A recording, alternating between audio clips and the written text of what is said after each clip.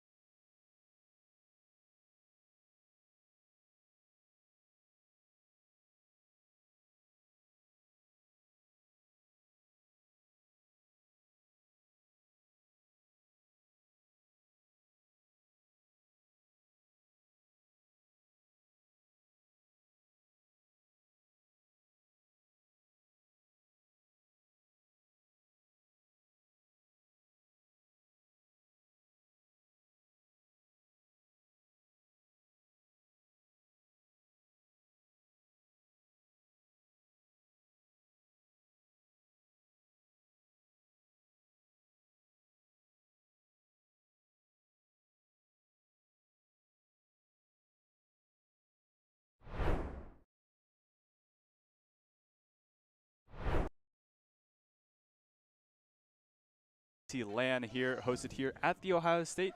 This is from the Collegiate Sports Management Group and also Esports U. We are going to be casting Valorant for our first little production here. It's going to be Michigan versus Northwestern. I'm Patrick, also known as Bisector. I'm joined by... I'm Charlie, also known as Mander. And yeah, we're going to be live essentially all day. We're going to be up on here till 6. We've got Valorant starting off for you guys for the next 2.5, 3 hours or so, and then we're going to go straight into Smash. Yeah. And, super excited. Huge LAN. We've got 12 different teams here from the Big Ten, from the BEC. And so, this is one of the biggest LAN events I've ever been to personally. I think it might be the biggest LAN event that Ohio State has hosted up to this point. I mean, so yeah, we're just both look super behind us. excited. I mean, yeah. That's crazy, right? So many people are here, and we are just so excited to get started. I mean, obviously, this event is kind of massive for Ohio State, and it's really nice to see. Well, I mean, this is what the big esports conference is all about, right? It's about taking esports to that next level at the collegiate level, and so having and being able to host an event like this is so huge. It's so great. There's also a if you are looking to watch Overwatch or Rocket League, that is going to be on the Ohio State Esports Twitch account. This is going to be Valorant and Smash over here. And so also great work being done by our production crew at the Ohio State Esports Arena. And we are going to be starting off with our Michigan Northwestern game. And I believe that map is going to be Bind. So is there anything that you're looking for, you're thinking we're going to see on this Bind map? Honestly, I do think that Ohio I've seen Michigan very sparingly, but I think they have a pretty okay bind. I'm not sure about Northwestern, though. I've not seen Northwestern play that much. But it is bind, and what we're going to be looking at is a very volatile game state from both teams. There's no mid, there's no equalizer, and really it's all about aiming. Yeah, it's all about aim, and especially at these top tier plays, we've seen a lot of Yoru on bind, sort of because bind is Yoru's playhouse, right? He can proc those teleporters. He can get so much outplaying ability with his teleports and with the amount of movement that bind allows. Michigan did narrowly, they lost in overtime to Ohio State's bind, which is a very, very strong bind. That is their go-to map. And so Michigan does have a very strong bind. Yeah, for Ohio State. Ohio State's go-to map is bind. Okay. And Michigan okay, took them to 15-13 Yeah, the last time they played. So Michigan does have a very strong bind. So this is likely the map that they're sort of planning to go into. This is probably the map that they wanted going into this match, I'm sure. We are in group plays right now, so we are going to be best of one until we get further into the LAN. But yeah, I'm very excited. I mean, I'll tell you what I'm not expecting to see. Clove is unfortunately not allowed to be played at this LAN. As much as I'd love to see some Clove gameplay, I think they bring a very aggressive play style into the game. And as a controller main, sitting back and just kind of letting your team do everything for you is kind of the most. It's very satisfying. It's satisfying. But sometimes you want to get your hands dirty. Oh, for sure. And Clove is definitely the agent for that. Unfortunately, Clove is not allowed. So, if you do have any practice hours, if any of these teams, put in a little bit of time to think about Clove, unfortunately. I have to say, this is what all these teams have been training for the whole season. This is sort of the the ultimate part of the season. Like, this is what it's all been leading up to. And so I would say I highly doubt that anyone was sort of hard locking Clove in their setups. Surprising to see not a single Yoru. Obviously, we're gonna see raises on both sides. Very, very strong meta surrounding Raze right now. Yeah, Raze does have the meta almost shapes itself around Raze. Well, she's just so powerful, and when you have abilities that can do damage, it's the Valorant team sort of said we don't want abilities that do damage, and then we have Raze. Yeah, I mean, speaking of abilities that do, look at this Bind B site right here. Bind is a very volatile map for several different reasons. One of them is that you can utility stack very well onto sites. Especially B site with how choked off you feel. And how easy it is to kind of flush people out of tube and get some easy picks from hookah or long. But alternatively, it's also pretty easy to smoke off your 2 entrance points. But, smokes are merely a suggestion in very high level Valorant where you can just flash out, get your team and execute, and just absolutely decimate the team. We're going to be looking at a sort of default play from Northwestern is here. Our attack, and Michigan is starting off on defense now. As Patrick mentioned, it looks like they're going to start with a little bit of a default. We've got Mia Akiyama starting on the jet for Northwestern. A lot of ghosts as the buy on this pistol round.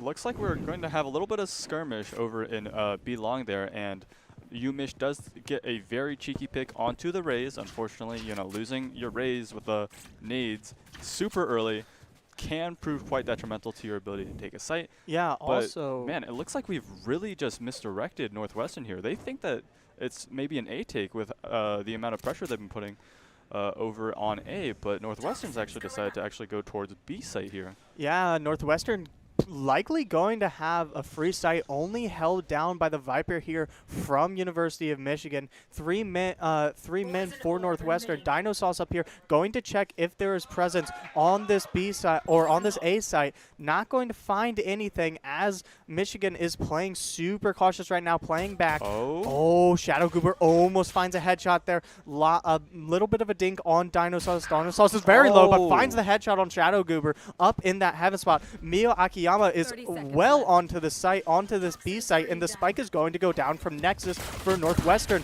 Ray and Daunted sitting in the smoke, gets caught by Mio Akiyama, and that is going to be the bomb down for Northwestern. But the entire Michigan team has already rotated, and Crisp is on the site. Takes Nexus down to the train. And Stress and Chris once again take out another one. Stress takes out Dinosauce, and that's going to be the round. What a retake there by Michigan. Yeah, what an excellent play there. I mean, just looking at this gameplay, I'm instantly reminded of the times where Ohio State actually fought these two. It just really brought back those memories. I remember Dinosauce being an absolute tear in the match against us. I mean, the Viper gameplay was insane. And Crisp is also a very, very good duelist, as far as I can remember at least. I can absolutely remember because Crisp can get hot. And when Crisp is hot, he is the best player in the game no matter what. I mean, I have seen this man hit headshots through smokes, through walls. It's sometimes you're like, there's no way that check this guy's PC, right? What is he doing? I mean, the counterplay for that is just to, GG go next map, or I guess shut him down with the judge. But this is best of one, which means that, these kind of hot streak players really just become unstoppable, especially in bind. I mean, this map is so volatile. You can easily get some easy picks here. It looks like we are. Oh my gosh, man, we have Viper posted up in hookah, but just completely unprepared for this site take here. Nikolai just smoked off. Oh, Ray Undaunted let's finds go, Ray. Mio Akiyama with the judge. Quick pick off of Hoopka, so it's going to be 5v4 for this retake, and Michigan has the gun advantage. Just a quick... Blind finds 2, Chris finds 1, and Shadow gets taken out by Nikolai. That's a huge swing there. What a retake by Michigan. Oh my gosh, man. The coordination here is just on an entirely different level. You mish here. When someone says peek, they all peek. Like, they have complete and utter trust in their teammates, and that's so rare to see, especially at this collegiate level of play. It's very common for teams to kind of not trust each other because they are just kind of maybe don't have the same discipline as some other professional teams, and they maybe don't want to swing when.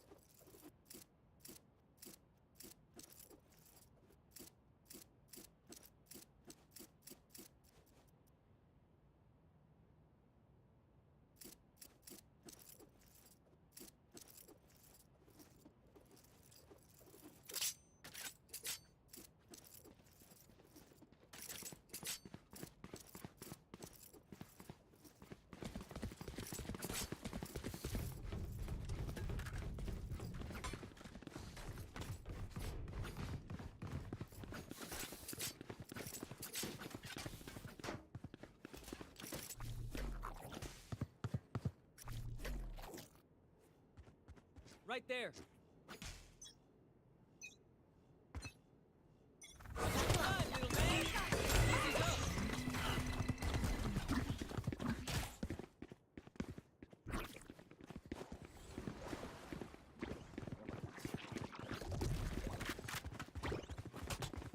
Bomb buddy out.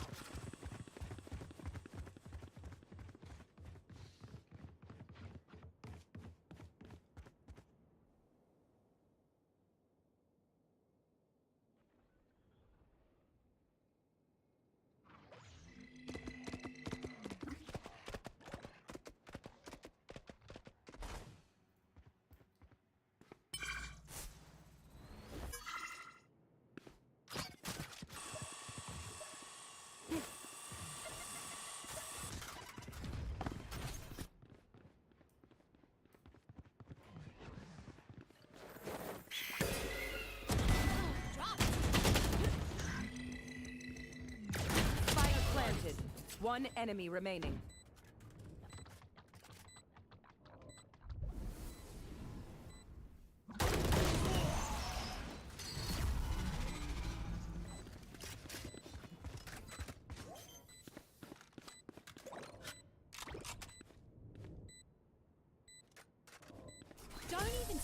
that shit here, mate.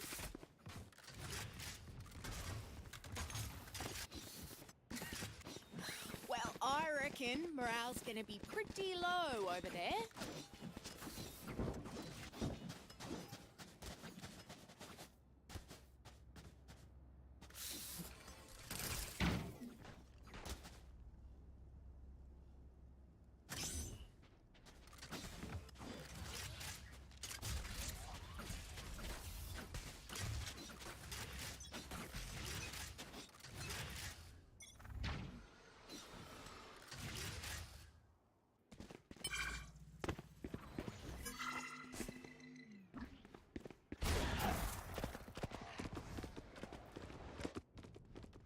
Scout destroyed. Hawk out.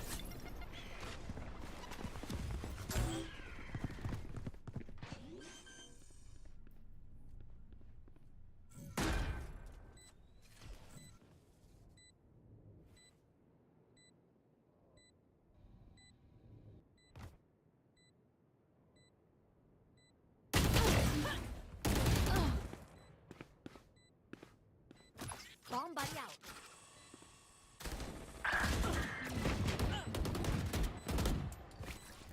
Flooding them. Women last player standing.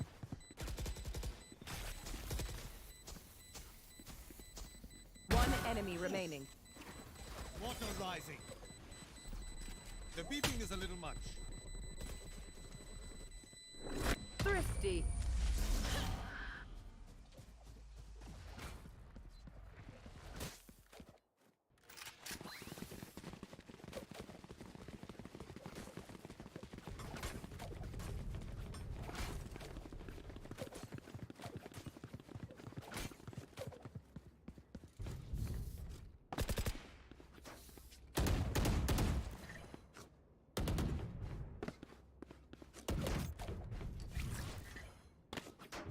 Show them how we fight.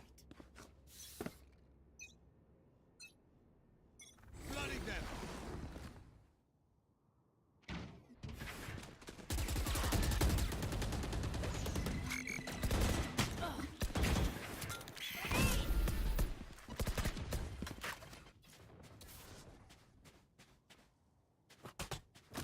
Go get him.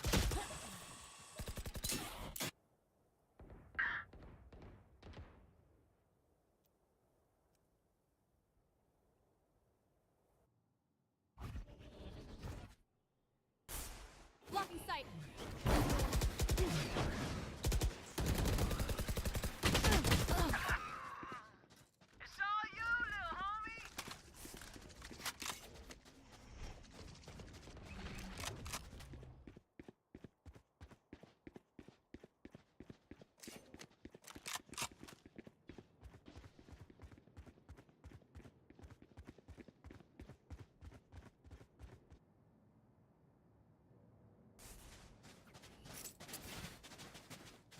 I don't like. You don't understand how rare that is, ladies and gentlemen. That is almost impossible for a team to just come together and be like, "Hey, we're all rotating.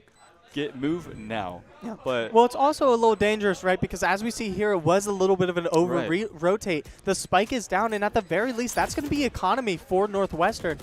Sees Dino Sauce on the boxes, but Ray and Daunted takes him out. V-Dub's all alone on this short. Man. Tries to find it through the box shot, but is not able to and gets taken out by Nikolai. I mean, and that's going to be another round towards University of Michigan. I mean, as you said, this is maybe a bit of a misplay because they do have, they're giving a little bit of economy to the enemy team, 400 gold per player. That's not a small amount. That can be just enough to kind of put you back in the game. But, I mean, I don't think Michigan really cares about that. I mean, 400 gold, it is an amount, but it's nothing like that will change the tide of the game. The tide of the game is already going to UMich. Yeah. They're probably just thinking, hey, play safe, play principled. We are going to always use our numbers advantage. And that's probably what's causing them to just, roll over NU.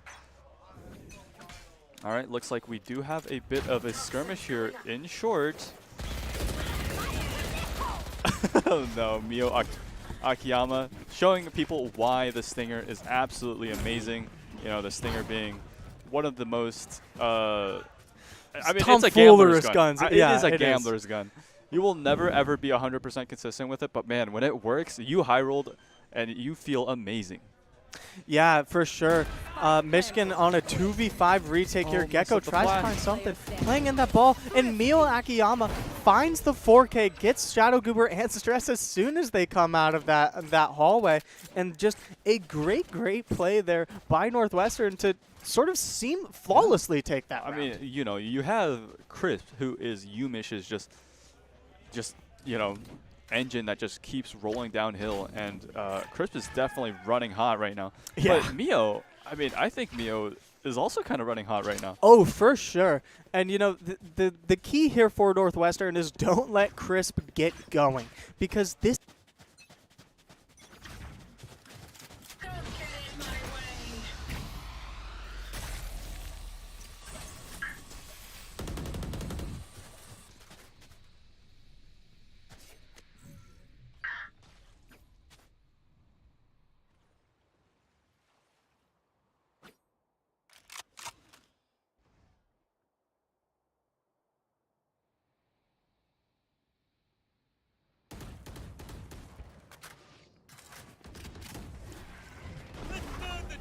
I've got your trail. Who? Hellfire! Sleep tight. My ult's not healing over here. Michigan has a chance. He has an opportunity to find these headshots. He still has his grenade, can do a lot of damage into this this hold here by Northwestern. V-Dubs here looking to set up a flash for his teammates here. Nexus looking to maybe catch the raise. Oh, Yeah, we do see found him. on the jiggle peak. Grenade comes Oh. through, gets a lot of damage, and Chris finds the headshot. Chris is going to do a wide swing here onto V-Dubs, not able to find him. It gets two! As we said, if Crisp is alive, Michigan has a chance. They have They have a chance. maybe They have a enough time, chance. just Yeah. enough time. 1.8 seconds left, and just gorgeous shots out of Chris. Uses the grenade to make Nexus push out of that Yeah. corner he was playing in, and then gets the swing and finds two. I mean, Incredible spray play. transfer was insane there. I mean, spray transfer is one of the most beautiful skills you can learn in this game, partially because it's due to luck, but knowing how to control that luck to shape it into your favor is insane. Absolutely. Tap, man. That was insane. Just what a play by Chris, and I feel like that's almost the key to this entire land for Michigan. If Right. they can get Chris hot, they are such a dangerous team. It's going to be so interesting. Crisp and Stress are going to go out on a little aggressive push through showers like they've been doing. Chris going to be very aggressive with it. And slightly uncharacteristic of Umish here. I think they're getting a little bit cocky. I mean, last round, they really just they made kind of an uncharacteristic play where they Crisp just here left might Shadow find Goober to die Mio alone. Akiyama on this cheeky little back push. They don't know he's there, and he's just gonna lose it on that timing. Not gonna be able to find anyone. Is Chris on that raise? Full Flash blind. comes out, finds two. That's just an information flash, right? That's Yeah. hey, we know people are there now. And this default is going to turn into what looks like a B hit here for Northwestern. We are going to see a lot of carnage and very quickly. Northwestern entries late, double stun and the blind. Nikolai takes out Shadow, and There goes one. bodies falling all over the place. Shadow Goober takes out Mio Akiyama. Mio Akiyama missed his first shot, and Ray Oh, Undaunted takes man. out Dinosauce, winning the Viper 1v1 and completing the round there for Michigan. I mean, Crisp is not the only player running hot right now. I mean, Shadow Goober is hitting these shots like it's nothing. You know, I've never seen such a Just consistent. I mean, he's sitting at the bottom of the leaderboard. Don't get me wrong. That's that doesn't mean anything. Well, This I man mean- gets the kills when it counts. so true, and Michigan is just playing so complete. I mean, 4 different players with 6 or more kills, and then Chris, of course, standing on top of that leaderboard, holding down the fort. And so Northwestern looking to stop the bleeding here. Looks like they do have Vandals, and Mio Akiyama is rocking the knives here. They're not going to find anyone on this A side. All of Michigan has pushed up through this showers, as they've done so often. They really want to play on that orb and try to get those ults up as fast as possible. Chris is going to have the ultimate here if he chooses to use it. once again, another slow push here from Northwestern. They have not been going fast at all this game, just looking for Michigan to make mistakes, and Michigan has been so disciplined. Oh, Chris might get a battle here on Shadow. Let's see if they're expecting it. Jiggle Peek gets the information. Grenade comes out, and Chris finds the shot on Mio Akiyama. Big shot there to get knives out. V-Dubs looks away at the wrong moment and gets taken out by Chris on the ultimate. Another grenade going into Showers is going to force Northwestern to have to push back. Yeah, this Radiant buddy is not just for show, ladies and gentlemen. Crisp is definitely cleaning up. I mean, I love what UMich did at the very start of the round. They were played pretty proactive. They decided to split the site on their own, telling Northwestern, hey, here are our terms and conditions. Yep. Push the site if you dare. Absolutely. Shadow looking for the Brimstone up there, or sorry, the Harbor up there in heaven. Nexus going to drop these smokes and try to get a push. And oh, the Viper's pit comes down, and Shadow finds Shadow Goober through the smoke. So it's going to be 4v3. Big pick there by Shadow to almost even up the score. And Viper's pit down with the spike down. This is suddenly becoming a very difficult retake. Flash goes out, finds Shadow in the corner, and the ultimate. Oh, Chris finds the headshot. 3K for Chris, 4 for Chris. One more on this Brimstone. He can't find the headshot. He's got to be mad at that. Had the ace in the palm of his hands, and the crouch from Nexus is able to save him there. Wow, this game really looks almost. I mean, I don't want to be too depressing, but this game seems super unwinnable for Northwestern. I mean, nothing they've tried has kind of worked. I mean, I don't even know if they've been trying anything new because they just get shut down every single time.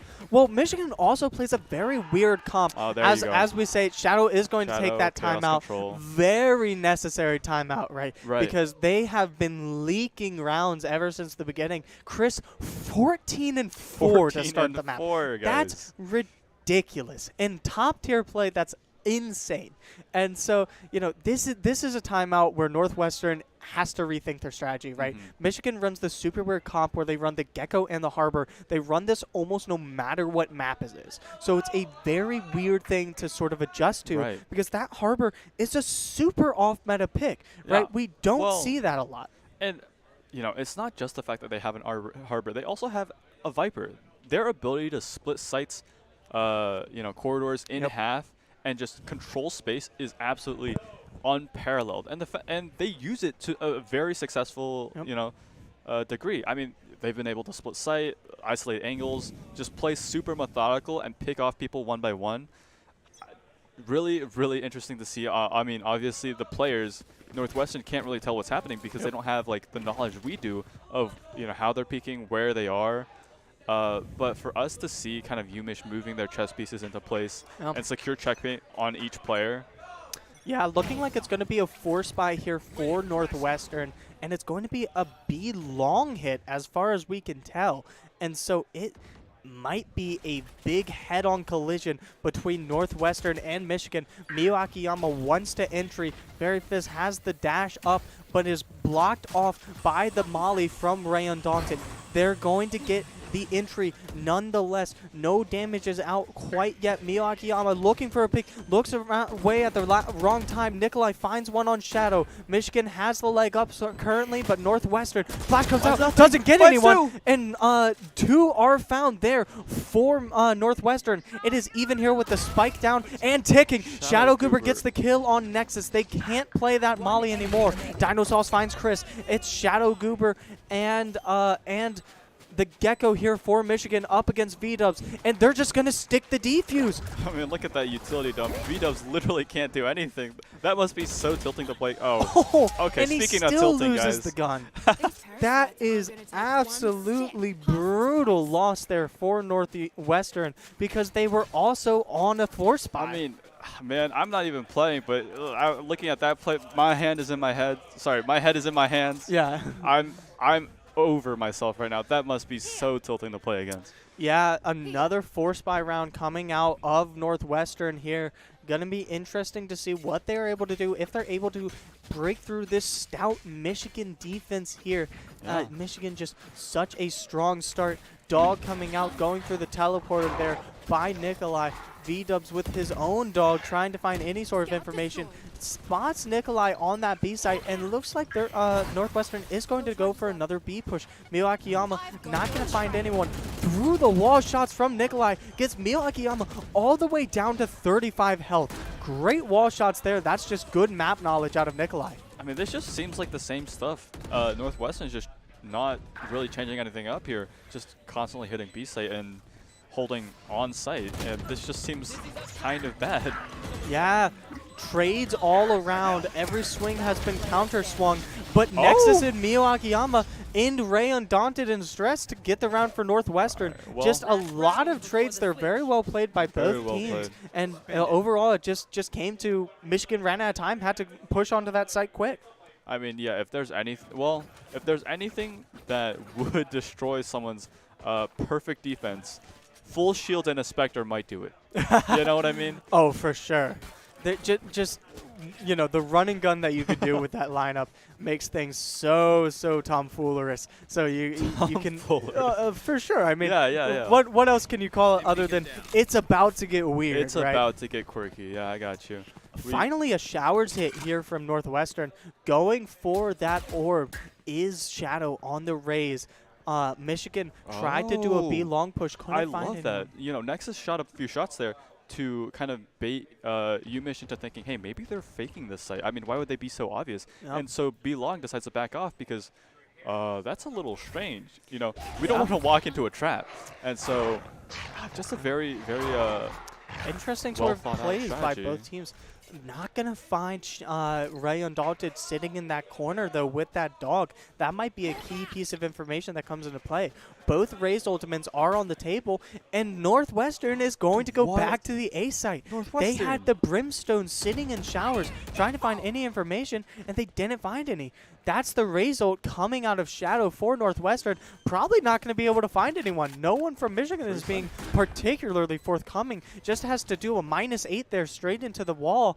And I do not like our positioning here from Northwestern. I mean, this is so incredibly aggressive. I mean, we've seen... Yeah, Rays ult coming out of Crisp, and he finds V-Dubs. Mio Akiyama finds 2, and Shadow gets the kill on Crisp. It's going to be 2v4 going into this retake. Mio Akiyama wants to find another. Nikolai gets the flash on. Finds one, and no, he doesn't find one. Shadow takes him out immediately, and Dinosaur takes Ray Undaunted down on the flank. All right, well, this is entirely winnable for Northwestern. I mean, people's offense and their defense can vary wildly.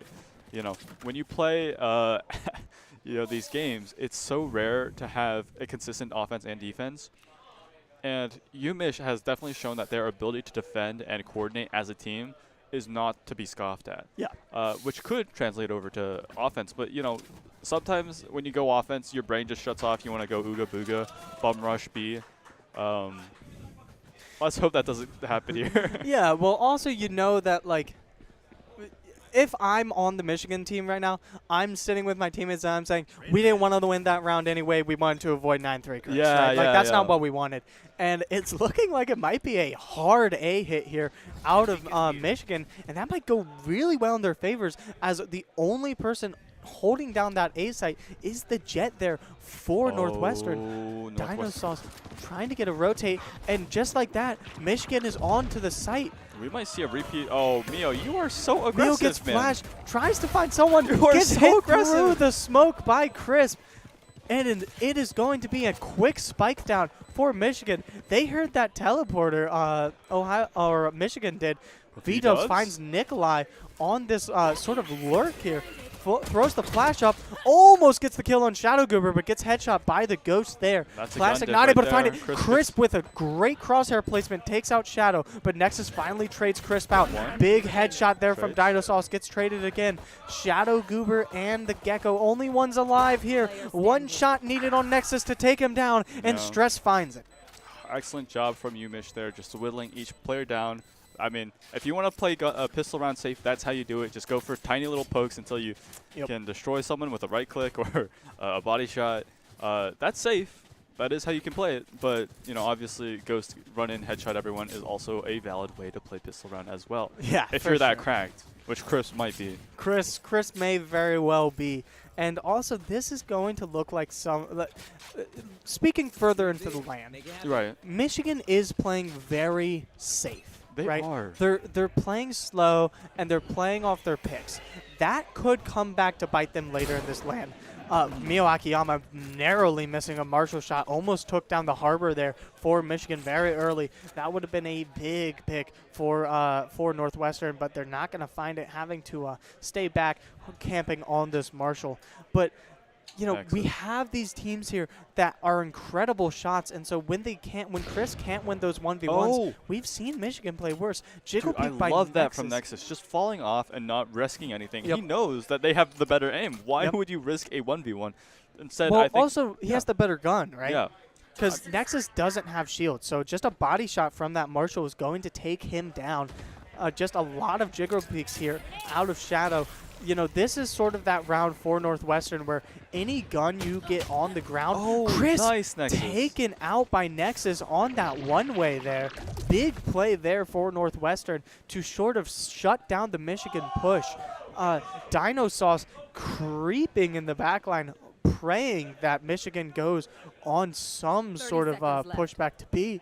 But no, Michigan is going to take showers. They're going to have to push through this smoke to try to get something. 20 seconds left. They need to get the spike down soon. Flash comes out, doesn't find anyone, and Mio Akiyama finds Nikolai through the harbor wall. Lots of utility being dumped onto that site. Shots coming out and not connecting quite yet since that Mio Akiyama through wall shot. I mean, this wall is just preventing any chance they have. They got to wait for it to come down. But that's just so easy for them. Yeah, Mio Akiyama finds another Rayon. Dante gets one down with the Vandal, but is all alone as Stress here with the Spectre. Nothing but Spectre in a dream. Gets double peeked there by Shadow and Dino Sauce and Nexus there. Man, so I'm loving no this hope from Northwestern. I mean, this is almost an exact mirror of UMish's gameplay, where they just kind of play safe. Obviously, you know, they don't really have maybe the same aim skills, but they don't need to. Yeah. They just have to have good teamwork. And so far, they're showing that they have a very good grasp on, you know, playing safe, playing together, double peeking. They have looked at UMish and they're like, hey, you're playing fundamentals, you're playing very fundamentals-based gameplay. Yep. We can do that too. Yeah. And, you know, that just fundamentals-based gameplay is very defense-sided. So good on Northwestern for the adaptation. Yeah, and Northwestern is making it into a full team push into us game as Shadow finds the headshot on Chris, going for an aggressive push there. Stress finally gets some sort of trade there, but that's a big shot there out of Shadow, you know, punishing that over-aggression there by Chris. Looks like we are kind of deciding that, hey, this is good. This is pretty dangerous to push out of without any pressure from short and or from flank. So they are deciding to abandon showers, but they are leaving, you know, a little bit of a flank watcher from Nikolai. No followers, and they rotate off. Yeah, and Ray and Daunted for Michigan, still the only man on this B site. Michigan though, Michigan is on attack. Rayon Daunted has full control of that B site. And he's telling his team, hey, there's no one here. Come over. Let's get the spike down. But V-Dubs is lurking with the Phantom. He might be able to get a really nice play if he's not spotted out. Might be able to get at least one. Sees the Gecko. Oh, he shoots it. Ooh, that's going to give away his position. Almost a shot there by Shadow Cooper. Oh, Shadow Cooper gets taken out by V-Dubs, though. Stress is going to have to rush in. Nikolai finally takes out V-Dubs. Dino Sauce, so much damage, and Mio Akiyama takes out Stress as well. It's just Nikolai. Oh, you really, really hate to see that, man. Nikolai Just a series of unfortunate events for Nikolai. Guys, hats off. Picks up the gun, and it is completely unloaded. Just it's almost looked like Northwestern was like, oh no, he's gonna shoot. They almost like stopped shooting him for a second. It was like slapstick comedy that we just saw there of Nikolai looking for a last resort, and it just not helping him at all. Absolutely. I mean, stuff like that happens. You know, hopefully Nikolai's not too stressed out about that. But I mean, stuff happens. Yeah, we for are sure. looking at a hookah push from Michigan. Michigan here, but Northwestern Ball does realize that what's happening.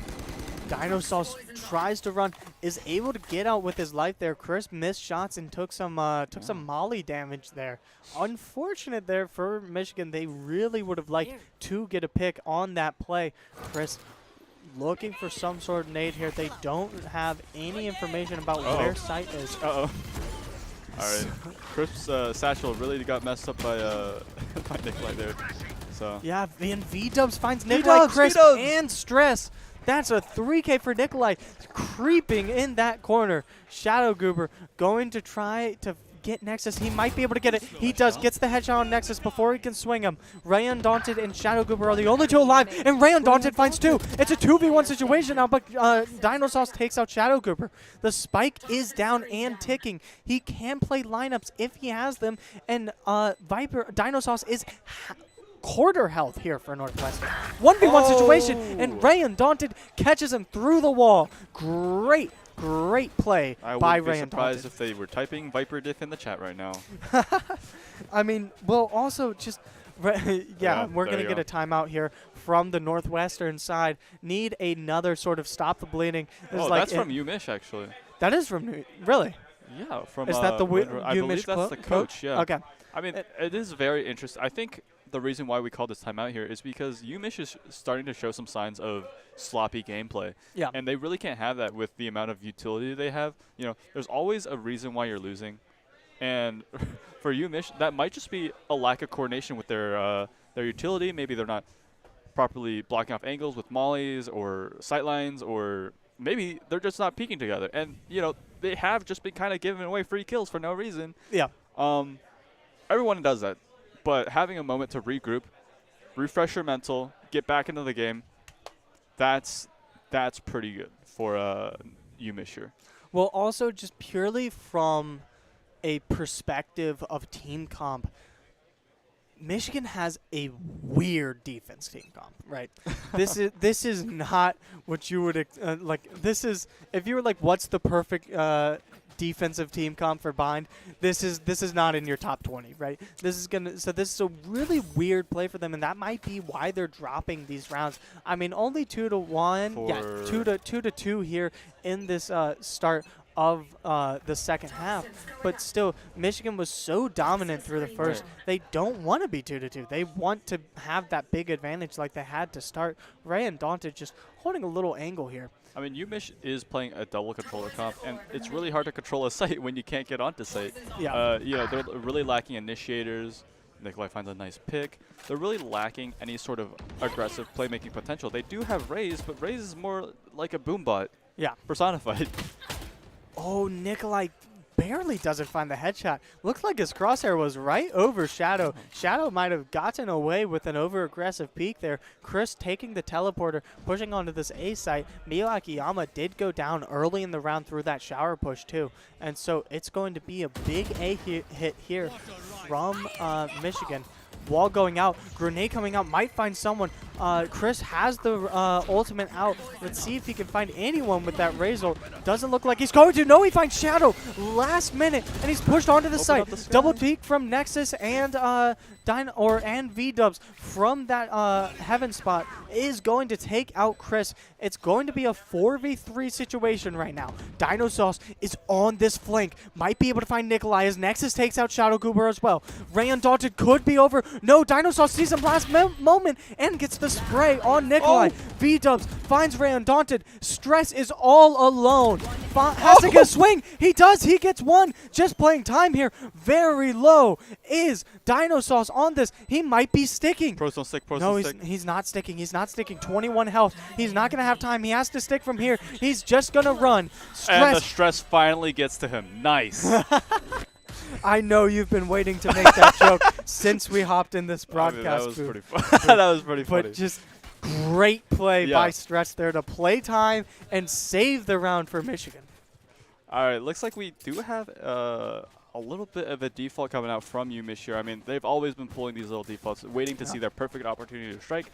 And with a slow kind of team comp they have, this really does benefit them. You know, they can set up their walls, their little sight lines, and just kind of poke and prod at Yumish to see if they have any reaction towards their Yeah, and also, provocations. if you could see, the economy of both teams is sort of in the gutter. I mean, Well, Crisp with a headshot on V-dubs. all right. That's a great way to get it started for Michigan. But Michigan, even though they do have the guns, they are rocking very low economy. What if is they this skin, lose dude? this round, it's going to be brutal. Interesting skin on Dino Sauce's Stinger here with the little Manta Ray buddy as well. Dino Sauce just holding down Hookah, hoping someone from Michigan pushes so he can get something cheeky. But Michigan is still going to push up this B long site. The Gecko is going to get his wingman back too. Might be able to They find someone mind just game keeping up this default right now. Yeah, I mean, you know, we see a very similar situation for Dino Sauce here, almost, where Dino Sauce is just kind of camping Hookah, and that makes their B take incredibly hard. Yeah, Nikolai going in with the dog, finds Shadow. Grenade not going to find anyone there for Shadow, not even going to get damage down. Oh, and B side is wide open. Dino Sauce has to make some sort of Herculean play to do something. He's just going to have to wait here. Nikolai's still chilling on that A side, looking for someone. Shadow Goober going to get the spike down. It's going to be three. No. Oh, no. Ray Undaunted. Oh, brutal timing from Ray Undaunted there. Gets taken out by Dino Sauce, being so patient in Hookah. And all four Northwestern players are onto that B site with the spike down. Gecko tries to push something out, just getting information. Their Viper's Pit comes down too. Michigan is going to have to do some sort of crazy play here to pull this back. Dino Sauce finds another. Shadow Goober finds one through the wall. He's got an angle on that spike. He can sort of defend it, but no. Shadow takes out Shadow Goober, and it's going to go in the favor of Northwestern. Man, Yumish is trying so hard to clinch out these final few rounds, but I mean, Northwestern is really holding on quite well. I mean, they're really demonstrating their tenacity here. They've been making slow adaptations all throughout the game, and really, we've been seeing the result of that right now. I mean, Nexus has climbed from the bottom of the leaderboard to the top, and you know, Mio, who we thought was running really hot, has been kind of stagnating as of late. But I mean, still consistent. Yeah. Consistency is key. And also, Mio is going to be running an operator. Oh, gosh. This is sort of, I can't lie, this feels like what Northwestern has been trying to build up to and hasn't been able to. This operator in Mio Akiyama's hands, I would not be surprised if this was the strategy from the beginning. If he is so deadly with this, I mean, that's why you play Jet, so you can get those op shots off. Lots of utility coming out of Michigan. Not going to land on anything, but Shadow gets taken out by the Boombot. Or, sorry, Shadow finds the Boombot kill. What the? They actually trade that, or they? Oh, wait. What is going on? Viper's Pit is down. Mio Akiyama finds two with the operator. As we were saying, Mio Akiyama absolutely deadly. And it's going to be 4v2 with that Viper's Pit up. Gecko wants to get down. Nothing but a frenzy here. See if he can find anything. Gets shot through the wall. And Dino Sauce takes out Stress and Ray Undaunted to win the round for Northwestern. Just great plays. That's Mio Akiyama using that operator to his advantage. Mio Akiyama is definitely feeling himself. Do you see how he peaked Hookah with an operator? Yeah, Melee I mean, that's ranged crazy. operator? Are you serious? That's just so much confidence in his aim right now. And now he gets to peek that B long. He's not going to find anyone there, as Michigan is favoring that A side. Probably a Showers push, you got to figure. He also has that the Dragon operator skin with, in my opinion, looks disgusting on an operator. Whoa.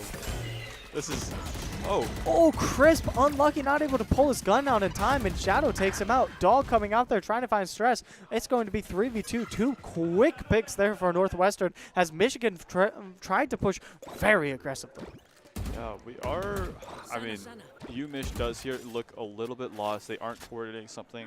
They're probably talking it through in comms right now. Looks like the decision is to kind of poke and prod it around just a little bit more to see if B is a viable option. And, you know, two players that are left out.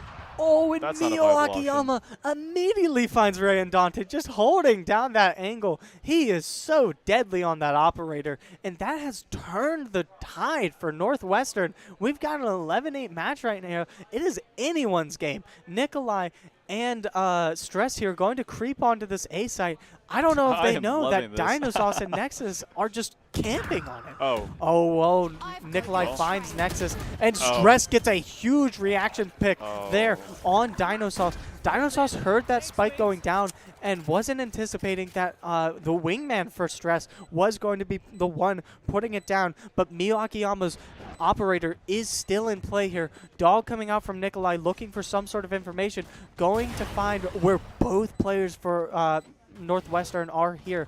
Mio Akiyama, he is the X factor in this retake situation. If he can find something, pulls out knives. Bird comes out there for Nikolai. Not going to find anyone. V-Dubs takes out Nikolai. Stress versus Mio Akiyama. 1v1. Oh. Running away. V-Dubs takes out Stress. Will he have the time, though? He does have the time. Very think nice he does play too. from Northwestern here. If I'm Mish, I'm panicking so incredibly hard right now. Yeah, and V-Dubs is able to take that operator again as well. I mean, just incredible there from Northwestern on that retake. I mean, I wonder what the economy is looking like for our team here. You know, I do believe that UMish has just been kind of stagnating a little bit for, you know, their little takes here. Northwestern, No, I mean, Northwestern has been able to turn this in their favor. This started 8-4, so it has been a 5-3 swing for Northwestern in this second half. Just very good on the defense, which is sort of not what you would expect here out of Northwestern. what is this? Oh my goodness, full hookah Chicanery. push. Yeah, full hookah push here from Michigan. Shadow finds Ray Undaunted to start the picks off. Ultimate out of Gecko coming out, and the Brimstone ultimate tries to push them out of hookah. Shadow Goober takes a lot of damage through the harbor wall there. Oh my goodness, what are we about to see? Mio Akiyama gets unlucky, gets taken out by the Stinger. That's the operator down for Mio Akiyama. That's a big gun out of the hands of Northwestern. Michigan trying to gets get another. something going here. Shadow takes down Shadow Goober, and Nexus Shadow takes takes down on Shadow. Nikolai. We've seen that matchup a lot there. Shadow versus Shadow Goober. It's a Shadow sort of Shadow flex games, match yeah. there. Yeah. Absolutely amazing. I mean, the stories write themselves. Yeah, Chris running around trying to find something. Dinosaurs camping out in that hookah. Crisp and Stress once again alone. Stress been so good at staying alive. He has so much good utility with that Gecko. Dinosaur. He might get peeked out.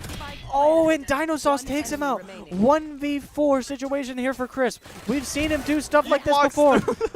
He gets a Phantom in his hand. He's a dangerous man right now. Shadow has the ult. You don't got to think he wants it. And he takes out Chris there, completing the 3K and making it rain.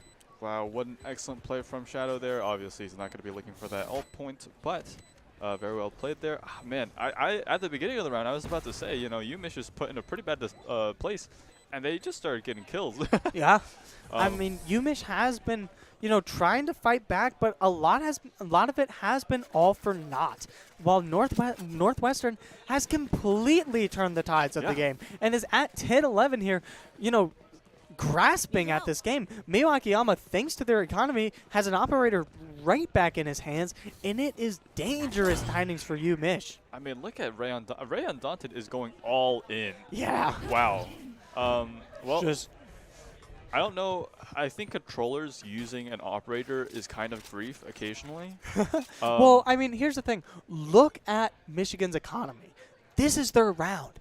They need to win this round, or they're going to be in shambles for Yeah. 11-on-11, and it could just turn the tides fully for Northwestern. They've been getting this snowball rolling, and Michigan just needs it to not turn into an avalanche. I mean, look at Michigan's play right here. I mean, they're leaving the spiking base. They are playing so slow. They really, really want to win this, and when they're panicking, they automatically resort to slower and more controlled gameplay, which is, that's good and everything, but I don't know if it's been working out for them so far. They might need to try to be absolutely crazy. They might need to bum rush something. I don't know. Yeah, Mio Akiyama Oh, you can't miss misses those. the shot on Shadow Goober. That would have been a huge pick early in the round for Northwestern, but it's going to remain 5v5. No damage quite yet. Only 45 seconds in the round already. Michigan been playing so slow, and Northwestern is just comfortable on their sights, right? They've got the sight lines. Mio Akiyama has this operator daring someone to walk through the showers into his crosshair. Michigan not going to do it quite yet, but Nexus is just looking for something on this one way. This one way has worked very well so far. Ult's coming out. It's going to be a bit of a dump. Nexus, what a Crisp shot. gets taken out by Mio Akiyama through the wall. That's going to be no ultimate coming out there from Crisp. Utility all around. Randonta finds one with that operator. Gets the operator diff. Stress is putting the spike down. Getting sprayed through the wall, but nothing is going to find Randonta with the Vipers, Molly. Going to find another one. Stress finds Dinosaur. 2v3 situation. Spike is down for Michigan. Shadow Goober wants something. Stress camping on that box. V-Dubs and Nexus are playing together. They need to get these swings smart. Michigan just playing back on that ball. Well, he spots him out, but he doesn't get the headshot. Nexus gets the trade on Stress. It's going to be a 2v1. Double pick has to come, but doesn't. And Nexus finds the double kill. That is 3 for Nexus to close the round, and he has the time to get the defuse. What a play by Nexus to swing that round for Northwestern. Unless a miracle happens, UMish's morale is in the dumps right now. They are not going to be able to win this game.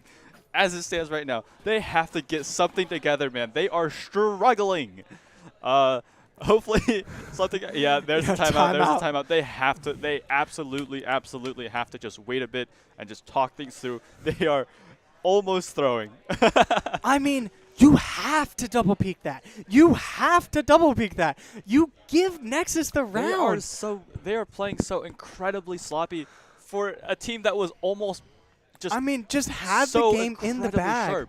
They were razor sharp at the start, and now they're not. Oh man! You gotta think that insanity. if you are Michigan there, you're sick that you lost that round. 3v1 situation, you know exactly where it is. You have the spike ticking in your advantage. You needed to hold him off for 4 more seconds. And that double and the peak, you can't peak one-on-one.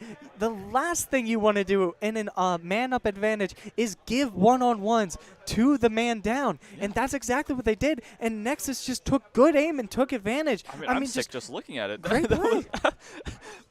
I cannot express how depressing that must be. I'm depressed, actually.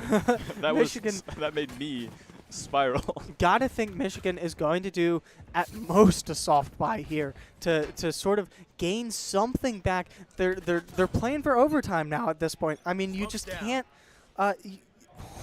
You just can't have that play happen and just bounce back. That's why we saw that timeout. Mio Akiyama almost finds someone, and he does! He takes down Crisp. That's the top fragger for Michigan, and things are looking bad for Michigan on this 11-11 attack. Northwestern has snatched the advantage. Dinosaur's holding down this hookah as he's been doing so well this entire defensive side. And Michigan is going to just push onto this A side. They want to find something. They have showers control. They have short control. They just need to get onto site. Shadow finds Shadow Goober, continuing to win the Shadow 1v1. All right, well, this is going to be a pretty rough round for UMich. They did just have their little pause, so maybe they talked some things through. But really, I don't think anything. If anything, this round is way worse than the previous round. Yeah, Nikolai in showers right now, trying to find someone. Nexus right next to Randonta and right next to Nikolai. Doesn't want to get timing. Finds the timing on Randonta. Randonta got the headshot though. 3v2 situation here. Michigan is man down, but Nikolai finds another on Shadow. Stress can't find anyone with the Gecko ultimate and has to push on to site. Up there in heaven is V-Dubs for Northwestern. Also Dino Nuggies alive for Northwestern. Or sorry, Dino Sauce finds almost through the box, but Stress gets V-Dubs. 1v2, but Nikolai is extremely low. Could get killed by that Viper volley, and he does. Extremely low. Shooting through the wrong box. Stress all alone. 1v1 situation. This might be for the game for Michigan. This would be a huge swing. Runs away. Gets mostly damaged and almost gets the kill on Dinosaurs too. Dinosaurs wants to get something on the spike here. 1v1 situation, and he finds the headshot. Dinosaurs wins the round for Northwestern despite some late round heroics by Nikolai. That was an absolutely crispy flick from Dinosaurs there. Full credit. That was amazing. Both players just looking to get some poke damage off, scare the other person into not peeking. And obviously in that situation, Dinosaurs probably could have just held spike and been fine, go halfway, and then let the other player take advantage or take. Yep. Hold on, it's getting there. You've got it. It's getting there. Hold on. Take control of the situation. Instead, Dinosaurs decided, hey, I'm going to take this matter into my own hands. I'm going to decide when the peak happens, what I'm going to do about it, and how I'm going to shoot. Yep. And just, that's the play that Dinosaurs is going to. Nexus takes Crisp out early, but Nikolai gets 2. Nikolai is trying to carry this Michigan team on his back to bring them back from the dead, but Miyu Akiyama has that operator out there. Ultimate coming out of Nikolai. Michigan in a 4v2 situation. They want to get onto this A site, but it's held down by Miyu Akiyama. Dinosaurs going to get spotted out by that Nikolai ult, forced to push out of that elbow right there, going to favor going back into that CT spawn. Miyu Akiyama wants to find someone coming out of showers here.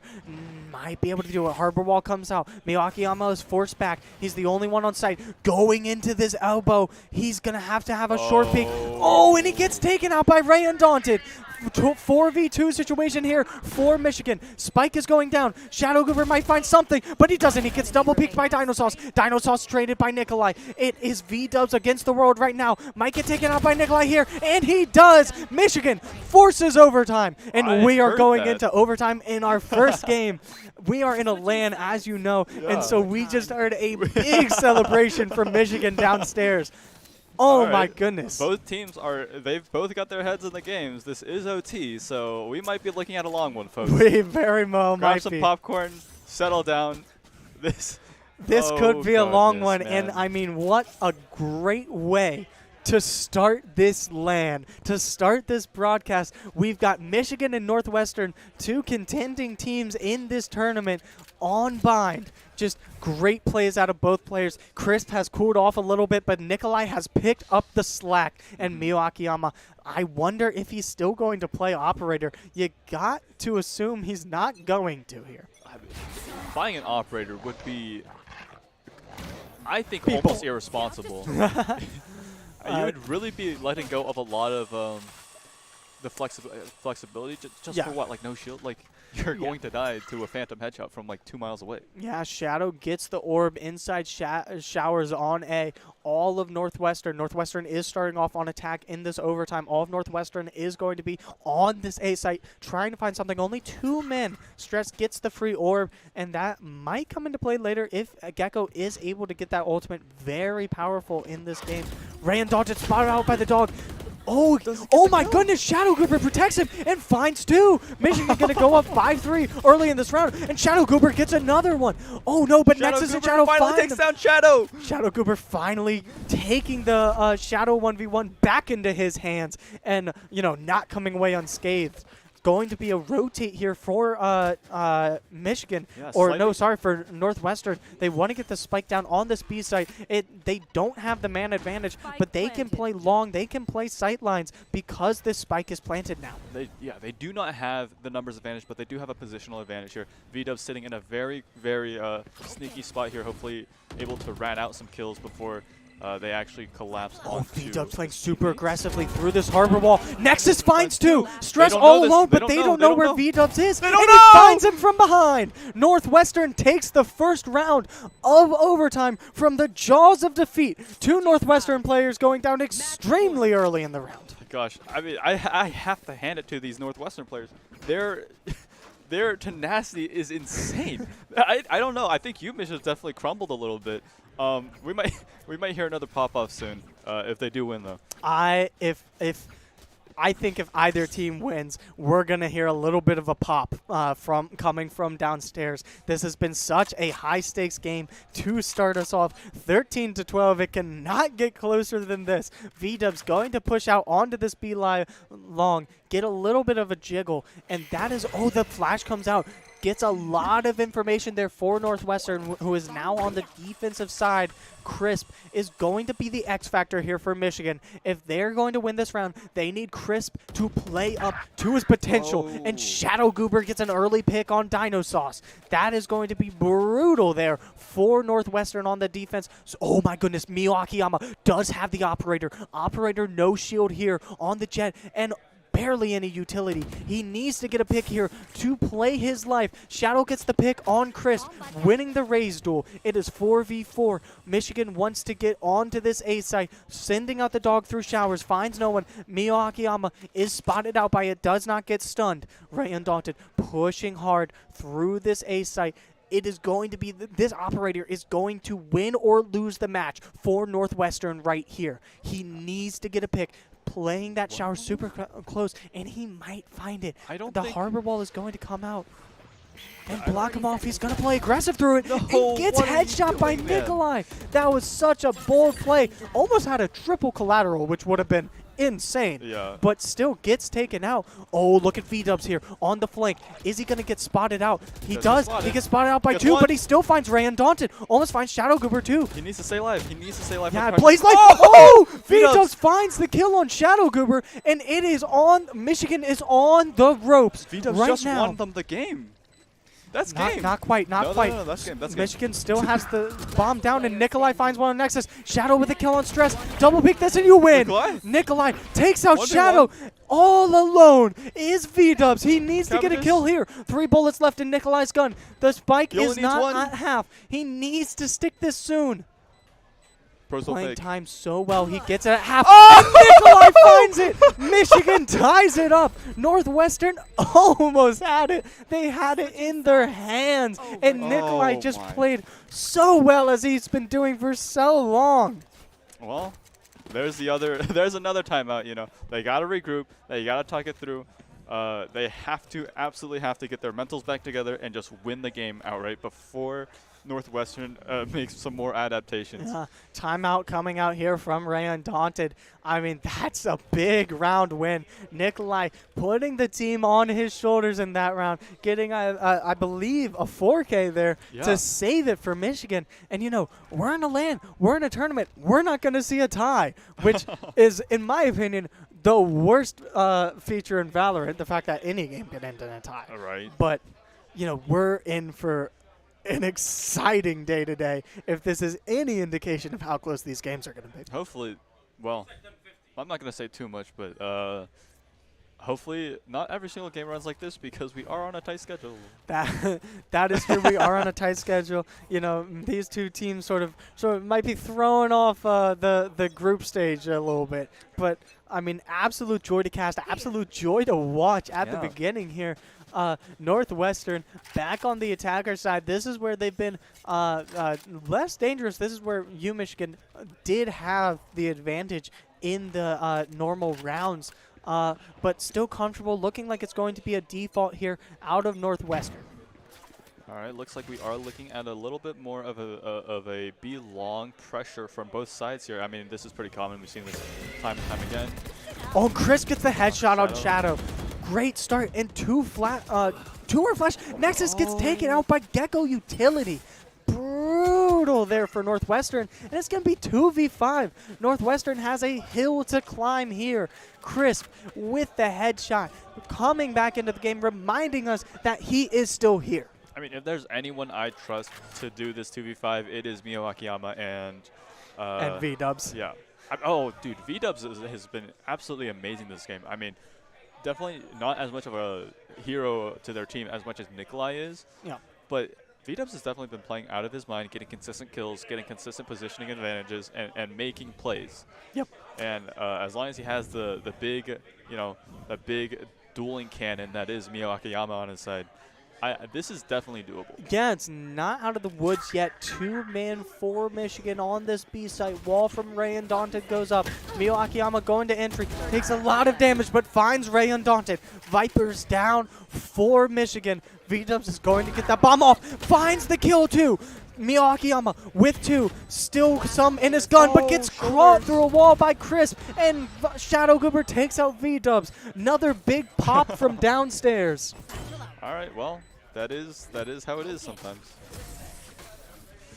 Man, this is a stressful game. I'm really hoping. I mean, Michigan showed up so strong early game, and Northwestern clawed all the way back, and it would be so heartbreaking for Northwestern to lose this game. But, you know, props to the winner, whoever it is. Especially, man, they've both been so close to winning the game, and I can't count the amount of times it's been down to 1v1s through this OT. I mean, last time obviously wasn't a 1v1. Yeah. That was There. really close still from NU there. Yeah, well, NU, I have to imagine this would be a heartbreaker if they use it. Miyakiyama gets shot down immediately, going for an aggressive off-peak and can't find it. That is a rough blow for Northwestern. Ray Undaunted just camping, hoping that Shadow and Nexus are too aggressive. Boombot out of Shadow might spot him out. It doesn't. Not enough range on that. Ray Undaunted and Michigan just playing super conservative here. Chris might be able to find two. He doesn't. He gets flashed and gets taken out by Dinosauce. Dinosauce takes out Chris and Stress, evening it up for Northwestern. Dinosauce with an aggressive push, but Nikolai takes him out. Man, has Nikolai been good this game. Yeah, looks like it's going to be a full beat push. NU does have a bit of a positional advantage here, but you know that's up to Yumish if they actually want to commit walking into these sightlines, which. Yeah, be a bad Shadow idea. might be able to find something. Triple peak! Triple peak out of luck, Michigan. man. Takes out Shadow. And who else but Shadow Goober to get the killing shot? I mean, Nexus is definitely a very, very strong, solid got player, your but trail. he was unable to hear the 30 TP seconds sound, left. so he still thinks they're going B. Yeah, and the Nikolai ultimate coming out too is going to spot out exactly where Nexus is. They know he's on that CT heaven site, and it's going to be a 3v1. Nexus, we've seen him do it before. Let's see if he can do it again to save the game. Harbor ultimate comes out as well. Just going to be a more than an uphill battle here for Nexus as he gets stunned out. He gets Yes. flashed. He's getting the Valorant experience right now. Gets flashed again. And gets shot from behind from Ray Undaunted. Michigan is going to win the first round there. What a game. What an 15 amazing to game, man. 13 to start out our LAN. I mean, if you're Michigan, you have to be so excited to sneak away with that one, right? Man, for a moment there, Northwestern, I had hope. In my eyes, they were the underdog in that game. I mean, just absolute dominance. Michigan has a way of playing that just makes you feel suffocated. Yeah. You feel like you are going to just die if you even move a step out of line. Yep. But Northwestern, I mean, just showing how important adaptability is. I mean, they adapted, they adjusted, and through their solid defense, mimicking kind of, or not mimicking, I guess they were just playing well. Yep. They were able to just take down Michigan and, Well, we don't they- officially do this, but for me, the player of the match is Nikolai. The amount of times that Oh, he man. saved Michigan on that sky was insane. I mean, just so many great plays. We are going to, I believe, head into a break in just a second here as we are going to switch up the casters a little bit and work into our next round. Yeah. But please stay on. We are going to be coming up with our next round in just a moment. Yeah, stay tuned.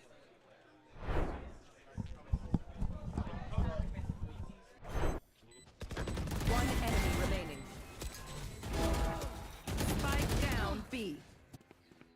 Last player standing. Grenade! Jet scrum! I blew you up! Grenade!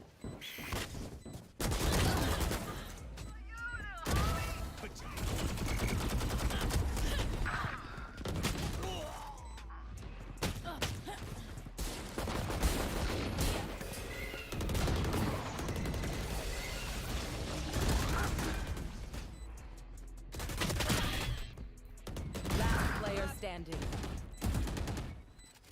One enemy remaining. Last player standing. One enemy remaining. Last player standing. Spike planted. Get out! Last player standing. One enemy remaining. Down and out. One enemy remaining.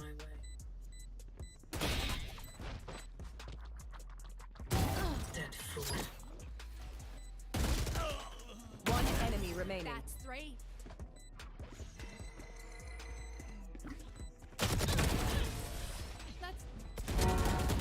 enemy remaining. Last player standing. Spike planted. My ult's ready. Clutch.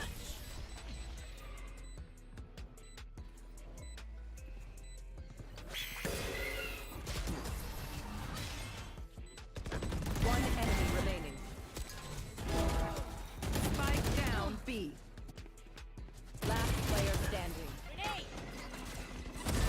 Jet scrum! I blew you up! Grenade!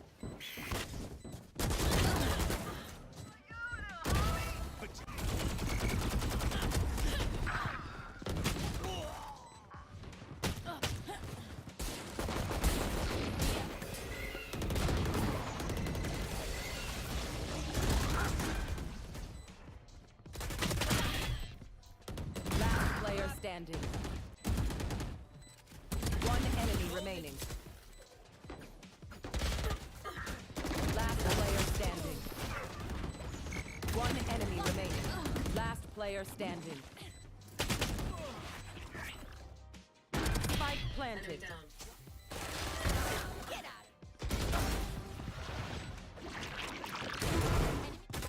Last player standing. One enemy remaining. Down and out. Oh yeah! Mark! One enemy remaining.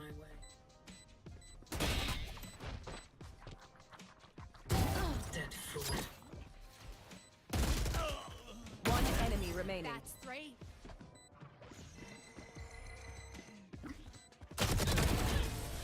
That's One enemy remaining. Last player standing. Spike planted. my ult's ready. Clutch.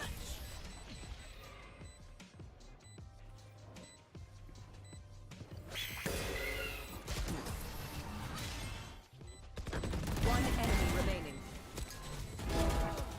Spike down B. Last player standing. Grenade! Jet scrum! I blew you up! Grenade!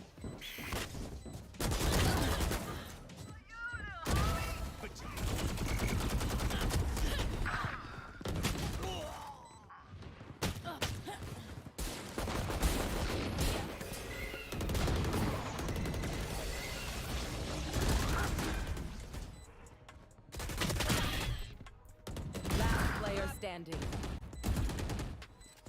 One enemy remaining. Last player standing. One enemy remaining. Last player standing. Spike planted. Get out!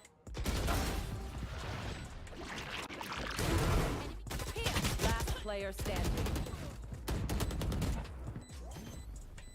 One enemy remaining. Down and out. Oh yeah! Mark! One enemy remaining.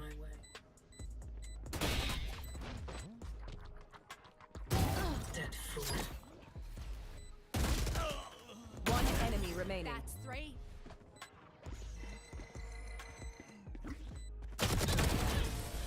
That's One enemy remaining. Last player standing. Spike planted. my ult's ready. Clutch.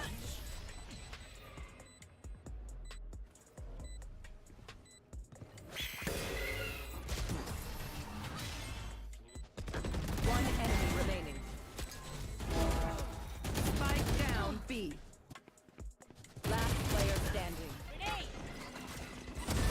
Jet scrum! I blew you up! Grenade!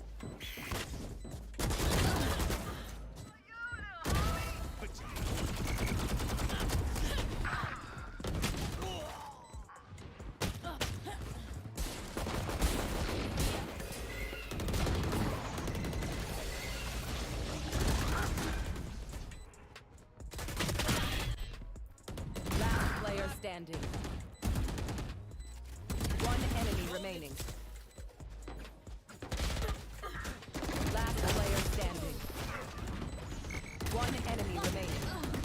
player standing. Spike planted. Get out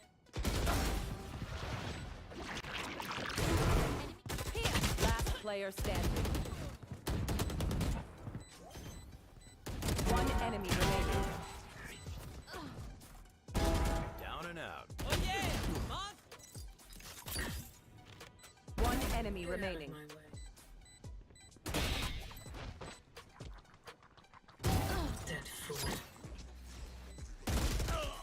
One enemy remaining. That's 3.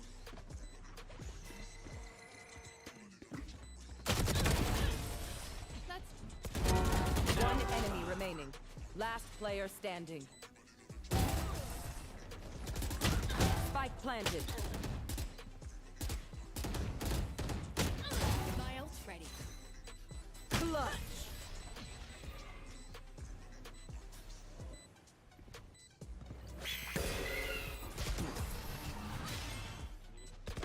One enemy remaining. Spike down B. Last player standing. Grenade! Jet scrum! I blew you up! Grenade!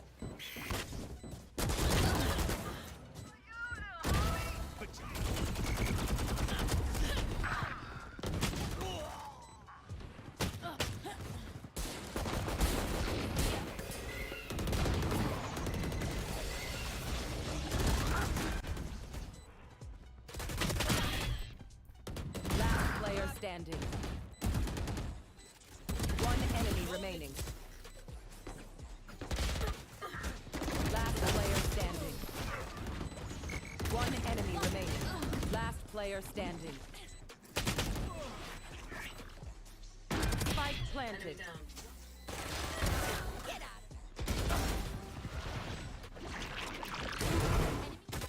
Last player standing. One enemy remaining. Down and out. One enemy remaining.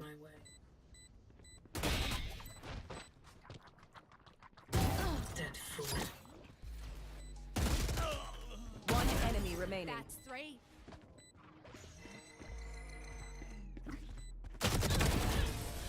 That's One enemy remaining. Last player standing. Spike planted. my ult's ready. Clutch.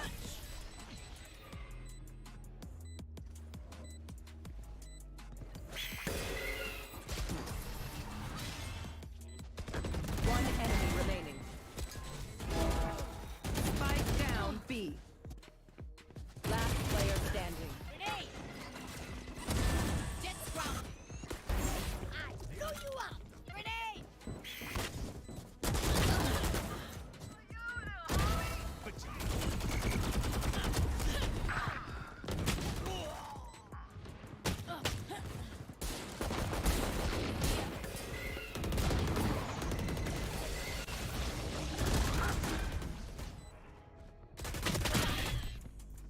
Last player standing. One enemy remaining. Last player standing. One enemy remaining. Last player standing. Spike planted. Get out!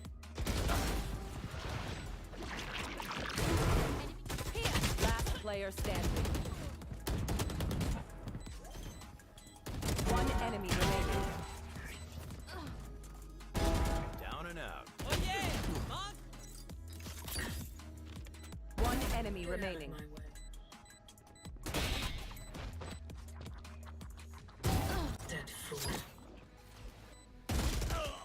One enemy remaining. That's 3.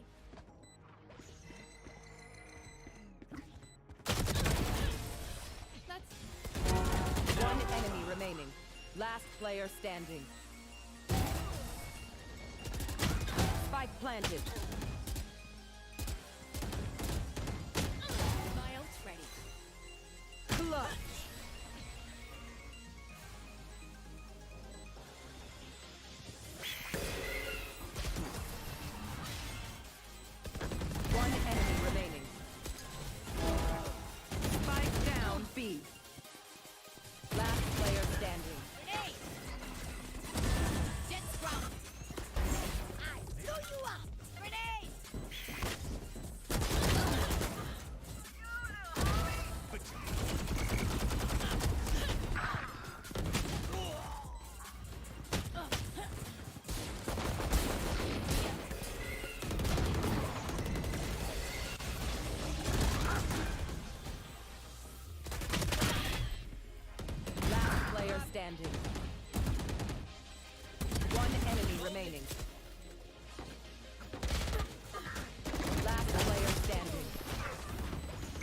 One enemy remaining. Last player standing.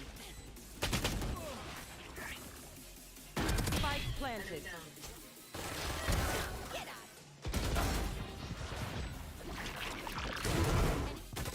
Last player standing. One enemy remaining. Down and out. One enemy remaining.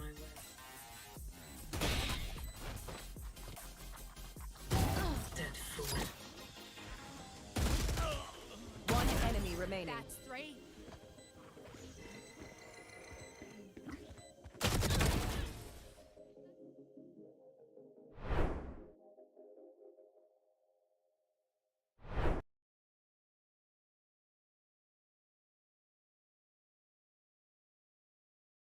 State University. We are heading into our round 2 of group play for Valorant. I am once again Charlie, aka Mander, and I'm joined this time by. Yes, I'm Lily. I am a student at the University of Maryland, and I go by Lils. And I'm super excited to be here. This is my first time casting today. Yeah. And we have a great matchup today, OSU versus MSU. Yeah, finally we've got, I get to talk over my hometown, Ohio State University, playing against Michigan State, a matchup that we saw a couple of times during the regular season for BEC, and a matchup that is always very close. So going to see something very interesting. We don't have a map quite yet, but if I were a betting man, I would think we're going on Bind again because Ohio State loves playing Bind. We just got confirmation. We are going to be on Bind. Not surprising at all. Sounds about right. Well, I'm excited to see what they're able to do on Bind. We are here into Agent Select. We see the OSU side opting for a Yoru, which is a bit unorthodox. Ohio State, especially Des, loves that Yoru. We play, if you aren't, super tuned into Ohio State esports, we play super weird. We play a lot of 1v1s, and we play a lot of weird comps like this. Like, the two games ago, we were on Bind, and we ran like Yoru, Reyna, like Gecko or something. Really, really weird, really off meta. It didn't work, but it was fun. Hey, as long as you're having fun, that's what matters. Yeah, I see OSU is actually running the double duelist. Didn't get a good chance to look at what Michigan State's composition was looking like, though. But certainly, like you said, a little bit out of meta tactics coming into play early for Ohio State. Yeah, and Michigan State tends to run a more sort of on meta traditional composition. Ohio State, they do have fan favorite Grifty on the Omen. Dez is going to be on the Yoru today. Eyes is going to be on the Rays, and then I believe we had a Viper in there as well. And just sort of weird double duelists. Not a lot that you see at sort of the pro level and the top level anymore. Yes, and you're very familiar with the Ohio State team. What do you expect them to put into today's match in terms of tactics? Like we already saw Agent Select, so especially Bind, it looked like that was a very expected map pick for them. So tell me more a little bit about that. Yeah, so Ohio State really likes to run, for lack of a better word, silly. They do a lot of quick rotates. Dez does a lot of fun, like weird plays with that Yoru. And Grifty is actually going to be on the Brimstone here. Usually he runs Omen, and he does some plays that could be considered bad with Omen, where he goes for these crazy teleports and goes for something that is super non-traditional. But I'm expecting a lot of teleports, a lot of quick rotations out of OSU. Well, here we are. We're about to head into the game, it looks like. And I do want to point out I have casted an OSU match before during my time at Terps Esports. So a lot of these players do look familiar to me. And I'm really excited to see them again. I certainly remember Eyes, who is playing Duelist and once again is filling the Duelist role here today. He certainly packs a punch. Oh, for sure. He and Dez are the X factors for Ohio State. If Dez and him are hitting shots, Ohio State is a super hard team to beat. But it also makes them a very hot or cold team, because if they go cold, then they can really lose out on a lot of these 1v1s that they try to take. Michigan State, on the other hand, is a super consistent team.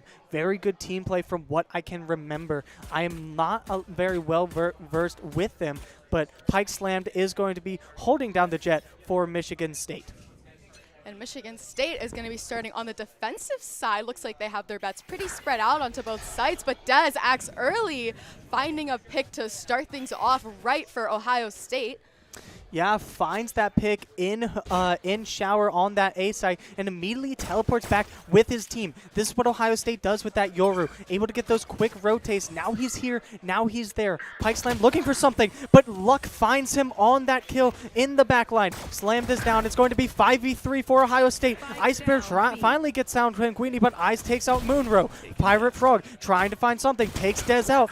Just trying to play his life here. Luck takes out Ice Bear as well, and Grifty finishes Pirate Frog. A quick pistol round there for Ohio State.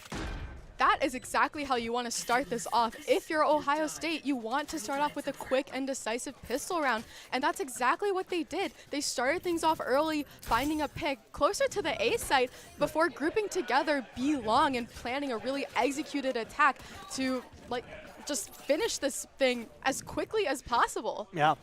And very traditional bind team composition here out of Michigan State. Very similar, just one different on the duel list here for both teams. The Yoru and the Jet being the only differences. So it is going to be very similar play. Viper Molly comes out and Luck is able to take out Slammed early on in the round. Yeah, that was so much aggression from MSU. It doesn't look like they're planning on backing down much at all. They're more just holding angles, seeing how Ohio State is going to respond off of that. Yeah, Dez all alone in these showers looking for something. Pirate Frog with a Sheriff. Grenade is going to push Frodo out of that little cubby that he was favoring. Vandal in the hands of Dez in this second round. Dangerous man. And he can get some work done. He can be the difference for Ohio State in this second round. Just a very slow play out of both teams. Viper, the only one holding down the B site for Michigan State. Ohio State going to do this hard push through B long while Dez lurks in the back line. They're going to do a quick teleport out. Dez held it down. He confirmed that Michigan State had pushed off of that A site, and Moonro and the Rays for Michigan State are going to have to find something. Dez takes out Moonro with the Vandal, and the spike is going to go down. Beautiful play so far from Ohio State, able to get Spike down onto A site. Who would have thought? And now their only job is to sit here and hold down the site. Ice Bear takes out Grifty, but Dez finds the trade onto Frodo, and Pirate Frog is taken out by Tenguini. It's a 1v4 situation. It's all Ice Bear, all alone with this Sheriff. Just needs to find any pick is good, but Tenguini takes him out with a nice angle on that headshot. Beautiful round for Ohio State. It started off very reminiscent of the first round we saw with the initial presence on A site, especially a short, quick rotate towards B site after finding a pick, and then they decide to hop in TP just to switch things up. I love that Ohio State is really trying to keep MSU on their toes. Yeah, and Ohio State entering their bonus round here, keeping their guns from that post pistol buy. Eyes is going to be rocking a Spectre on this raise. I expect to see maybe an interesting entry. Going to be a big conflict here in showers as Frodo takes up the flash coming out. Nade misses, and it's just going to be Dez all alone in these showers. Might find something. Long swing there by Frodo. Gets taken out by Dez, but Pirate Frog gets the refrag, and Tenguini gets the re-refrag. So it's going to be a 4v3 as Ohio State looking to push onto this A site.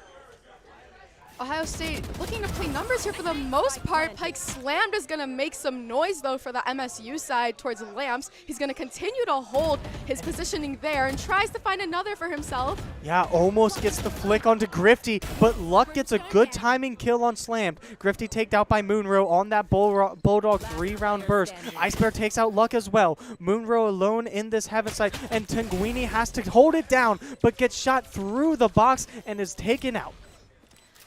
Michigan State finds their first round of this game so far. Keep in mind, these are best of one, so every single round is incredibly important for both sides here. And maybe Michigan State has cracked the code in their defenses and had a good read on Ohio State that time, especially as the rotate did not fake them out.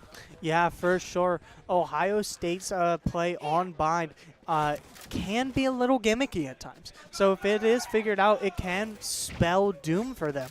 But, 2-1 round, super early in the league, Michigan State proving that they can hang with Ohio State. So it is going to be a very good game, I expect. Certainly, and it does look like everyone nearly is stacked towards A site. Yet again, these rounds are starting off so similar each time, but they end so differently. Yeah, gonna get a lot of conflict on this A immediately. Eyes trade slammed out for Tinguini, and it's gonna be 4v4 early. Dez likes to play. This ult gets on the site instantly and takes out Frodo with the help of Grifty, also taking out Pirate Frog. 4-2 situation here for Ohio State as the spike is going to go down, planted by Luck. That Viper's Pit is going to come into play soon. Not quite ready yet. Moonrow chilling up in this heaven, looking to find something. Ohio State has just cooled off. They've pushed back, favoring the A short, wanting to make Michigan State push into them. Moonrow spots out Eyes on the very last second on that dog. Ice Bear going to do a short peek, not going to find anything. Ice Bear pushing up through that elbow. Still not going to find anything. Gets pushed back by the Viper's Molly as well. Moonrow and Ice Bear playing this so slowly. Might come in to hurt them. And the Molly is down, and they're just going to be forced to run away. So it's going to be another round to Ohio State. That Molly just makes things unwinnable at the end. Any chance you thought you might have had to staying on that site, holding your ground and picking off any chance of a retake was not possible. And we're going to see a timeout coming out for Michigan State to kind of talk things over. What went well that one round? Why have we lost the other three? I'm sure is the conversation Michigan is having. For sure. I mean, just starting a little rough for Michigan State, which is why they're going to take that time out here. You know, as you said, how can they get back in it? Because Ohio State now has the economy. They have the momentum. This could be where a game starts to snowball, and you need to stop that if you're Michigan State. Especially with the potential of ultimates coming online very soon. We see most of the players on the roster only 1 or 2 points away from getting their ultimate, which is another thing to consider for both sides, especially if your economy's not looking great. Yeah. And looking like it's going to be a little bit of a force buy, maybe even sort of a half buy coming out of Michigan State here as Ice Bear and Moonrow are rocking the Phantoms as of now in this timeout. Dez, we've already seen get an ultimate, and he played it so well. He was able to entry onto that A site for Ohio State and get 2 picks with the help of Grifty. And so those ultimates are definitely going to come into play. Viper Spin almost up, Sky Eyes are almost up for Tinguini, and the Brimstone ult is almost up for Grifty. And so it's going to be an ult economy match coming into these next couple of rounds. Even though OSU is not equipped with all the weapons I'm sure they would like to have, like you said, they have some game-deciding ultimates just close to getting online, and let's see how they're able to utilize that coming into this round. Yeah, top-heavy buy out of Michigan State, only 2 Phantoms out. Dez doing a sort of interesting push up that B long, and opts to not go for that orb. Moonrow and the Viper here for Michigan State, the only ones on this B side, but Dez is the only one providing any pressure, and he is going to pull off. Ohio State wants to do an A hit here, but they're overall just playing very slow. Pike slammed with a long angle with this Sheriff. Might be able to catch Eyes if he doesn't do a jiggle peek. Just holding that long range. Pike slammed. Once this, let's see if Eyes peeks into his crosshair. Viper Wall goes up at perfect timing, and Pike Slam takes 40 damage from Ohio State there. Dez spearheading the push onto site, and Eyes finds 2 in that showers area. What a play there by Eyes to get the the flash comes out, and Dez takes out Frodo, able to dodge the flash. Moonrow having to push up into the smoke, wants to spray to find anything, not gonna find it, and Grifty's gonna take him out. Ice Bear's all alone, and he's flashed. Dez takes out Ice Bear to end the round for Ohio State. What I want to point out in that round is the use of utility. That was such a good, just cohesive use of utility for the Ohio State side, both in terms of that Viper Wall and the Brim Smokes. Just those 2 factors favored so many more fights in Ohio State's hands and made it really hard for MSU to make any leeway back onto that site after getting pushed off. Yeah, and Michigan State, they are able to fall by here, and we're seeing Pike slammed with the operator on this defensive side. In the previous game, we saw that come into big use for Mio Ayakama there on the northwestern side. So let's see if the Jet here for Michigan State is able to keep up that momentum we've had in this land of strong Jet operator plays. Op and light shields too. Risky decision, but high risk, high reward. Absolutely, Tinguini going in with this dog, trying to get some sort of information. He does spot out the the Sky for Michigan State, and it's going to be a fast push onto site. Flashes come out. Moonroll got full flash. Eyes can't find anyone with the ultimate there. Pike slammed. Still has the operator holding down Hookah. He's not going to find anything. That teleporter is not going to open. Open up the Sky, comes out, tries to get some pressure. Dez all alone on this B site. He wants to find a pick here. Icero and Moonrow are opting to not peek there, but the full teleporter there from Ohio State. Dez is going to turn wrong at the wrong time, and he gets taken out by Ice Bear. Spike's going to go down on A for Ohio State. Planted. Ohio State's making such great use of these teleporters. Eyes does get taken down, though, so that's a crucial player taken down. Oh, Pike slammed, misses the op shot on Grifty. That is brutal. Those op shots are that one-shot play. Grifty takes out Frodo, but Ice Bear takes out Luck, and Tinguini finds two inside of that elbow. But Pirate Frog is on the defuse, and he's going to stick it. That is such a cheeky play. Just to pray that you can hit that defuse and have faith in your teammates that they're going to put on the distraction of the century to buy you a little bit more time. And it worked out beautifully for Michigan State. Yeah, I mean, that is just a sort of falter there from Ohio State. They got all the guns down, so at least Michigan State's economy is still in shambles. But Ohio State not walking away with that round is really rough. But now look at Michigan State's economy. Yeah. They don't have much of anything to work with. A couple ultimates, and looks like the Jet ultimate is going to be used. But other than that, they're going to have to pull something together here. Yeah, Tinguini almost saves that round, but not quite able to because of a classic pros don't fake situation right there. Moonrow and 4 Michigan State players are going to be sitting on this B site, daring Ohio State to push, and Ohio State might walk straight into their trap.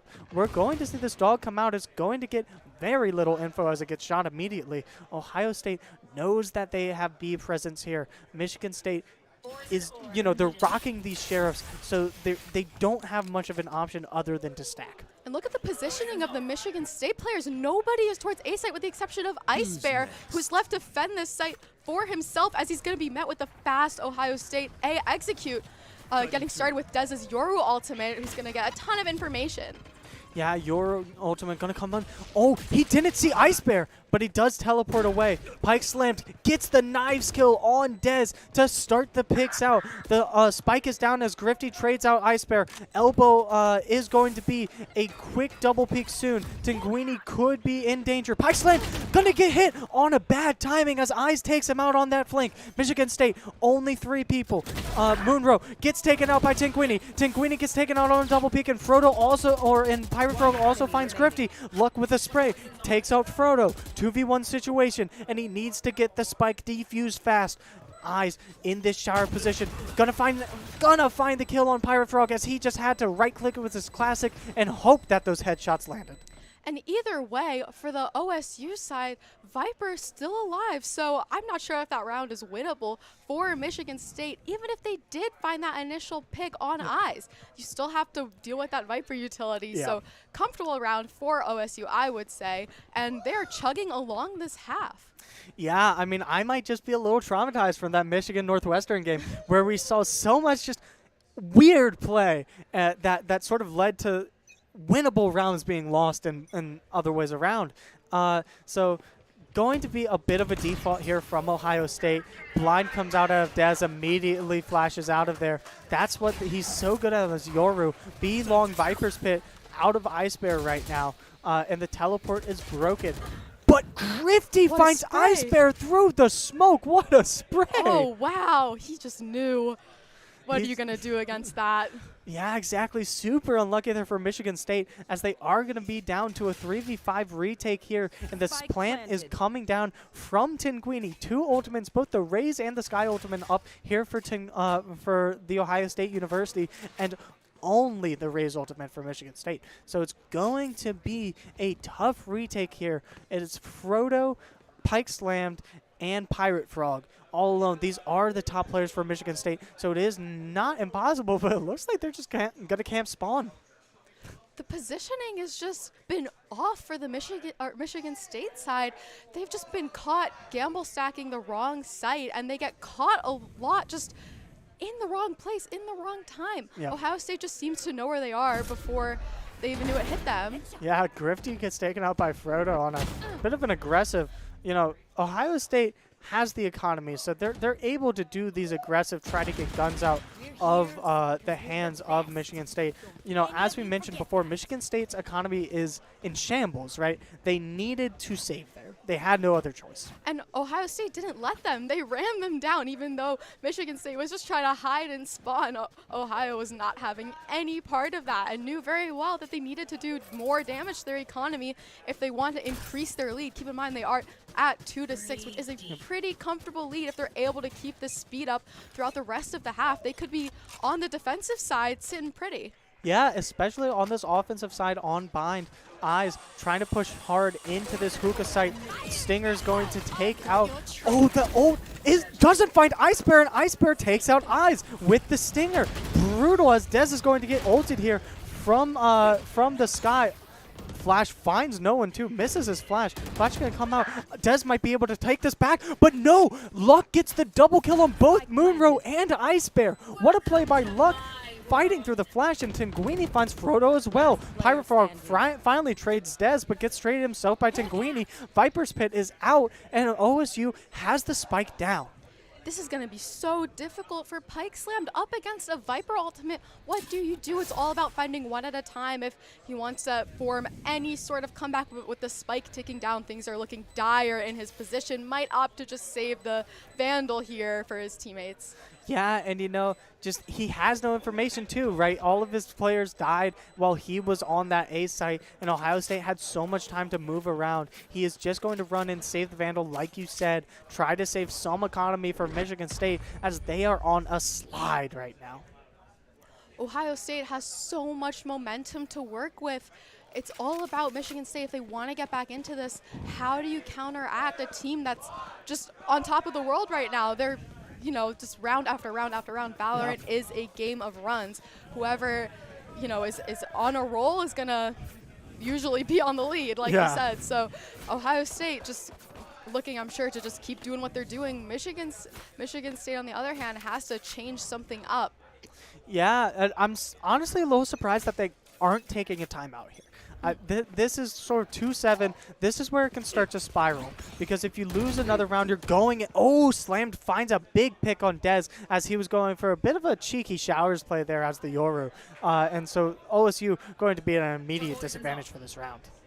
And take a look where the spike is for OSU. It's actually towards B site. What a distraction, though, on A so far, as it looks like it's drawing at least a couple rotates, if not at least some attention towards that side. Although they are going to be met with a bit of a conflict in hookah, as Michigan State players have not budged from there. Yeah, Tinguini and Grifty might be in for a rude awakening if they go in with no util, and they are. Ice Bear takes out Tinguini and gets the spike on the ground. Grifty has his ultimate, though. That might be Ice Bear's life if he's able to get it, and he is. It takes out Ice Bear, and Ice takes out Pirate Frog himself, so it's all even now. And Ohio State has the spike back in their hands. Only one man on this A site. This flank is going to be fast. Ice takes out Frodo. 3v2 situation now. Ohio State has just totally switched the momentum of this round in their favor. 30 seconds left. And now they have numbers on their side. Yes, HP is not looking great on Eyes, but still, you have numbers to work with here. It looks like they're planning on using those numbers as they're going to push together.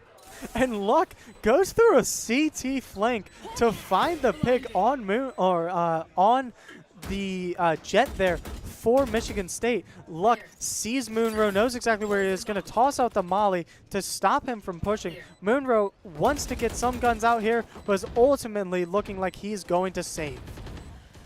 Yet another save for Michigan State. I'm sure, no one's happy to just run away from a round like that, but hey, he's doing as much damage as he can in the meantime as he finds Eyes, but nonetheless, still going to be a pretty dire round in terms of scoreboard for Michigan State, as Ohio State is up to 8. 8-2 to start the first round. That's where you want to be if you're Ohio State. I mean, you cannot ask for a better start, right? Just dominating their 1v1s, playing really good team play, playing really just weird rotates that's catching Michigan State off guard. And this doesn't look like an Ohio State team that's trying to get comfortable. You know, maybe it's because they've been in this facility before. The nerves may not be as high on their part. But none, like, credit where credit is due. They are just marching in here and, you know, making the most of it. Yeah, well, also, you know, they have the home field advantage. A lot of these teams, you know, you lose, you've got a long flight, you've got a long drive home. Ohio State has a 10-minute walk, right? So they're playing with nothing to lose, and it's really showing up as Tinguini gets an early pick on the Jet. Frodo takes out Dez, but he was already very low, but Pirate Frog finds two, takes out Luck and Tinguini, and pops that ultimate onto Eyes there. He is able to dodge it in the corner narrowly, but it's going to be 2v4 here for Ohio State.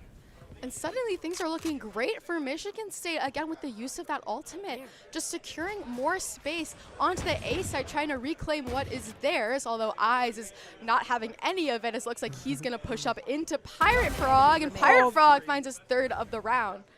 Pirate Frog, such good trigger discipline and crosshair placement, and he finds a fourth. As if they just said, you know what, sure, we'll give Pirate Frog for this round. Just two great headshots on that elbow, and then just gets two easy shots. I's going to take the timeout for Ohio State, as I'm sure they're not happy with losing that round.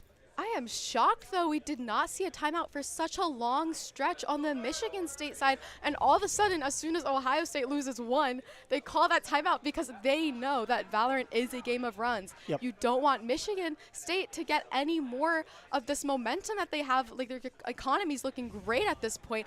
Ultimate status looking okay.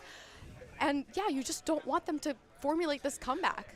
Yeah, it is going to be the last round of the half, so the Raze ultimate out of Frodo likely going to be the only ultimate in play unless Tinguini or Eyes can make some sort of big play to get their ultimates. But, you know, it's going to be a full force buy for both teams. And Ohio State looking to pick up one more, and Michigan State looking to sort of turn the tide into their favor going into that second half. And Michigan State just wants to win this round to put them at 4. Again, best of 1. Every single round counts. Absolutely. It's so important. So they are certainly not thinking, hey, let's just look to next half. They're thinking, how are we going to win this next round right here, right now? Absolutely. An operator going to be put into the hand of Eyes.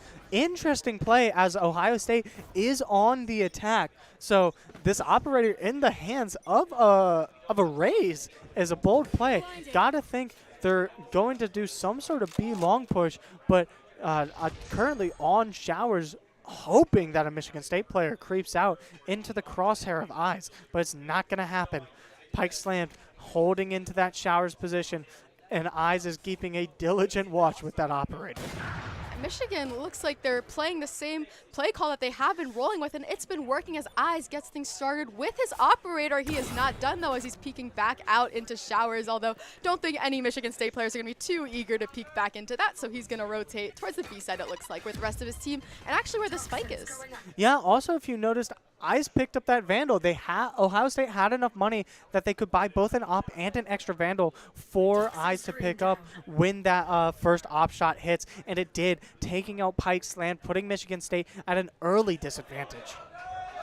And this is a little bit of a crucial round going into this next half.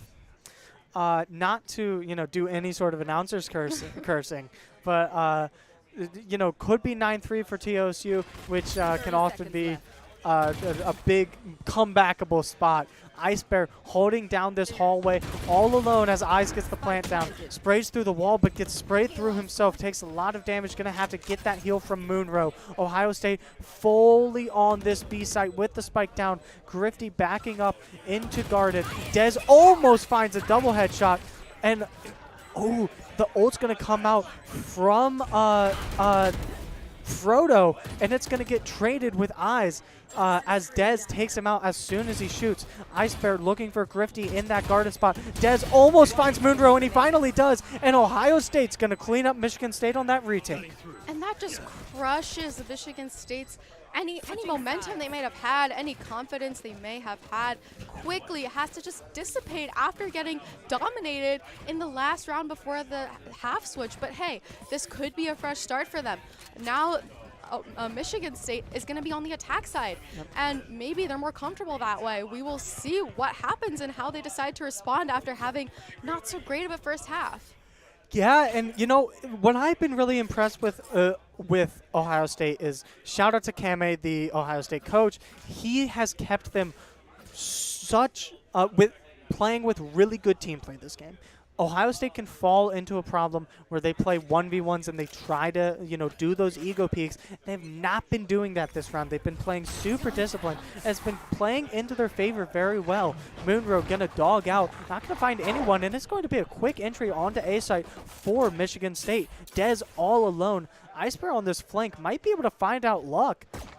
And he does, but he misses his shots, and Luck runs away with it. Oh, he's just going to try to throw the molly to finish him off. I'm sure. Look how much damage he's done on the other side. Oh, my God. Full teleport as Eyes finds 2 and Tinguini finds another. It's going to be a 3-3 trade. Huge contact there as Michigan State opts to take the teleporter. And this is the spot where that damage you did initially, like Icebear, I believe it was, who did that damage initially on to that other Viper on the MSU side, comes into play huge here, because now you're suddenly at such a HP advantage on this post plant, and they can just kind of sit and force MSU to peek into them.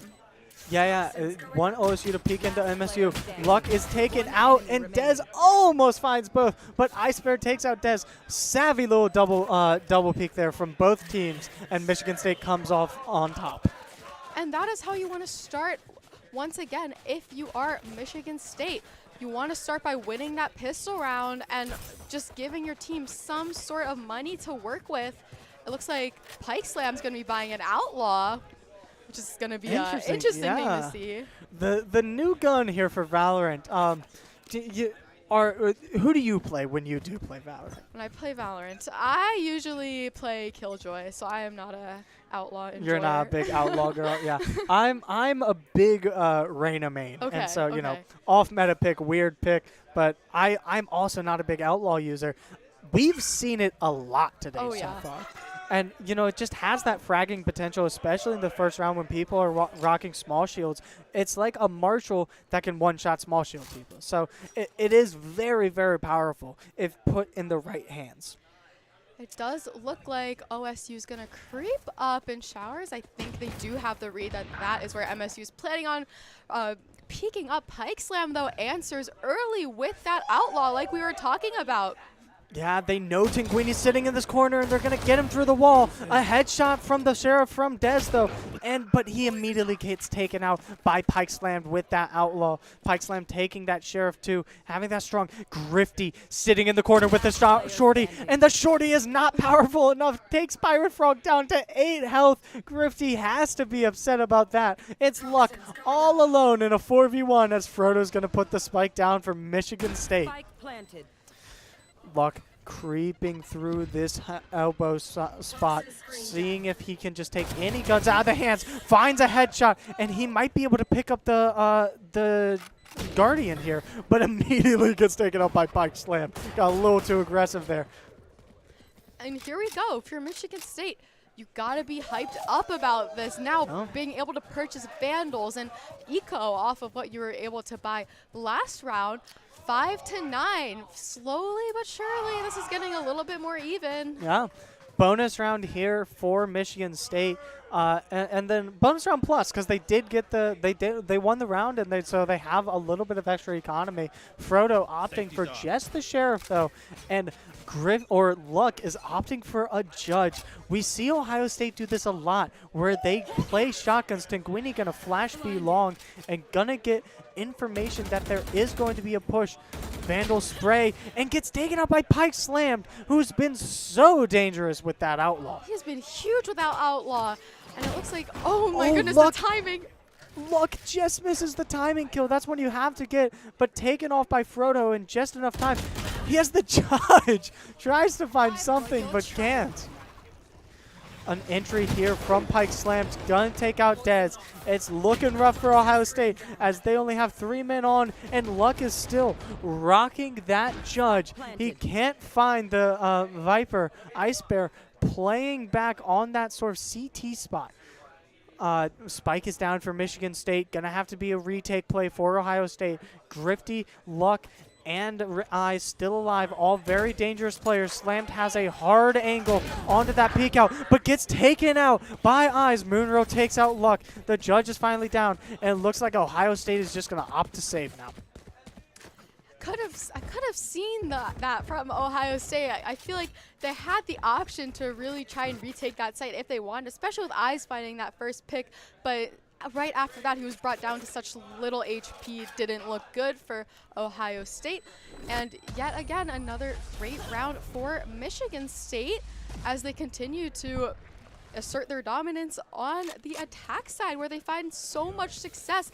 And Ohio State bought up last round, so now they have really not much of anything to work with, and a timeout is going to be called from Eyes. Yeah, early timeout from Ohio State, sort of stop the bleeding timeout is what it looks like. Going to do a top-heavy buy. Eyes is going to take a Vandal, and Phantom down there for Grifty, and Luck once again opting for the judge. Didn't work out in his favor last time, so, you know, let's see. And, at least for me, finally that Outlaw is out of the hands of Slammed. Oh, he's been so deadly with it. Just, I'm surprised he's not purchasing an operator. Maybe we'll see an operator eventually because he's been so important in these long-range gunfights, especially towards across the A site and B long. Having a weapon that's great at long range and having it in the hands of someone as talented as he is just made all the difference for Michigan State. Absolutely, and Pike Slammed has been getting these picks that, you know, as we see, he's not quite on the top of the scoreboard, but he has gotten so many clutch picks on very strong players for Ohio State, like taking out Eyes and Dez constantly, and that has crippled Ohio State thus far. Looks like we are going to see a B hit here from Michigan State as they're going to push on to B long, it looks like. Eyes hanging, also going to be maybe a aggressive B-long push from Ohio State too. Eyes gets taken out by Slammed, and Slammed finds another. Moonrow finds Grifty. That's a brutal start for Ohio State as Dez and Tinguini are going to hold it down still. Flash comes out. Flash gets all of them. Tinguini finds one. Dez finds another. Just carnage on B-long. Because you had so many players there just grouped together, and there's nothing else to do but to run into each other, and this only leaves one OSU player in a 3v1 retake. I'm not sure if they really have the option to save here. Yeah, I mean, Luck just rocking a judge, so it's not even something that you particularly want to save, too. And so it's going to be interesting. I don't mind the play out of Ohio State, right? They're on a half save round, so they have the option where they're just like, let's just get guns out of the hands of Michigan State, right? Let's try to get as many kills as possible, just be a little silly with it. And, you know, that's what they did. And so likely going to go down 7-9 here. Doesn't look like Luck is going to try too hard to get this retake successfully. Probably just going to save that judge. It looks like he's just looking for any exit frags. Looks like he's probably going to die to help the economy of his team a little bit. But I got to ask, as an Ohio State fan, are you nervous right now? How are we feeling? As someone who's covered this team a lot, I'm always nervous. I have seen us throw games that were up like 12 to like 5 or something. And so I'm definitely a little bit nervous right now, but I believe in what Eyes and Dez and Tinguini can do, and they are sitting there at the top of the leaderboard right now. Those are the guys that we want at the top, right? If they're at the bottom, we're in trouble. And so we're happy with that. And, you know, Grifty is always going to get him his. Grifty is a really big fan favorite for Ohio State for anyone just tuning in. And Eyes takes out Pike Slammed. He wins the up duel in showers. That's big for Ohio State. That's huge because that's an opt-down on the MSU side, just sitting there being unused, presumably by the rest of the team. I don't think anyone else is going to want to pick that up. So huge presence from Eyes to get things started for his team. That is exactly the start you want to have to this round if you're Ohio State after losing the last couple. Yeah, Tinguini looking through with the dog, sees the Brimstone there for Michigan State. 3 Ohio State players, including Dez and Tinguini, on this hold. Dez gonna hold a super aggressive angle onto Garden, daring someone to peek out. He doesn't even have a teleporter out. He's just playing aggressive. He does have that ultimate. Oh, and he teleports away just in time to opposite. Frodo finds Tinguini on the ultimate, and Moonrow finds Luck. It's going to be 3v3 situation. Pirate Frog pushing aggressively up this wall. We might get some contact there, but the smoke is down, blocking Ohio State from getting the push that they would want. Dez has ult here. Could be a huge play out of Dez. We've seen him do it before. Eyes tosses a grenade down hall, and the ult's going to come out from Eyes. Doesn't get the bounce that he wants, but Michigan State is just forced to run back, but he finds Ice Bear in the back there, and Grifty takes out Pirate Frog, and Dez takes out Moonrow. That operator coming into play for Ohio State, and they are finally going to snatch a round in the second half. Eyes just is going off right now. You have to have insane game sense. I don't think he saw the person that he ended up killing with his Raze ultimate. I just think he took a gamble and it paid off, spraying that into the smoke and praying to God that you find someone, and it worked out for them in that sense. And that puts Ohio State at 10.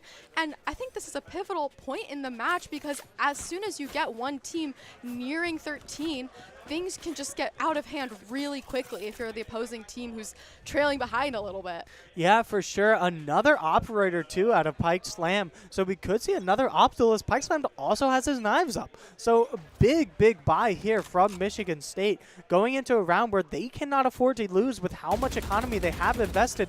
Tinguini gets a lot of shots off on Frodo as holding that B long. Pike Slammed. They see he has the operator. Just back out of there, Tinguini. That is not a fight you want to take. Yeah, it does look like they're going to back out for a moment before considering. Looks like they might try to re-hit potentially, or they might try to make some leeway towards Hookah. I think Ohio State has the read on that, though, as they are all pushed up in Hookah together. Power of friendship, this I see, as it looks like there's going to be a huge contact. Big contact incoming, and it is going to go in the favor of Michigan State. Only Pirate Frog going down for the for Michigan State. Grifty onto this site. Can't find the headshots. Eyes is all alone with this operator. Doesn't find it. He might want to go throw that off the map if he can get back there. Yeah, looks like he might, because he's getting chased down here. I don't think he wants to give that op up to the other side. Yeah, already running an op though. Gotta think they don't really want to run double off, just missing all these shots, just running for his life. This Pike Slam is going to be sitting in showers waiting for him. Yeah, they were not going to let him get away with that operator. I can tell you that much. And Michigan State seems to just be so on and off. They have these moments of brilliance and these moments of just insane team cohesion. And then other times you see them just get, it seems like aim diff. They just get killed before they're able to really formulate any sort of like executed play.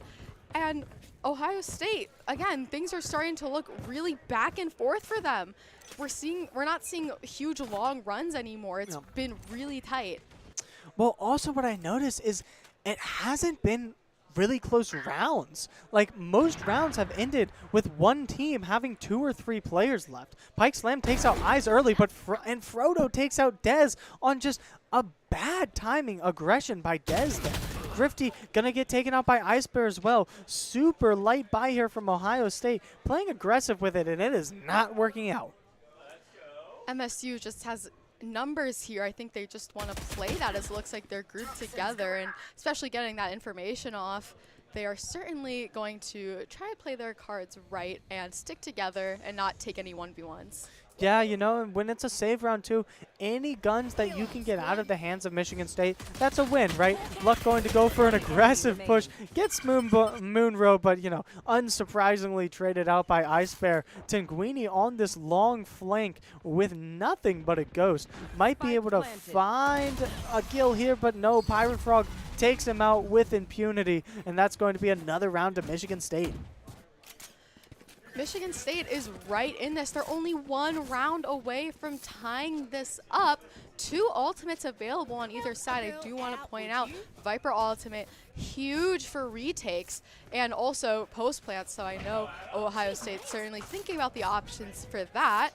We also do see jet knives, which can be huge on the attack side, as we know. So another thing Ohio State's going to have to be aware of if they want to keep this lead going for themselves, as it looks like Michigan State is going to be grouped up towards A site.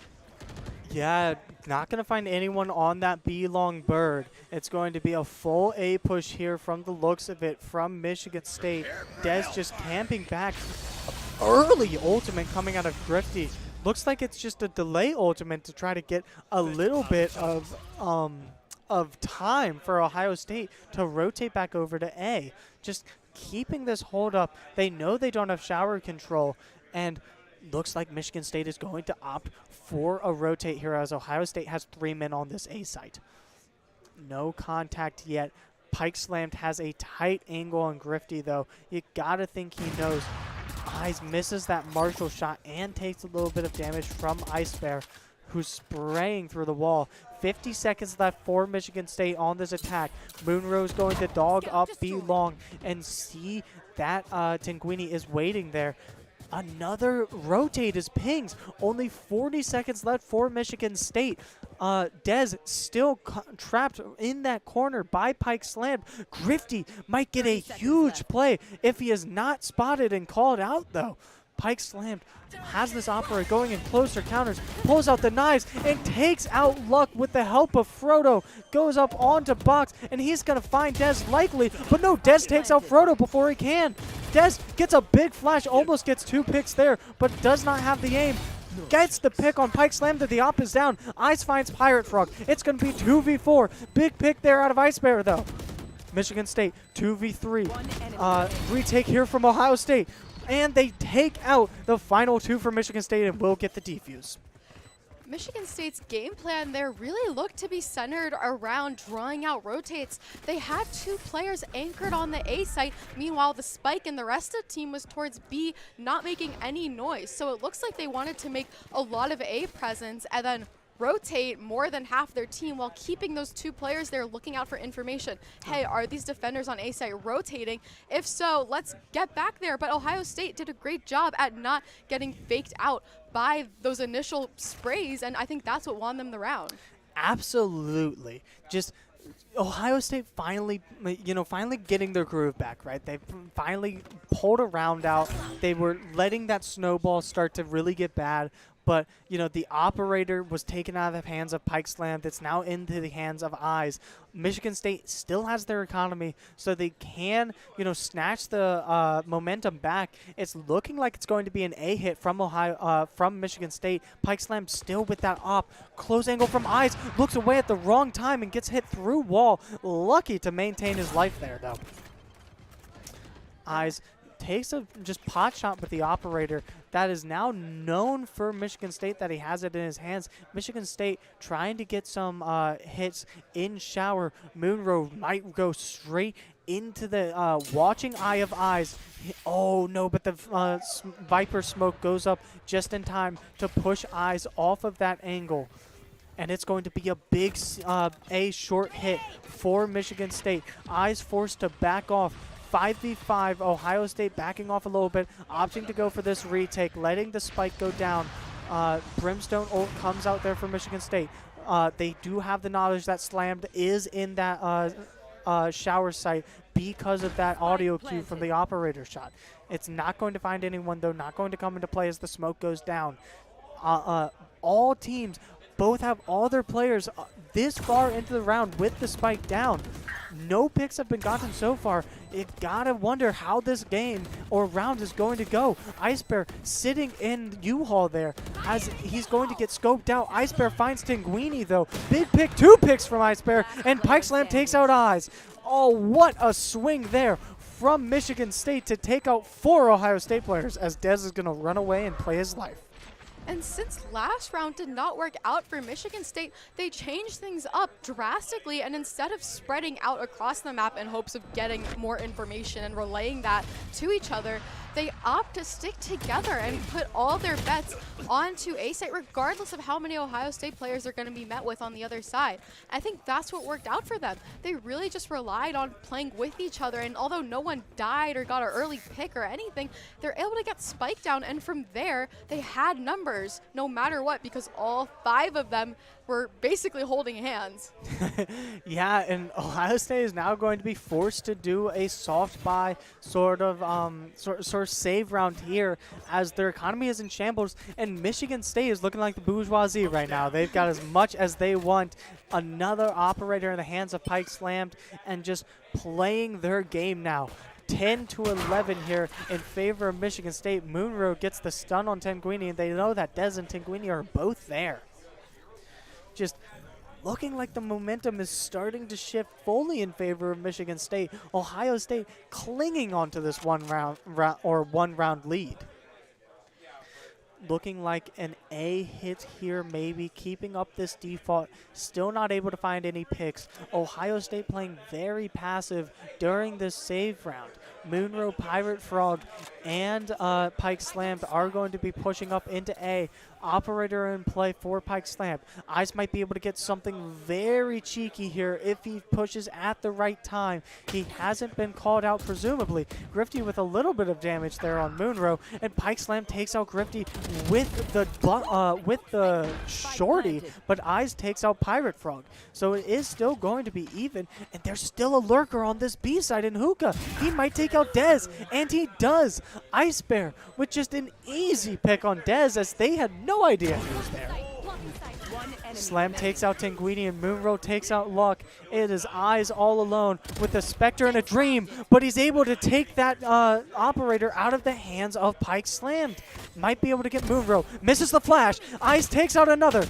Ooh, and he gets taken out by Ice Bear, but that's a lot of guns taken out of hands. Ambitious for Eyes, didn't quite work out, but what I do want to point out in that round was just a perfect combination of what went right for MSU 2 rounds in a row. They kind of mixed the idea of being spread out across the map but not being super aggressive with it and really waiting until that time is ticking down, forcing OSU to act out of desperation and quickly, and that I think is what made Ice Bear find so much success on his lurk. He knew that the OSU players had no other option but to rotate right now, and he was able to catch him off guard. Yeah, and this might be the game here for OSU. This is a hard force buy here coming out of Ohio State. So if they are not able to win, that could be their economy, and they might not be able to have any chance for that final round. Viper spin in play, Dez teleporting out with his life almost getting grenaded to death. Michigan State looking for a B long hit. They are smoked off right now, but it is not going to last long. Dez pushes back onto this B site. It is going to be a slow push here from Michigan State. Pike Slammed holding a tight angle with that operator. No one daring to push it quite yet, though. He wants Hookah. He wants someone to come. Tinguini gets Dez all the way up to full health as the fight is going to come very soon.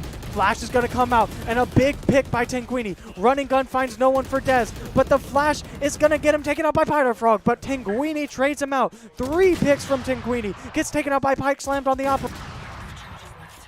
Toxins going up. Toxin screen down. 30 seconds left. Welcome to my world. 1 enemy remaining. Last player standing. Smoke's down.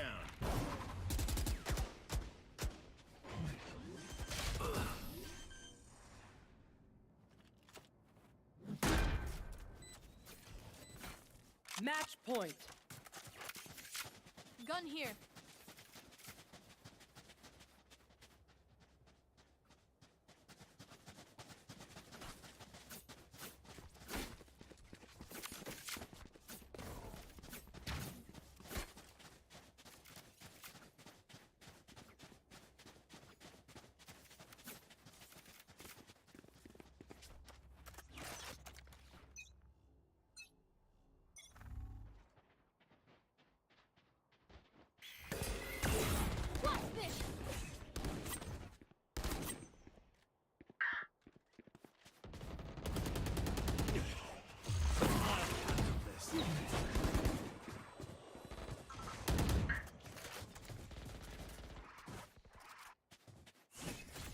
has the idea. A big flash out of Dez, not going to find anyone. And Ohio State has a lot of health taken off of them early in this round. And Michigan State can just taste it. They're just, sticking to what they do best. They're just kind of sitting, waiting for Ohio State to make the first mistake. And it looks like they're going to start to maybe group together to pull off a B hit. And look at B site. It looks like all the Ohio State players are grouped up in hookah. Site is left unchecked for the moment. Yeah, I also have to wonder if they're going to run a teleport here.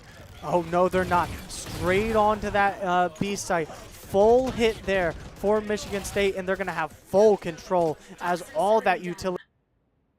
30 seconds left. Spike planted. Right here.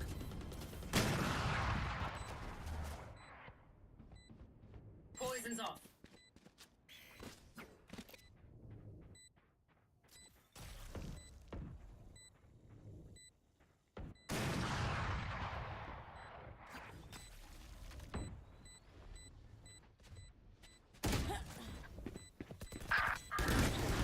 Last player standing. Attackers win.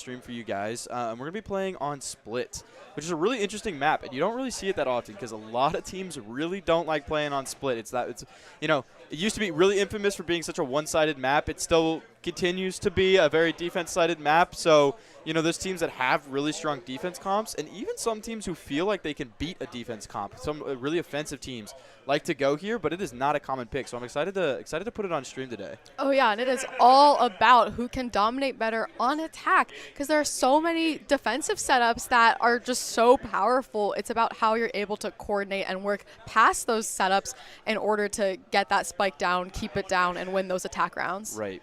I mean, infamously, C9 White, when the map was first debuting, 11-1 on defense, gets completely stomped on attack. It is one of those maps that is so hard to break through if your team can't get into it. It's gonna be really definitive, and of course, starting on defense is gonna be such an advantage here. Definitely, because it's a chance to get ahead early, and that's exactly what you want. We've been saying Valorant is a game of momentum. If you have all that momentum and a lead build up before you're even on that attack side, that'll be huge. So it's going to be interesting to see who's actually starting on that defensive side and who's going to be forced to put on attack first. Right.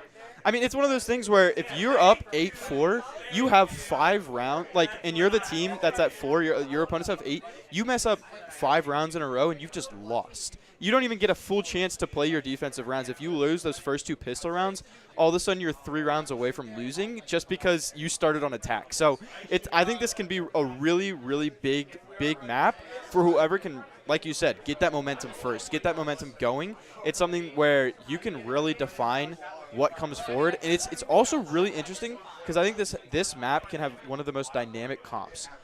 You can see so many different strategies on defense because of how versatile, or how not necessarily easy, but how it's not super challenging. You don't have to run necessarily a meta comp to do well on defense.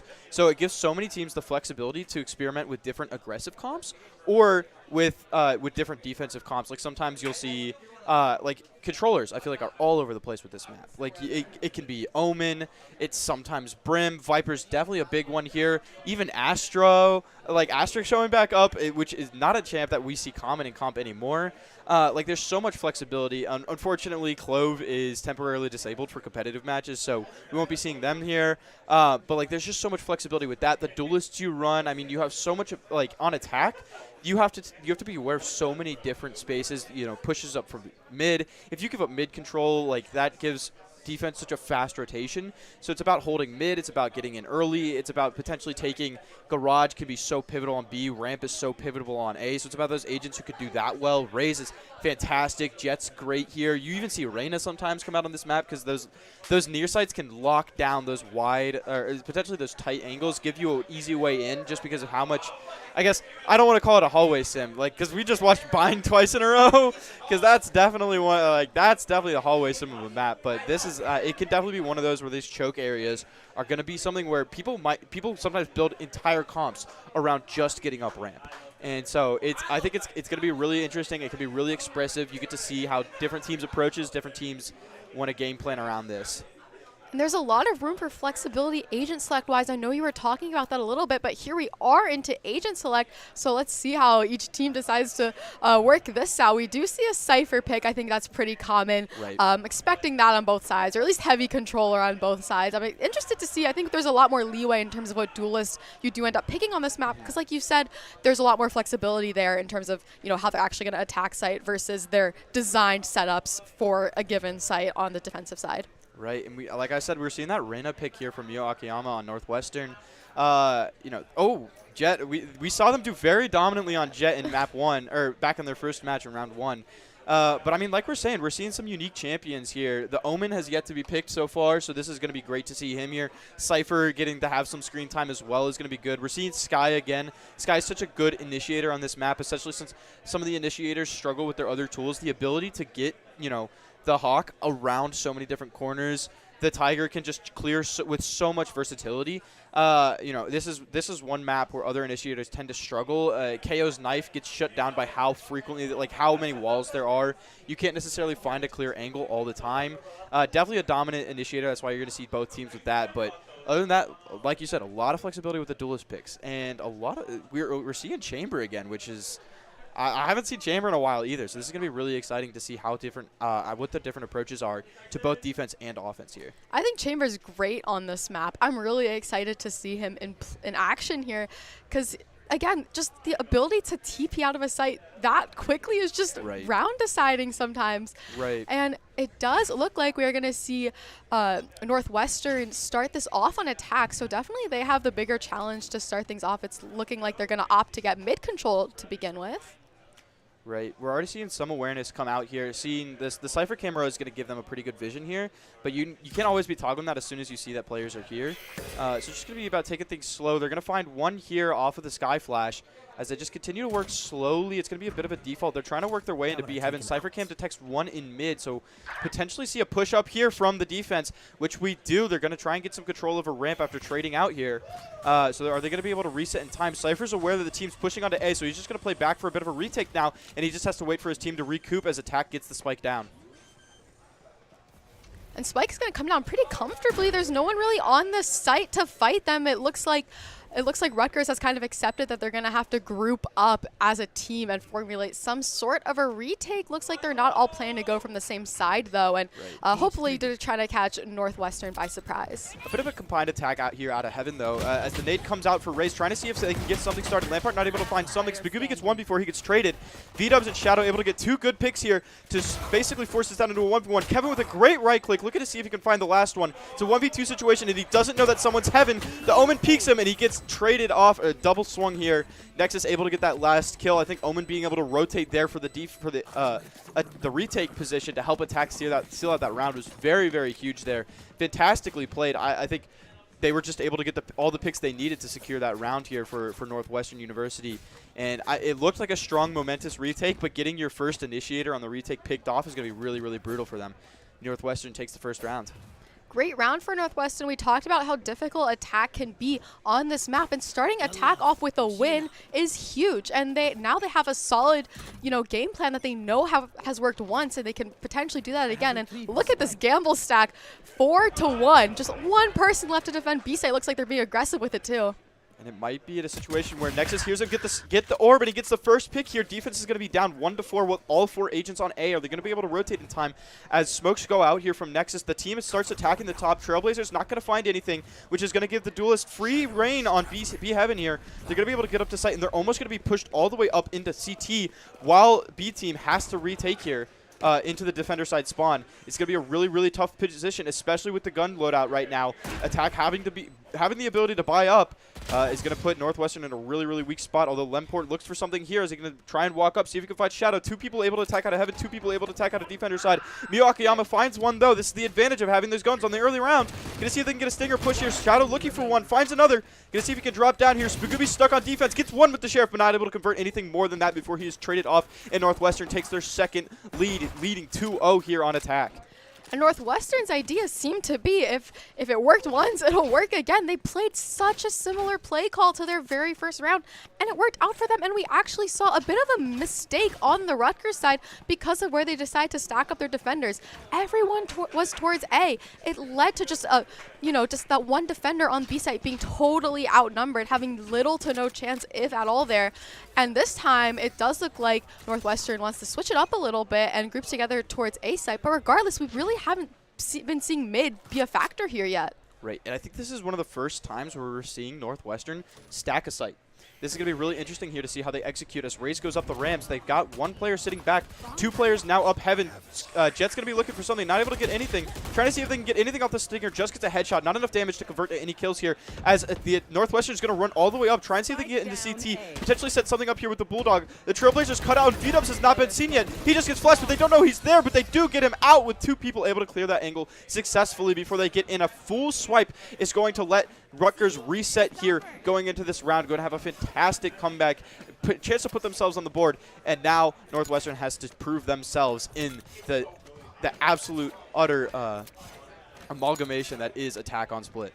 And Rutgers responds, and what Rutgers did right that round is they just shut down A Heaven immediately. That's where all the Northwestern players were hoping to get space onto the site. They were ignoring site. I think they just wanted to secure Heaven first before actually securing site, and just went horribly for them because Rutgers had that call, and they held down Heaven and won all their individual fights.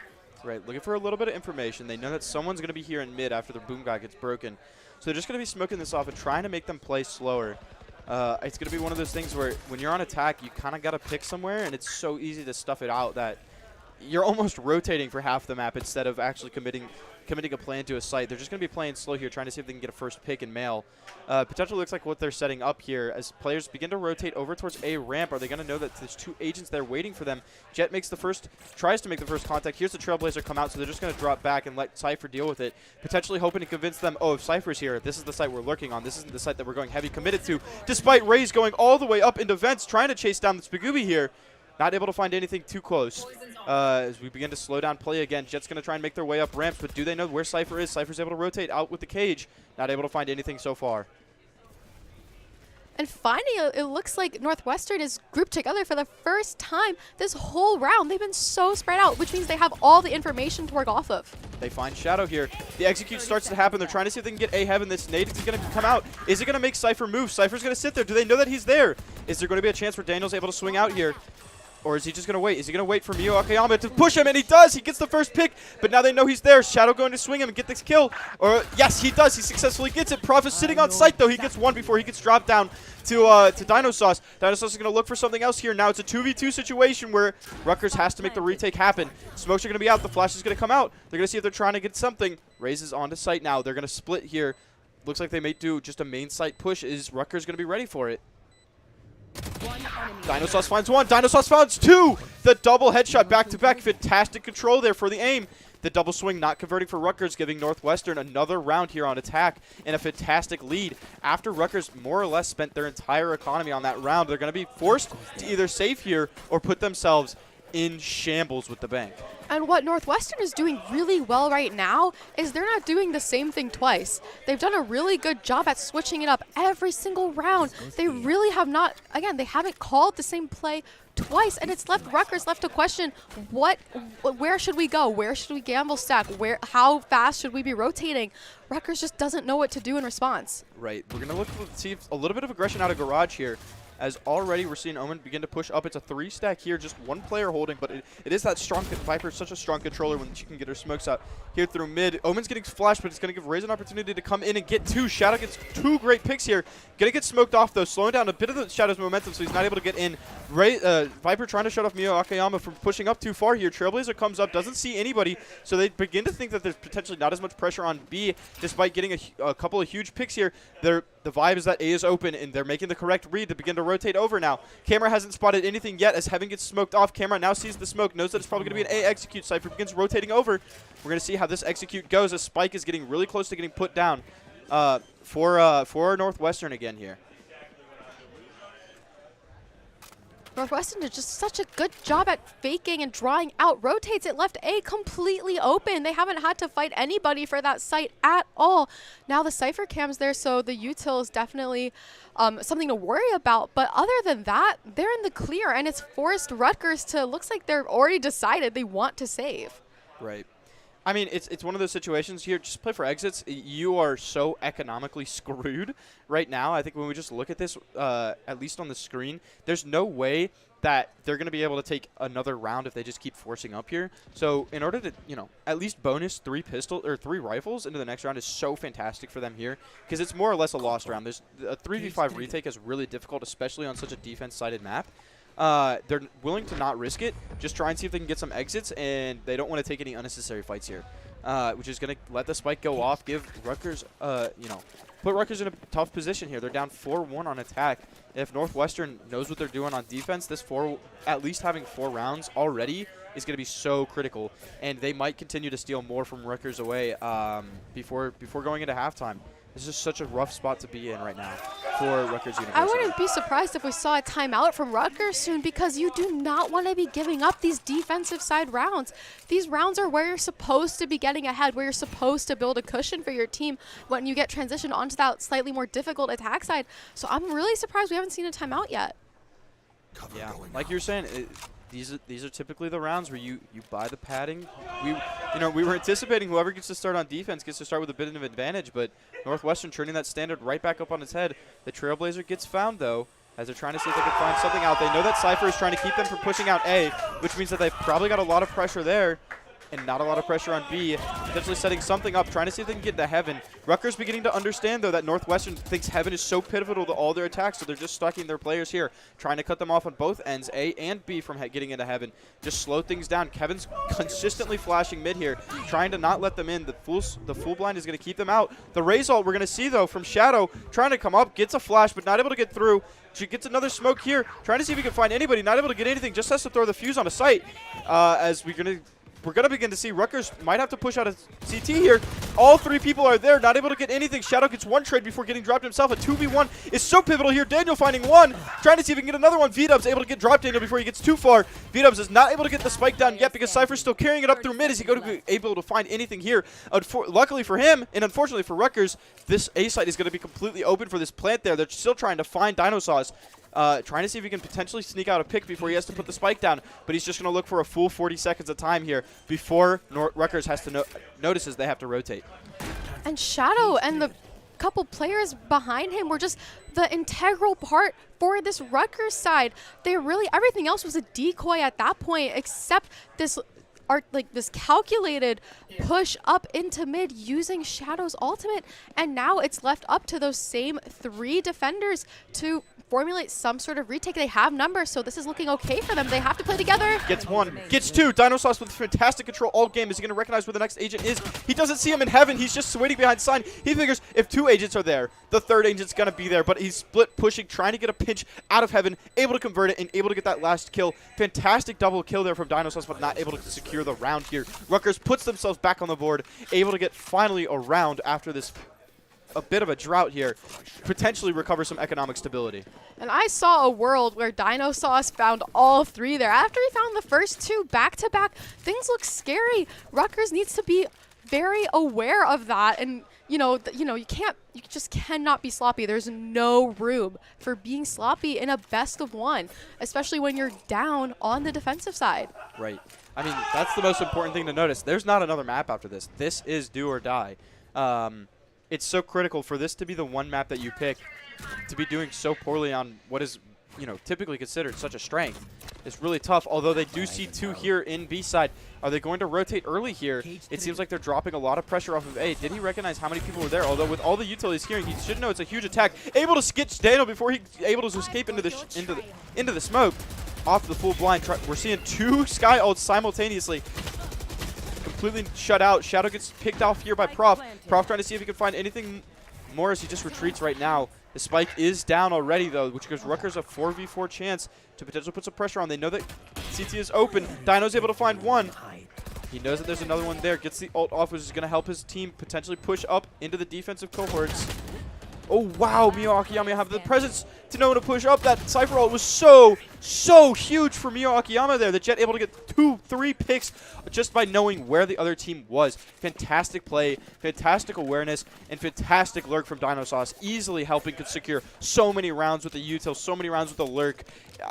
I can't think of anybody else who's been so definitively advantageous for Northwestern yet. And Northwestern responds. They have lost the last 2 of 5 and 2 of 4, not including the round previous. So that round is really important for them to regain that momentum and regain their confidence. And like you said, Dinosauce has been all the difference for them, because when you're a Cypher, you just have all that information for your teammate, and being able to follow up with that information with actual skill and aim is so deadly. All right, we're going to see Northwestern making first contact here. Jet dashes up to the smoke, not able to find anything. Shadow able to push him off at least with a little bit with the nades, able to get a good aim trade, able to get the second one, and Spagooby lurking on site. This is 2 down already for Rutgers, not able to get a single trade of their 3v5 on defense. For an attacking team to have full offense, full team going into the spike plant is so scary. Lambert's going to have to find one, doesn't find anything, trying to see if his backup can get him a potential trade, but he gets traded himself as V-Dubs is able to find it. 2 people are able to hold Rams because, like I said, that first defensive line wasn't able to get a single pick, which is going to allow Northwestern to play so aggressive here on defense. Trying to get the double swing here, able to not knock Daniel down after he gets the first pick on Shadow. I mean, a fantastic round from Northwestern. A strong execute to let them play a strong hold there after the spike is down. Just shuts down any hope that Rutgers had to retake.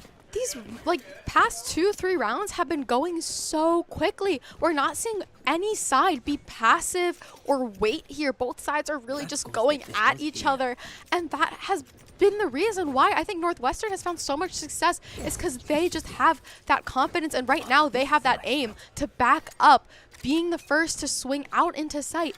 So it's really just about swing or get swung at this point, and that's how these two teams are kind of responding to each other. Right. Well, we're seeing a little bit of a stack here from Northwestern, trying to see offensively if they can work their way up A main, but you know, they're not super committed to it. They've got Sky lurking in mid. They got, you know, Dino Sauce again just waiting. Like, it's so powerful to know that your team consistently does so well on their executes that you don't even need your 5th player. They're able to let him sit back. They're able to let him play so passive, which is such a huge skill that Northwestern has recognized that they have in this match, which is going to be, I mean, really, really game-changing, because it allows Cypher to play just for information. It allows Cypher to just play around the map, which is so wise as you know, Northwestern chooses to play pretty slow this round. And this is really different than what we've seen the past 3 rounds, where things have been so fast. Northwestern just knows they have all the control here, and they are just playing Rutgers, playing with their mind at this point. What is going on has to be what's going on in Rutgers' head right now. Right. Potentially trying to see an Omen ult to get some information here. Not able to get anything out of it, though. They're going to execute out here A. Are they going to find Prof? They do. Shadow takes Prof down with the ultimate. They find Kevin up in heaven, but Kevin gets 2 off the reversal, not able to get killed. That really is a phantom moment with 11 HP, able to get 3 picks off. Going to give defense such a huge lead here now, as only 1 player is left and he gets detected. They know he's in CT. They know that this stick is safe. As long as they can all just cover him, they're going to watch out for Heaven. He's not able to get the spike down. They could just wait back in Garage because they know where he is. This is going to be so huge. Like, there's nothing that Cypher could do here other than look for picks. Their economy is in such a good position that they just know that they could just look for players. But that was so fantastic. I mean, Kevin really, really secured the round for them there, able to get 2 picks before he dropped, let them have such a huge head start, shut down all of their aggressive momentum there. I mean, it was a do or die for Rutgers, or for Northwestern there, because they were running out of time on the clock. They did not have any more time because of how long they lurked at the beginning of that round to make something happen. So, fantastic play. And look at the economy here. Both sides have a decent amount of weapons in hand, with the exception of just a few players who have to buy down. I actually think we're going to see the jet knives come out this round for the side of Northwestern. And yeah, they get popped instantly. Let's see what we're able to do with them on the attack side. Right.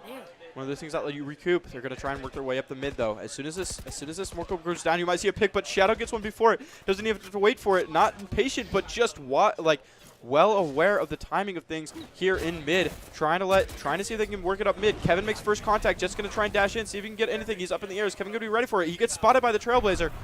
Is he going to be able to get any further? Knows that one's there. Omen's just waiting to see if he can get a swing out. Omen gets 1. Omen does not get another one, falls to the nades. They're blind, so they're just standing in the molly without realizing it. Spagooby here, able to convert another kill with that.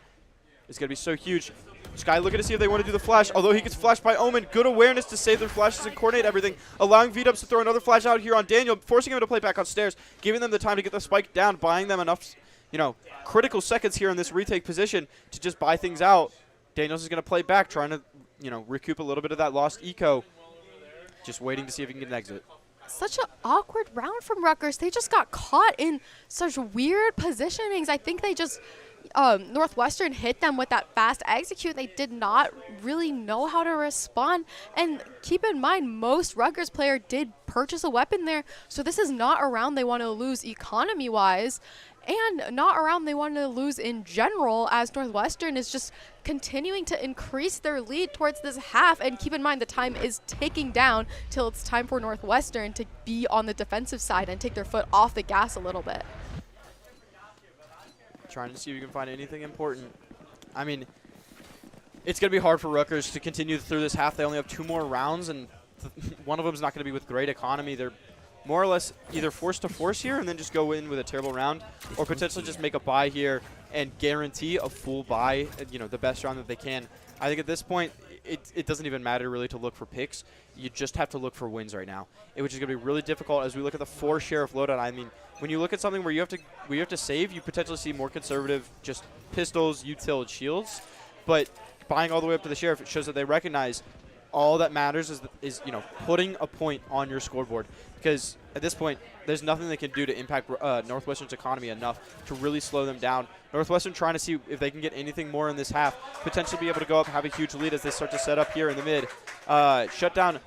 They need to be aggressively smoking mid here. That is the one place where if once Northwestern steals this from Rutgers, Rutgers just crumbles. Their defense cannot handle when their aggression gets mid. The rounds they've won is because they've had such solid control, trying to see if they can find anything so far. They're not trying to peek. They don't want to play early. Jet gets tagged. Like I said, this mid control is really important.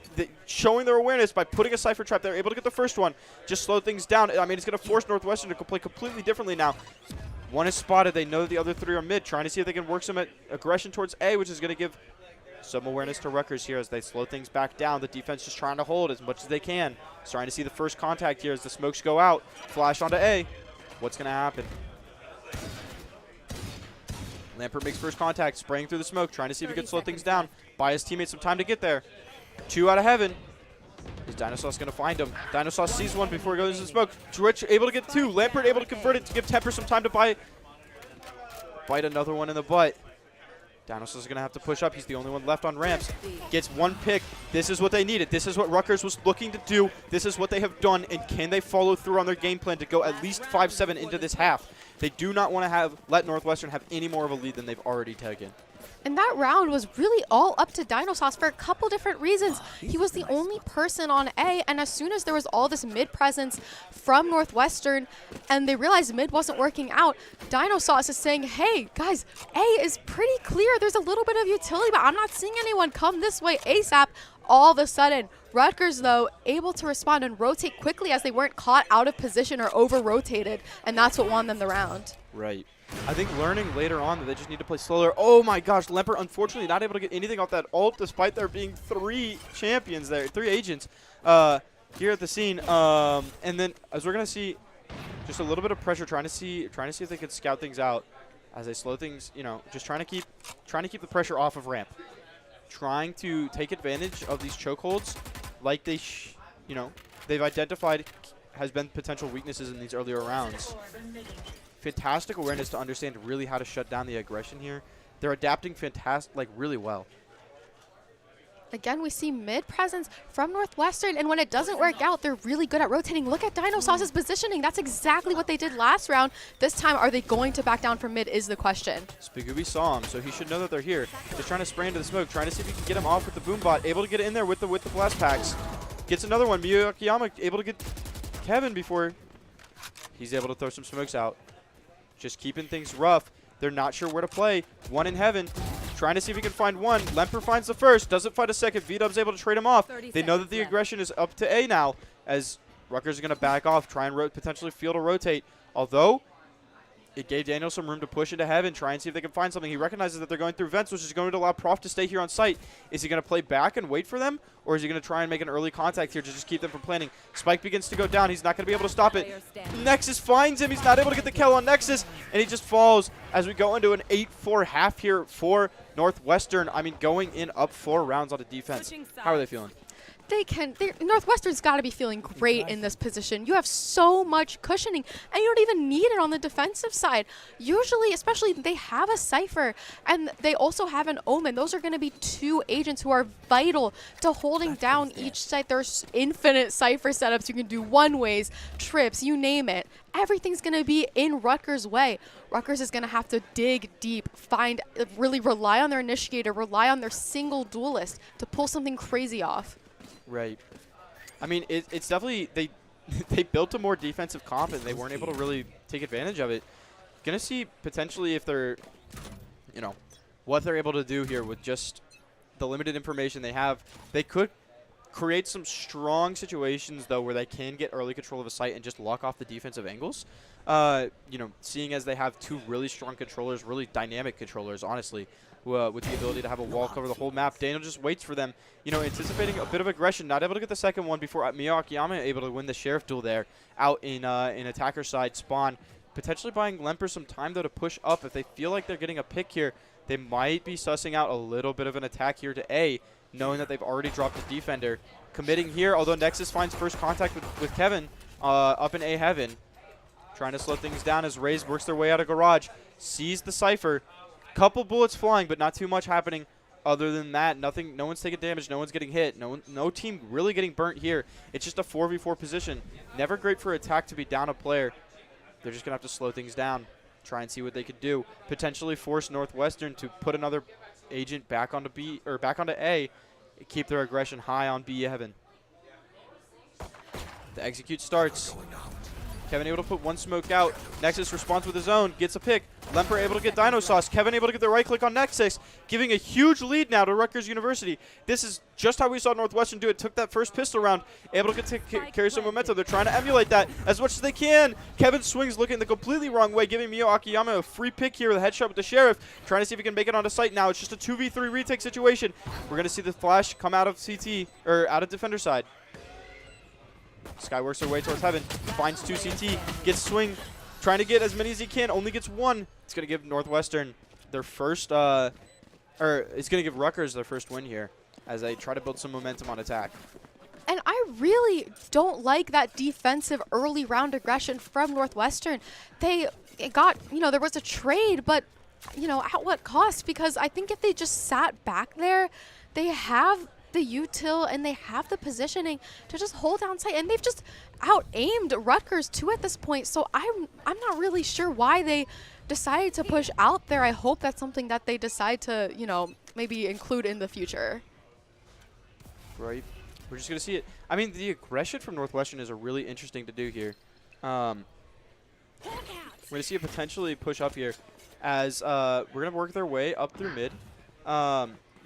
It's really interesting because it did not do them any favors last round, but they're going to see if they want to do it again. Because right now, I guess they're just looking for picks, trying to see if they can get an early weapon, but Prof is going to make sure that Mio Akiyama does not get a hold of a Guardian here. Dinosus dropping as well before he gets one pick on Spagooby is going to let Rutgers potentially have another weapon in the hands of their agents. Trying to find a rotate here. They've just had one player lurking here so that, when Nexus tries to push up, Prof is going to be here. Prof has a Guardian, but he's got 2 people swinging him. He's got to be very, very mindful. Does not buy himself enough time. Shadow able to get the pick, which is going to buy Northwestern a Guardian now on this retake. Is it going to be enough for them to make it happen, or are they just going to be able to bonus it into next round, save a little bit of save a little bit of their economics going into the next round?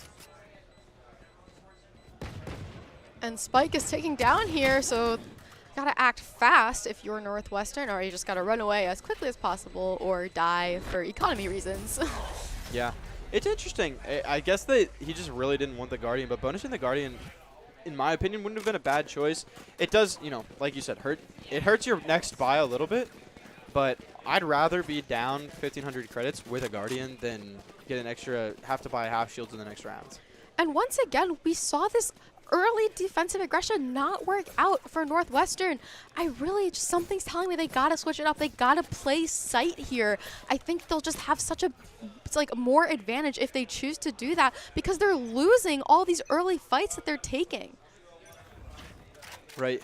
We see what they might be potentially setting one up, although they're just playing a little bit more defensively. I think it's once they got into rifles, I think they understood what their comp was, what their strategy was, but they wanted to use those pistol rounds and that cushion that they had, earned themselves on attack to potentially see if they could find an early pick. Because I mean, if you can on defense get a win in those first 2 rounds, you can run away with the half. So I guess that's what they were looking for. They knew we're up 4 rounds, we're not really at threat of losing. We can do this. We can afford to just run up here, be really aggressive, try and get some momentum started. It didn't go well in their favor, but it didn't end up biting them in the butt either.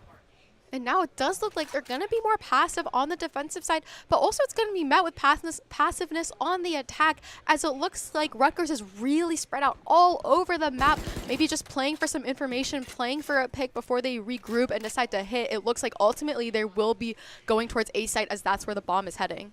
I have to say, Prof did find someone over on B, so they know that they do know that there's at least people there potentially opening up a plan to go A here, which they are already beginning to do as Spike begins to go down. Molly's here in defender's side is going to slow things down.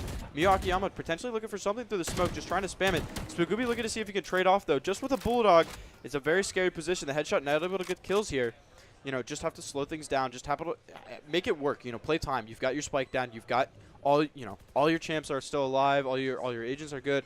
Every player here is really locked in to make this happen as things are just playing around potential retake angles. Daniel able to stay on site, just lurk around, almost given a smoke to hide in. Oh, a huge gunfight breaks out ramps. Trade after trade after trade is going to leave Northwestern with the advantage. Are they going to be able to do it? Just throwing a nade out towards Dinosauce to keep him from being able to clutch the round here. Fantastic awareness, knowing that Dinosauce needs to swing that angle to get to the spike. Just let him get shut down and blow up to the spike. Able to get out before the detonation and keep his Phantom for the round. And Rutgers is right back in this. This did not look good for them in the first half, but somehow they've been able to just crack the code on the attacking side. And it looks like they are going to call a timeout.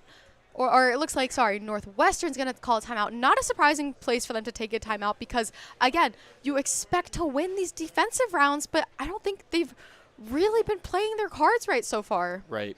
I think I don't dislike the aggression like I've been saying, but you got to at some point recognize you can play defense. Right. You're on defense, you can play defense. It's all right to use your util to build around this, but they did have an aggressive comp. They did design to have, one of the most aggressive, controllers in the game, a really strong initiator, and two duelists who don't necessarily have super strong util on defense.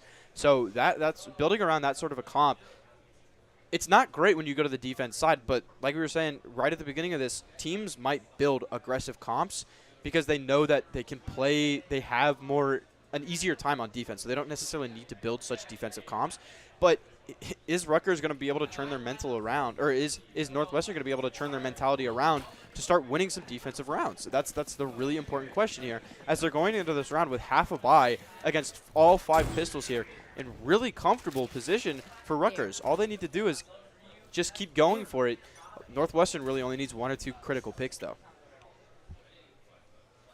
And it does look like both teams are going to be sitting back. Rutgers more than Northwestern, though. Looks like they are going to be aggressive on the A side as Dinosauce just tries to tiptoe up, maybe make some contact, find a pick if possible.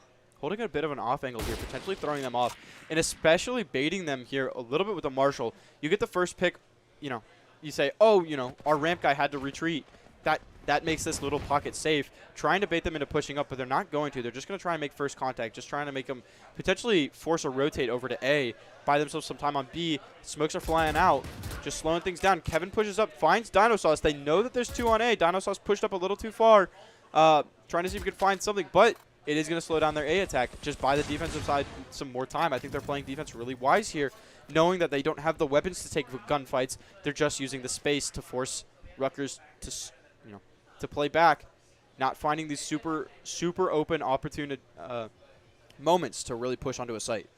And look at the attack. They're suddenly just now starting to group together towards B, where there's only 2 defenders, 3 of which are just on the complete opposite site. I think if they're going to execute B site, now is the time to do it, as it looks like they're investing all their utility and an ultimate. Ult goes out. The ult gets 2. That's a fantastic ult there from Temper. Trying to see as they continue to, are they going to be able to continue pushing up site? The defense is coming down here through heaven, although they've got that Cypher lurk on lock. Is Daniel going to be there? Is Daniel going to have enough awareness to get 1? He gets 1. Does he know that there's 2? He gets the second one. Not even phased by the nades that Race threw out. Dinosauce looking to see if he can find something before he gets flashed. Just has to wait here, just has to hold passively as they're going to try and work into CT, the defender side here. Depper able to get the last headshot to secure the round. A fantastic, flawless round for Rutgers to tie it up. They have stolen 4 rounds from Northwestern University to tie themselves up here on attack, doing really, really well to just show some aggression, show some awareness, and return it right back into Northwestern's face, saying, you want to win some attack rounds, you want to be aggressive, we can show you exactly what you showed us, give you a taste of your own medicine as they continue with strong momentum. Going to give Northwestern a chance, though, to potentially reclaim a round. And Rutgers has really done the impossible here. This was not looking good for them at all, and they somehow managed to tie it up. And they have all the momentum. They have yet to lose a single attack round. If they keep going at the rate they are now, they're going to finish this thing up in no time. Northwestern's got to cook something up on the defensive side to make things work out for them. Just trying to make something work. They begin working their way up ramps. Not able to get too far. I think they're just going to both hold critical choke points here, trying to see if they can find anything in garage, trying to see if they can find anything on ramps. They're not going to try and commit to anything too far. They've even left the spike all the way back in spawn. Could be something where they're just trying to expect whoever needs to rotate will just rotate. Shows, you know, with its B side, shows a bit of an A favorability here. Spike's not, or Hawk is not going to find anything here. Potentially going to see a bit of a rotate now from Northwestern.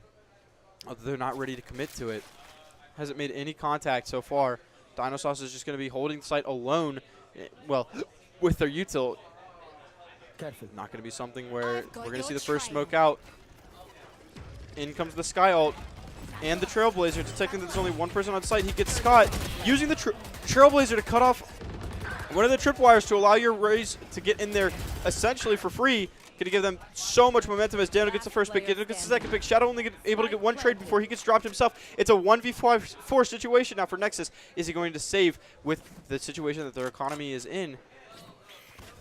Or is he just going to try and see if he can make some hero plays? Looks like he's going to opt for the save instead. Rutgers is on the brink of being ahead for the first time, I believe, all match. They're actually going to have a lead, and there's no signs of them stopping anytime soon. They're going to have like so much economy to work with, and look at the money on the Northwestern side. It's in shambles. They full bought this round, and they weren't able to come away with that win.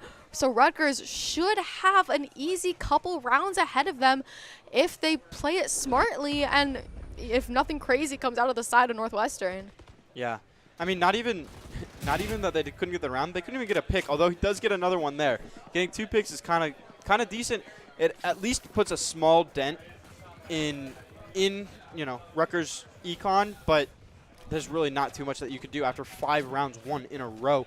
Usually, you know, this critical rounds, the response rounds to pistols are going to be where you can find a lot of momentum, and Rutgers being able to steal round 3 in this half gave so much tempo back to them, especially here where, you know, defense might be easy, but it's really hard to do without guns.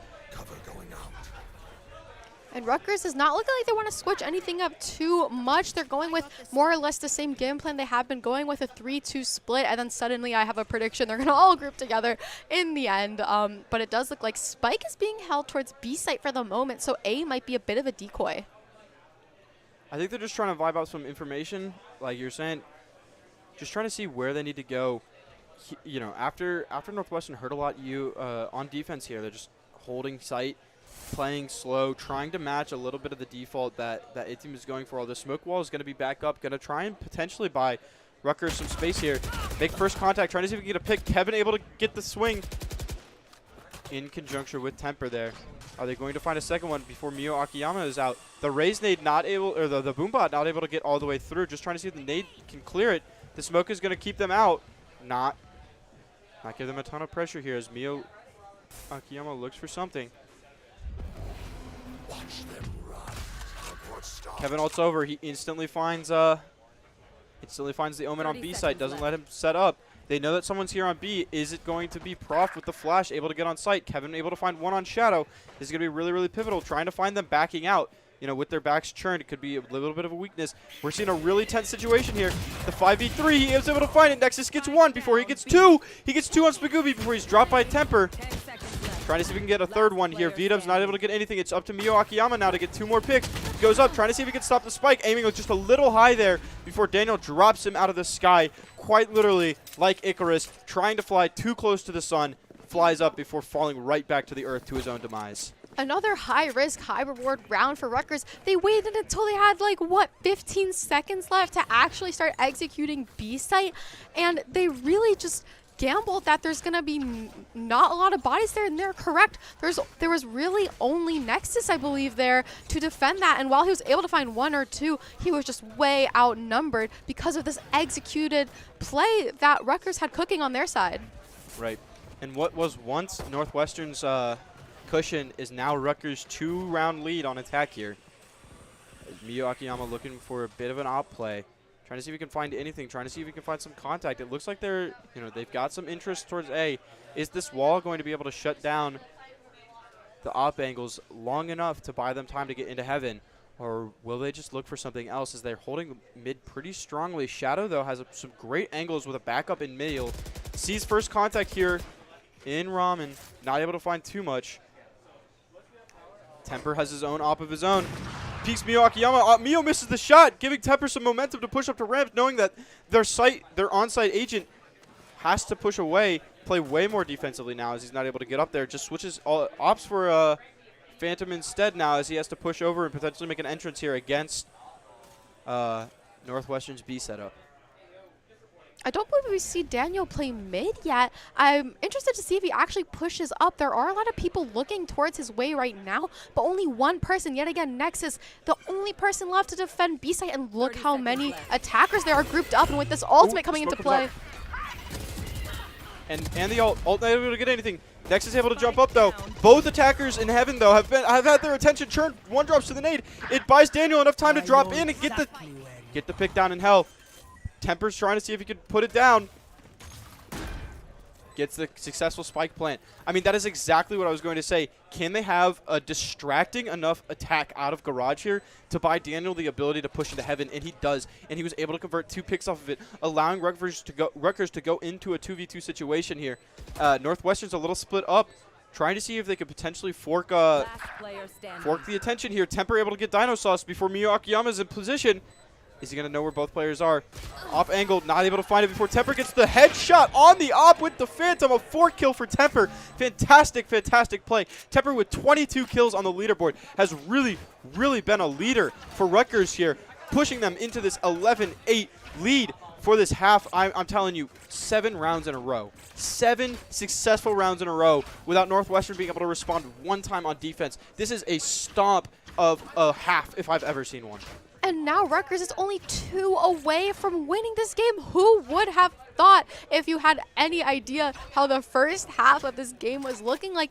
Rutgers, though, has just responded in the most beautiful way, and they've been leaving so many of these rounds up to these last-second decisions, forcing Northwestern to act on their toes, leaving just seconds before the spike comes down. Positioning is strong here, though. Oh, Kevin finds one, sees Dino Sauce Heaven. Going to buy himself some time on the smoke, potentially going to see if they're going through vent, but they know that it's smoked off and it's not a safe angle for them to take right now. Thanos is going to peek, try and see if he can find something. He gets Kevin on the response, puts the cage back down, retreats into heaven. That's such a huge pick here for Northwestern, forcing Rutgers to attack down an agent. Going to be really critical. The nade just bounces right back in his face. Unfortunately, not able to clear the corner. Wow! Prof is able to find Mio Akiyama, though. Responds with his own pick of his own. Shadow gets one before he gets another one. A fantastic headshot before getting traded off by Spagooby. They're going to push it to heaven now, as the defenders have to respond now and quickly. There's 3-2. Are they going to play the numbers game and just play a retake, or are they going to try and stop them from planting? Looks like they're just going to play slow and with the Sky ult as it comes out here. Next is going to have some momentum as the Viper's pick goes up. Temper playing aggressive here to shut down all of the Seekers.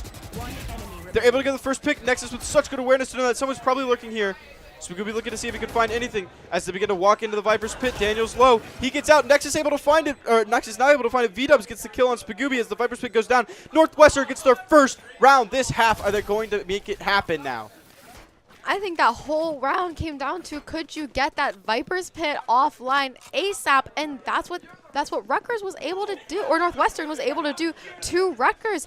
That Viper pit is just so difficult to attack through, especially to defuse in. It's just eating up your HP. So great play from Northwestern. They're able to get rifles in hand, but they do not have full shields. Keep in mind.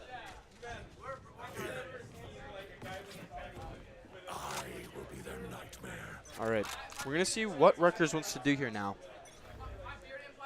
It's something where, you know, a lot of the momentum here, you want to continue riding this momentum as soon as you can get this first round. This is why you're seeing a bit of that force buy. Are they going to be able to respond to it, though? Spagooby, oh my goodness gracious. Spagooby able to drop Shadow, but not before one of his own teammates gets picked off. It's a 4v4 situation now. Northwestern has one low defender. Nexus trying to see if he can make up for it by getting another pick, and he does drop Temper. Temper was not expecting that aggression out of Northwestern now. If they can get this second round, or they can push it up to 11-10, this is going to be so huge for the momentum here. They're just going to have to slow things down. Prof is going to be able to look for something here. Nexus is going to be making first contact potentially. Or Kevin, sorry, is going to be making potential first contact here with the Northwestern defense. Dino Sauce and Mio Akiyama are playing together. Mio's going to swing out Heaven. Is he going to find him, though? He's just waiting in the smoke. Trying to wait and see if he can hear that. Mio peeks. Prof gets dropped by one. Spagooby not able to get the trade. Kevin gets it there. He has the awareness to get in. a fantastic just to be able to have someone lurking vents for as soon as Heaven makes contact. So he could be trying to buy himself some time. Does he know that somebody is elbow? Identifies the threat, tries to wait, tries to bait Dino Sauce into swinging.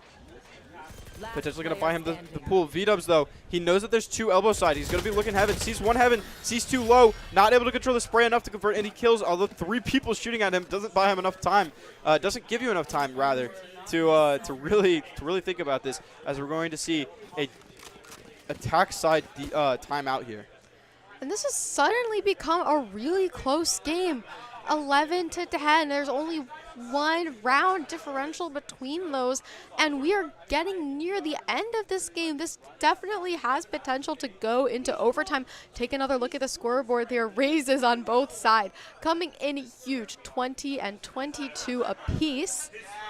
That's just been the difference here for both of these teams. Right. I mean, typically speaking, you think it's going to be those playmakers. Those really, we saw Dino Sauce being really, really influential early on. But when all your rounds are aggro rounds, of course your duelists are going to be the ones who are on top. Being able to get the entries, being able to get the strong starts, being able to really, really, just lock in rounds, especially on, like we've been seeing, so many of these attack rounds are where things are being won. Not on the defensive side. It's the attacker's side, which is going to give such a huge advantage, such a huge momentum. It's a bit of an interesting buy for this round. Not necessarily a broken buy, as it hasn't been finalized yet, but we're going to see some people potentially forcing here, some forcing from Northwestern as they push in an op, trying to see if it didn't help them the first round they had it, but they're going to see potentially if they're putting it on mid here instead of A, if they're going to see a different result. I don't expect too much before they get smoked off instantly in vents, because that's pretty much where Rutgers has been putting an instant smoke. Miyo Akiyama gets 1 though before the smoke gets down. Temper, a little bit of a hot temper, trying to come in before Kevin's smoke even appears. Unfortunately, getting him picked off. I know they wanted to be aggressive, but you gotta wait for those smokes from your teammates to really do anything. Those milliseconds, they might be definitive in some certain clutch scenarios, but you don't have to count on them being pivotal to the round. And now both sides kind of just at a stalemate. No one's really pushing into each other yet. I think they're just trying to decide how they want to play out their sides respectively. And it looks like we are going to see, looks like a B hit from the Rutgers side, but there are 3 Northwestern defenders stacked towards that way. Looks like there's going to be a brawl in heaven. 2 Trailblazers met each other, gave them some intel, allowed Rutgers to feel confident enough to swing in there before they got picked off. Trading basically 1 by 1. Northwestern has almost full agents. Daniel finds 1, drops them down to 3 from 4. Trying to see if he can put a cage up, buy himself enough time. Does he know where the opera is, though? This is the scary thing. Miyo Akiyama is now watching this angle, holding this full health with an op. It could be so scary that the fake is going to help. Buy them at least a little bit amount of time. Gets detected by the Rubot, gets 1. Trying to see if we get another one. Miyo Akiyama with the shorty. Such a critical pistol to have when you've got your op.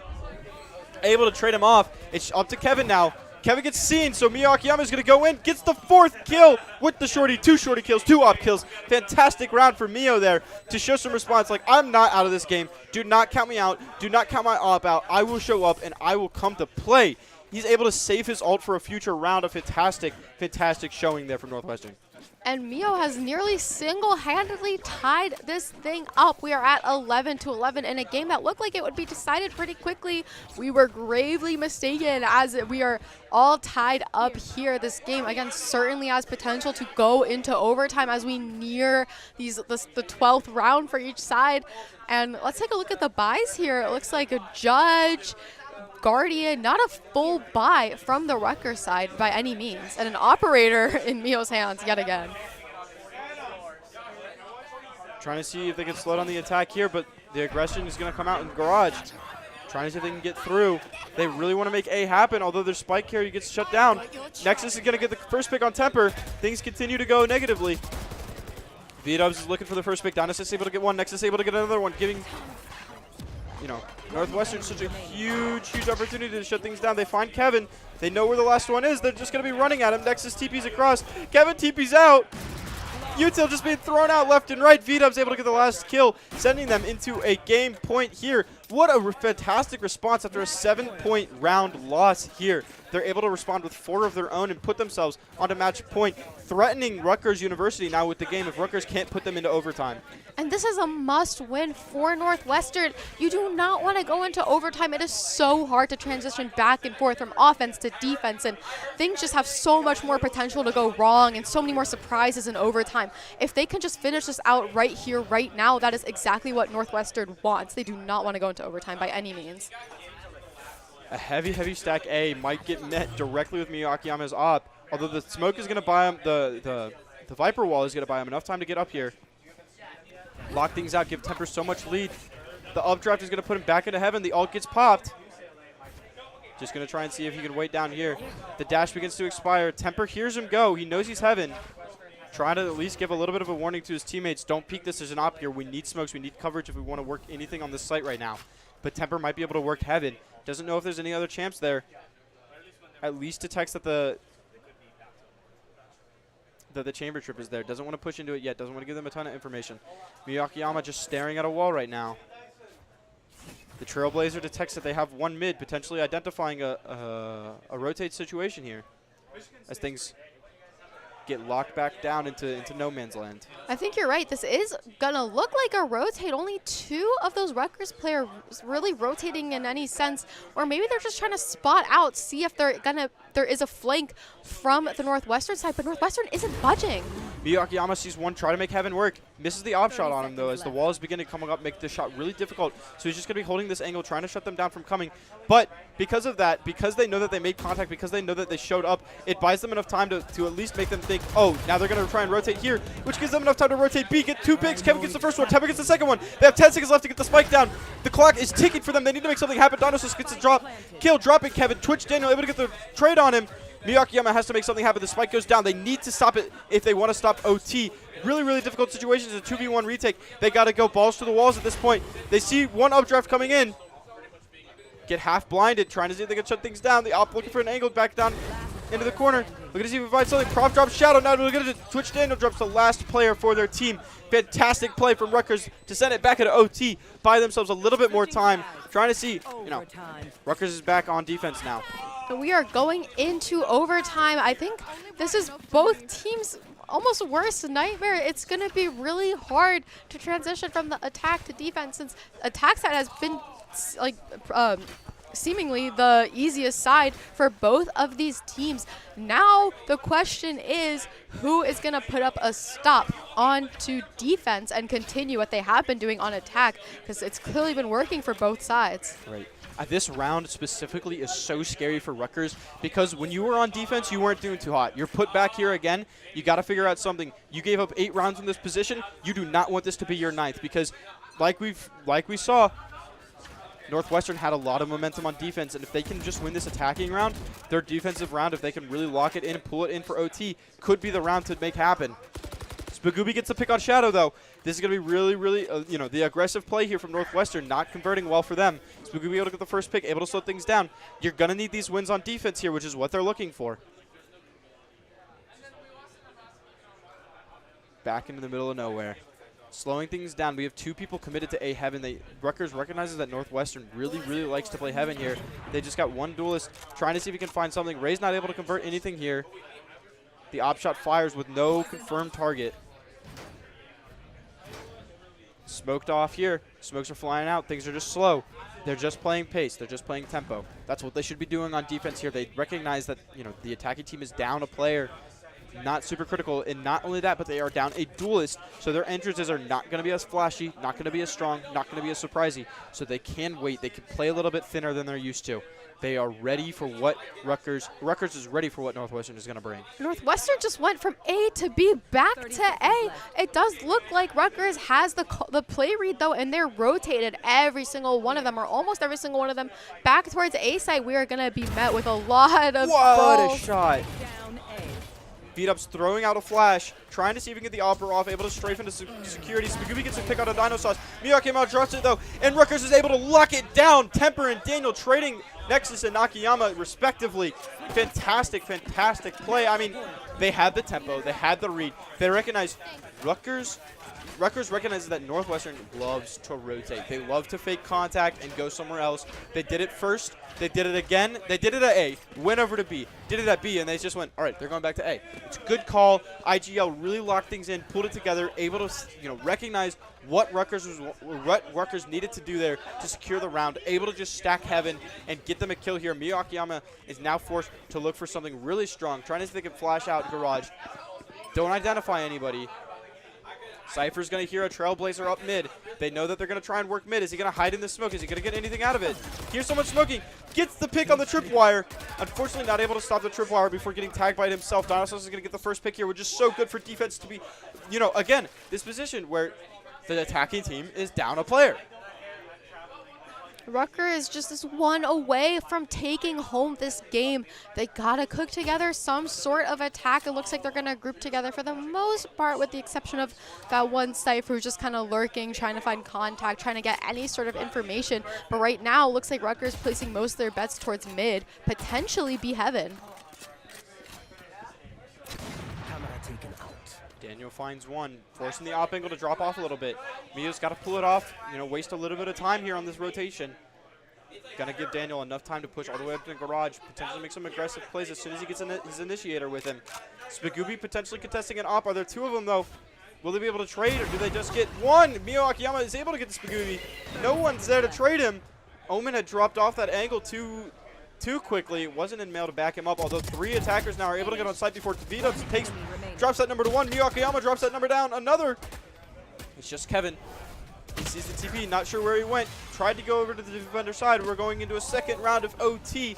I mean, both of these teams really turned it around. Said, yeah, let's make a defensive side move.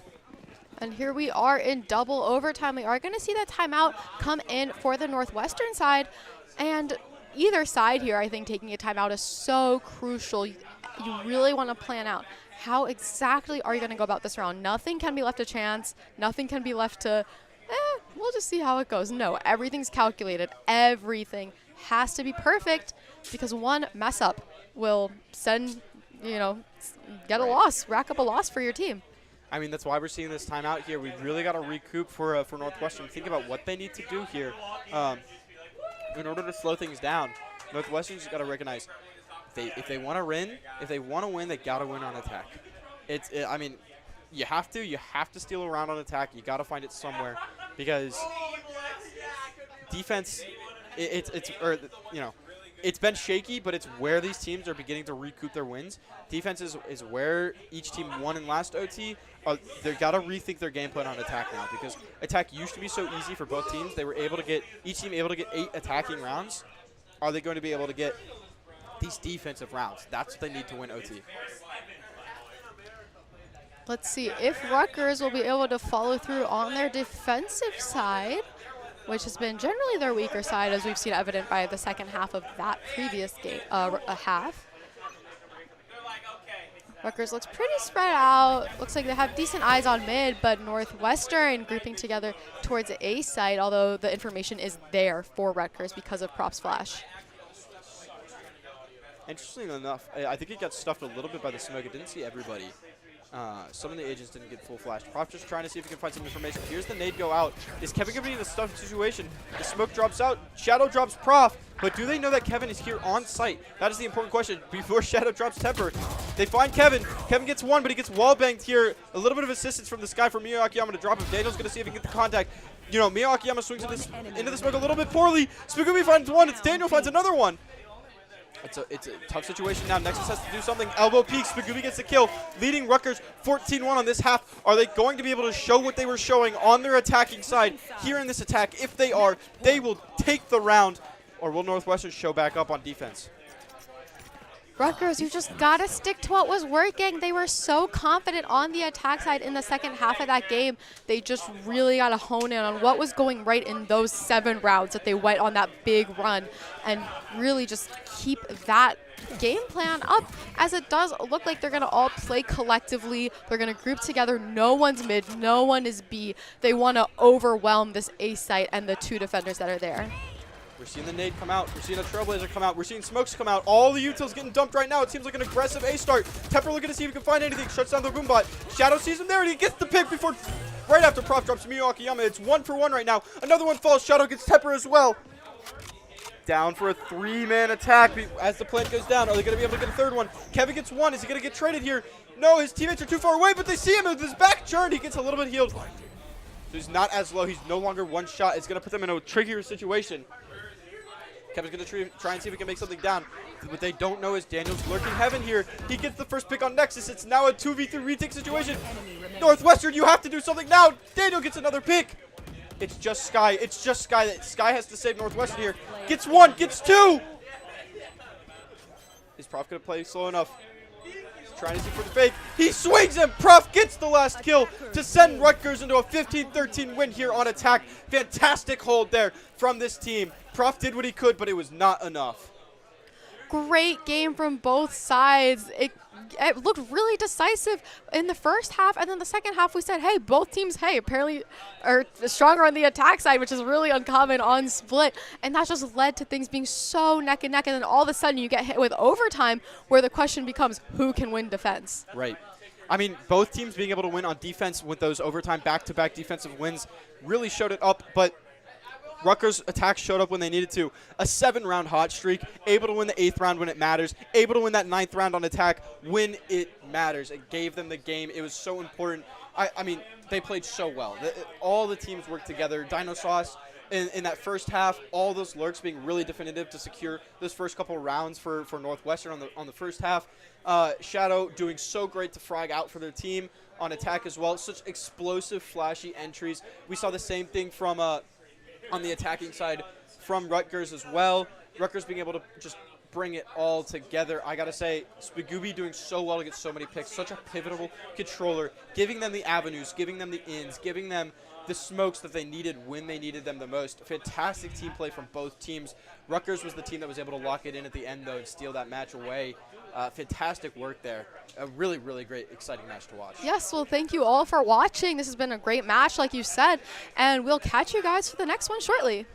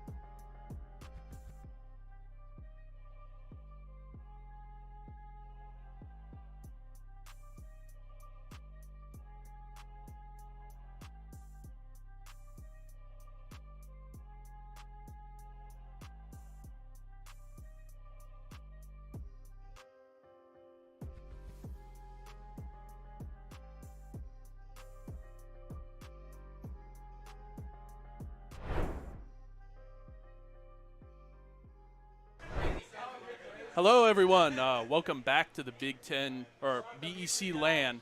We are over here at the Game Arena now, and we are done with Valorant for now. We're starting Smash just in a couple seconds here. Our first Smash Smash teams are Ohio State and Purdue University. So we're gonna get some nice games in here.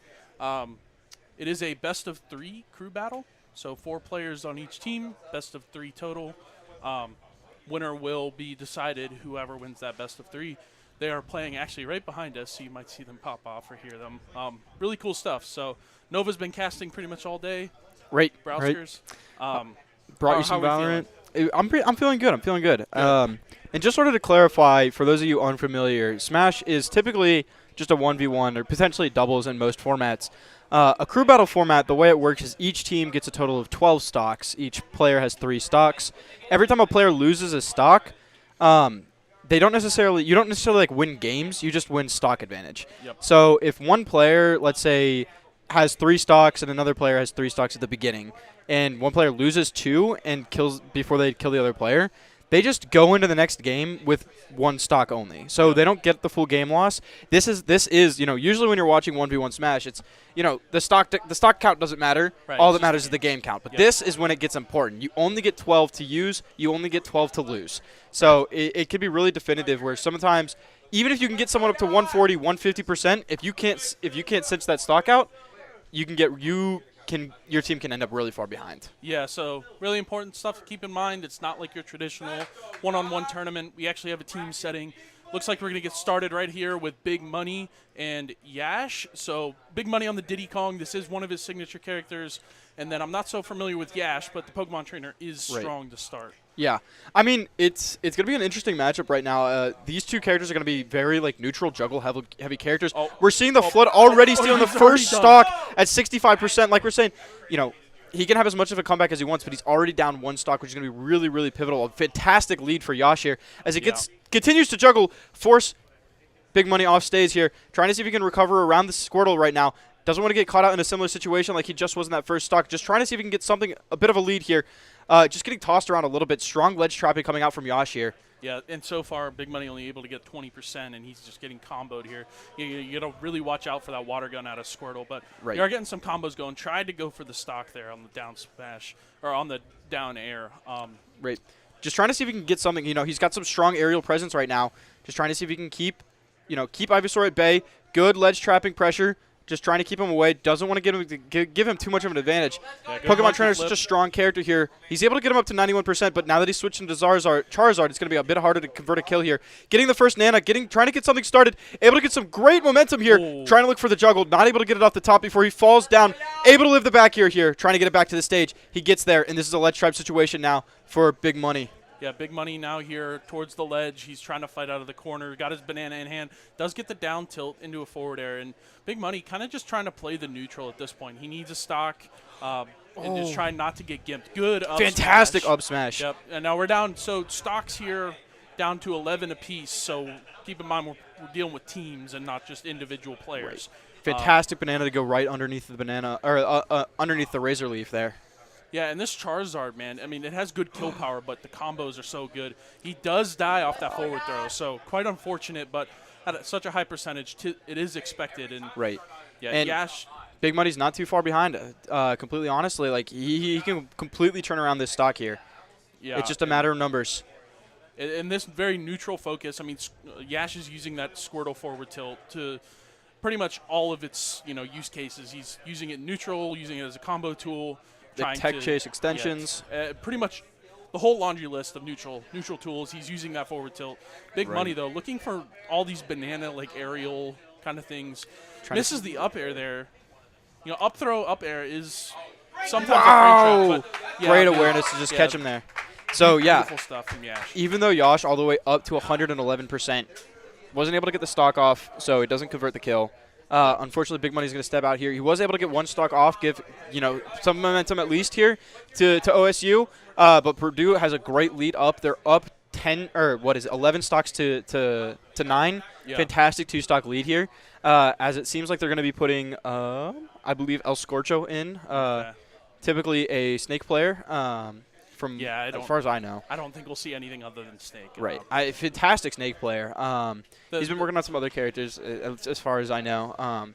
Yeah, but it's just like in the crew battle format. Right.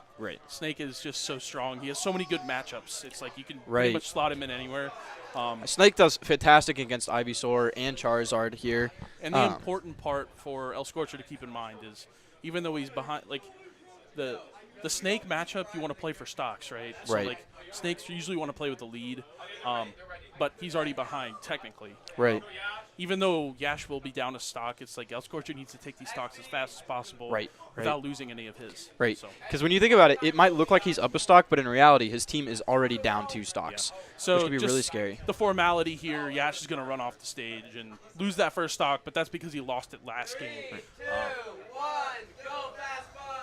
And the game begins. We hear the countdown a bit from the crowd, trying to see if we can get a bit of a start.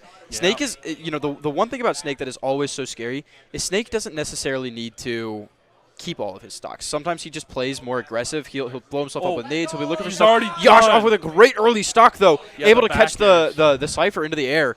Just trying to see if he can shut him down. Responding with 2 quick dash attacks. Trying to see if we can get an edge guard here, but that tether grab is so quick. Able to just sort of shut things down. Trying to put some pressure on the shield. Making it scary for Yash to hold shield now. These dash attacks out of El Scorcho, just trying to punish Yash. They've been really strong so far, but he needs to go up high here just to try to recover. And another back air. I mean, this back air is really carrying Yash through these interactions. Snake tries to recover high, and then that up B is just really strong. It's going to shut down a lot of his recovery options. Sliding off the ledge a little bit there. I mean, Smash Ultimate ledge platforms are always going to be so crazy. I mean, Yash has such good pressure right now. There's not a ton of opportunities for El Scorcher to get in here. Yash is going to try to just hold him back so far. Trying to see if he can potentially get something where he could just force him to be off edge or on edge the whole game. If El Scorcher can keep center stage control here, it's going to be really good for him. Trying to see if he can find a grab, although Yash finally finds an opportunity to be in front of him. Looking for the down throw, trying to see if he can follow him where he goes. Not able to get anything. See if he can get something off of the Nikita.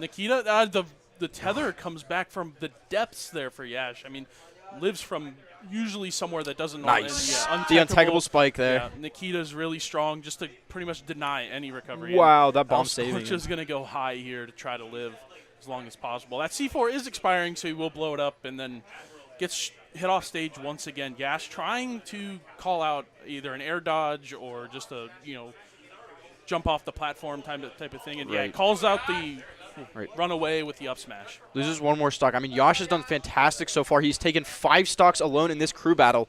Is El Scorcher going to be able to respond in time down in this last stock situation? Potentially doesn't matter. The cool thing about Snake, he throws these nades out. It helps him get out of disadvantage, helps put him into advantageous positions.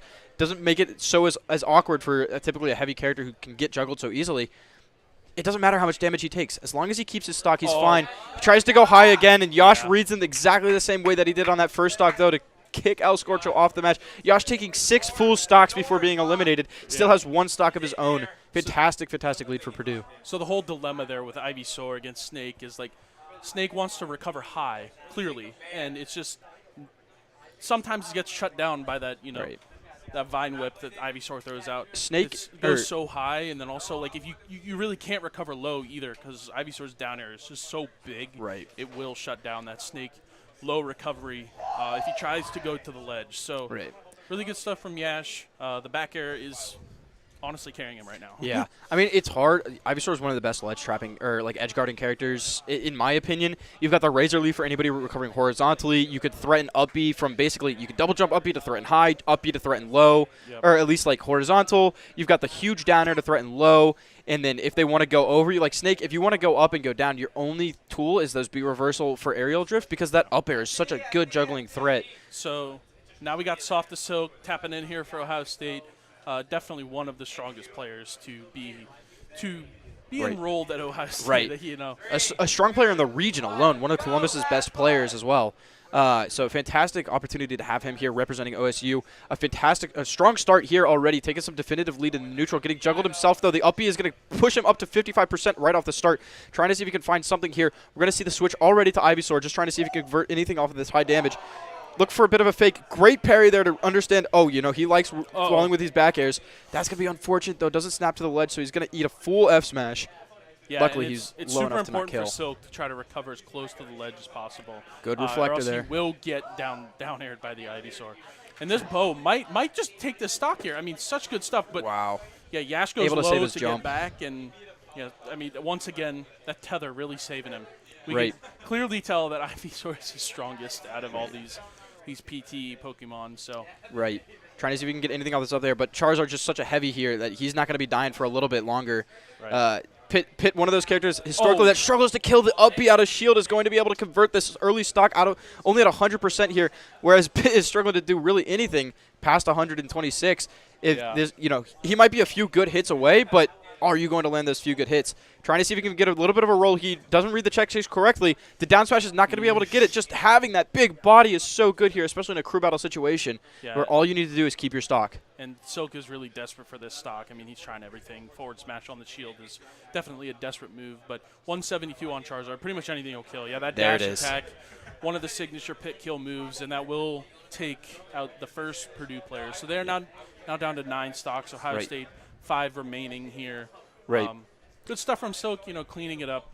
Yeah, We got losing a that little behind, stock but right there on the edge of taking Charizard is a little bit unfortunate. It would have been, it's always great to be able to go into a game with a full fresh character. Right. Unfortunately, Soft Silk is not going to be able to do that. He only has 2 stocks, but again, he's such a fantastic, strong player in the region. I don't see him having too much issue continuing to take more stocks here. Yeah, you never know. Purdue could have sent out their best player first. Right. It's Sometimes always a that's what you do. possibility.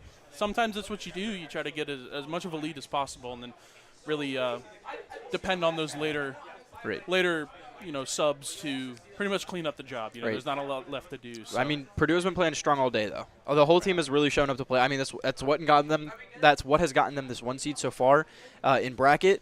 So they just continue to show up, continue to show out. So we're gonna see how this goes as David is up here next. Yeah, not sure what character he's selecting. Looks like it will be Lucas. So kind of an interesting matchup here. 2 mid-tiers kind of duking it out. We'll see pretty much who gets the more cheese. Right. I mean, Pitt's a very honest, in my opinion, it's so funny that such a good all-arounder, relatively honest, character is considered like a B tier in this game because of how, you just need to have something crazy to be a good character in this game. And it's just, Pitt has such strong tools, such good, sometimes the afraid data isn't great. Sometimes you can fall out of the multi-hits. But he's just got such really good tools to play the game, play his game plan out well. And he could just get shut down by insane stuff by higher level players. But wow, fantastic ledge trap to catch the jump there. Yeah, I mean, that Lucas floaty jump is super good out of. Right. It's just such a good tool to his disposal. And that forward air is super strong. So we're back off the ledge here, using that up B. Wow. What a smart reposition there. And does not get punished for it. I mean, impressive stuff, but you gotta love the mother tech there. Yes. Both of those mother characters able to, if they slam themselves into a surface hard enough with their up B, they can reset their up B, which is just, it's always really funny to watch. It's really goofy and hard to anticipate. Bonked their head hard enough. All right, let's do it again. Right. But yeah, it's David just trying his best to get Silk off the stage. Great down B for those Orbitars. Does protect Silk for his recovery. Right. Trying to get something started here. Looks like he will. The mid-air Zair into grab. Really strong, too. Does find himself off stage, but good up smash to punish. Good awareness that, these characters with that second really floaty double jump really like to jump over the stage with some rising aerials. Just hold shield, catch it out with an up smash. Really, really good patience and positioning from Silk. Trying to see what he can make happen. This forwarder is going to be really strong. Is Silk going to be able to get one more stock before he has to go? Doesn't look like it's going to be the case. The back throw is going to be able to cinch it here. David has a full set of 3 stocks going into OSU's last 3 here. It is a 9-3 lead. 6 stocks leading for Purdue. Yeah, rough DI on that back throw. He might have been expecting an up throw or forward throw. Just to kinda, the mind games on top of the mind games. Right. It's like, oh, he's not going to back throw because he knows I think I'm going to back throw. So let's up throw, but actually he's still back through. Right. And a bit of a DI check. When you're just sitting there getting pummeled for a bit, you just kind of have to think about what's going to happen. I mean, there were so many ways he could have just up smashed the falling up air or after the up B didn't snap. Right. Up smashed, back air, forward air. There's so many different options, but to just wait and be like, I'll grab you. Yeah, now what? The thing about Lucas too is he has multiple kill throws. 3. The only one that doesn't kill is his down throw. Right. Because it does bury the opponent. Right. So Fantastic DI check. It was a great option, a fantastic, good awareness to recognize maybe I don't have a great kill option right now. Maybe I can psych them out and get the kill anyway. Yeah. We're going to see Case come in here with Sephiroth as OSU's last character. Are they going to be able to champion 9 full stocks? They're almost going to have to do this round perfectly. If they lose even a stock here, if they lose 1 stock for each match, they're still going to lose the game. So they have to at least run 1 full character without losing a single stock. It's Case up to the challenge for it. We're going to see here as we begin to get started. Lucas has some strong control over the neutral so far, trying to see if he can get anything with the PK freeze, shrinking his shield before getting blasted himself by that giant Sephiroth down air. Yeah, Case is going to look for a lot of nairs here against the Lucas. Lucas tries to jump in neutral quite a bit. Throw PK fires, get the nairs in. But Case, pretty strong here. Good character in terms of crew battles, because Sephiroth, even though he might be down a stock, he gets the wing earlier. Right. So important thing for Case here is we need to take this game clean, but also, it's okay if we lose a stock, because then I have a kind of an advantage going into the second game where I'm down a stock, I'll get the wing a little earlier. It's like watching Lucario in certain crew battles. It's like, I'm down 2 stocks. I'm down 2 stocks kind of thing. There goes Case off the edge with the wing. I mean, he gets that third jump so he can cover multiple options and does get the stock there. And Lucas kind of just throwing things out, hoping to get a big hit so we can find a ledge guard. But Case in neutral here is just being super patient, knows that he kind of doesn't have to approach. He can kind of just poke. Lucas has to kind of walk into him and mistake there. Gets stuck on the platform, not able to go down, find the angle that he wants. Right. I mean, yeah, like you're saying, Lucas doesn't necessarily have a ton of super great. Missing the up B here. I think he was just trying to go faster than the. Yeah, but he probably needed to charge Octo Slash instead of just the normal, single slash. Really worried about getting hit there by the yo-yo. Buys himself a little bit of time, trying to just, at least threaten that I'm gonna flash in, forcing Linus to Lucas to. Oh my God, Lucas there you go. to run back. Give himself some space, get him a little bit of center stage here, looking for these nairs. I mean, they're going to be really good options to put some pressure on, because big sword is great because you have so much range, but it's also just laggy due to the nature of it being such a big move. Yeah, I mean, it takes forever to get out, takes a while to put it back and get back into some reactable state. And good. Oh, does he tech? He does. These players are good. They're gonna hit those techs. They got the timings down. So good stuff from David. Case, strong up air there, closing out that stock. He's pretty much slowed this pace down in this crew battle. Super slow. Right. I think for the first time, at least when both players came in with a fresh set of stocks, Case is the first player from OSU to at least have the lead in the match. Right. So he's taken more stocks than he's lost finally. Which is going to be really great momentum. Some good frame trapping there to just cover the pressure. Whiffing the grab, but doesn't get punished too bad for it. Just trying to see if he can push David here off really far. Is he going to get another one? No jump. He's going to be forced to recover really low. He just goes deep for it, and he gets it! Beautiful stuff from Case. Yeah, he gets to keep that extra stock as long as David dies first. So, right. That was a fantastic play. 144% left on Case and super strong stuff. So, like we said, he is down that 1 stock. He will get the wing early in this next matchup. Right. The whole idea, though, is can't lose that stock. If you really want to bring this game back, and keep in mind this is only game 1 of a best of 3, right? Right. So important stuff to understand from cases. Let's try to pull it back as far as we can, figure out these characters that Purdue is playing, and really just decide for the next game. Let's figure out what our best matchups are. Let's put this player in against this player. Yeah, so, think a little bit about the order again. Yeah, important stuff to kind of understand before we get started. Into game 2, but looks like we're sending Case in again against a Wolf here. Okay, this is really interesting. Wolf is going to be a really strong fundies, really strong neutral character, which since Lucas wasn't, Case was really able to play around that and take that to his advantage. Is he gonna get stuck in that mindset of playing against Lucas, where he can play slow and play fast against a potentially aggressive Wolf? Sometimes you get to see that come out. It could be one of his strengths.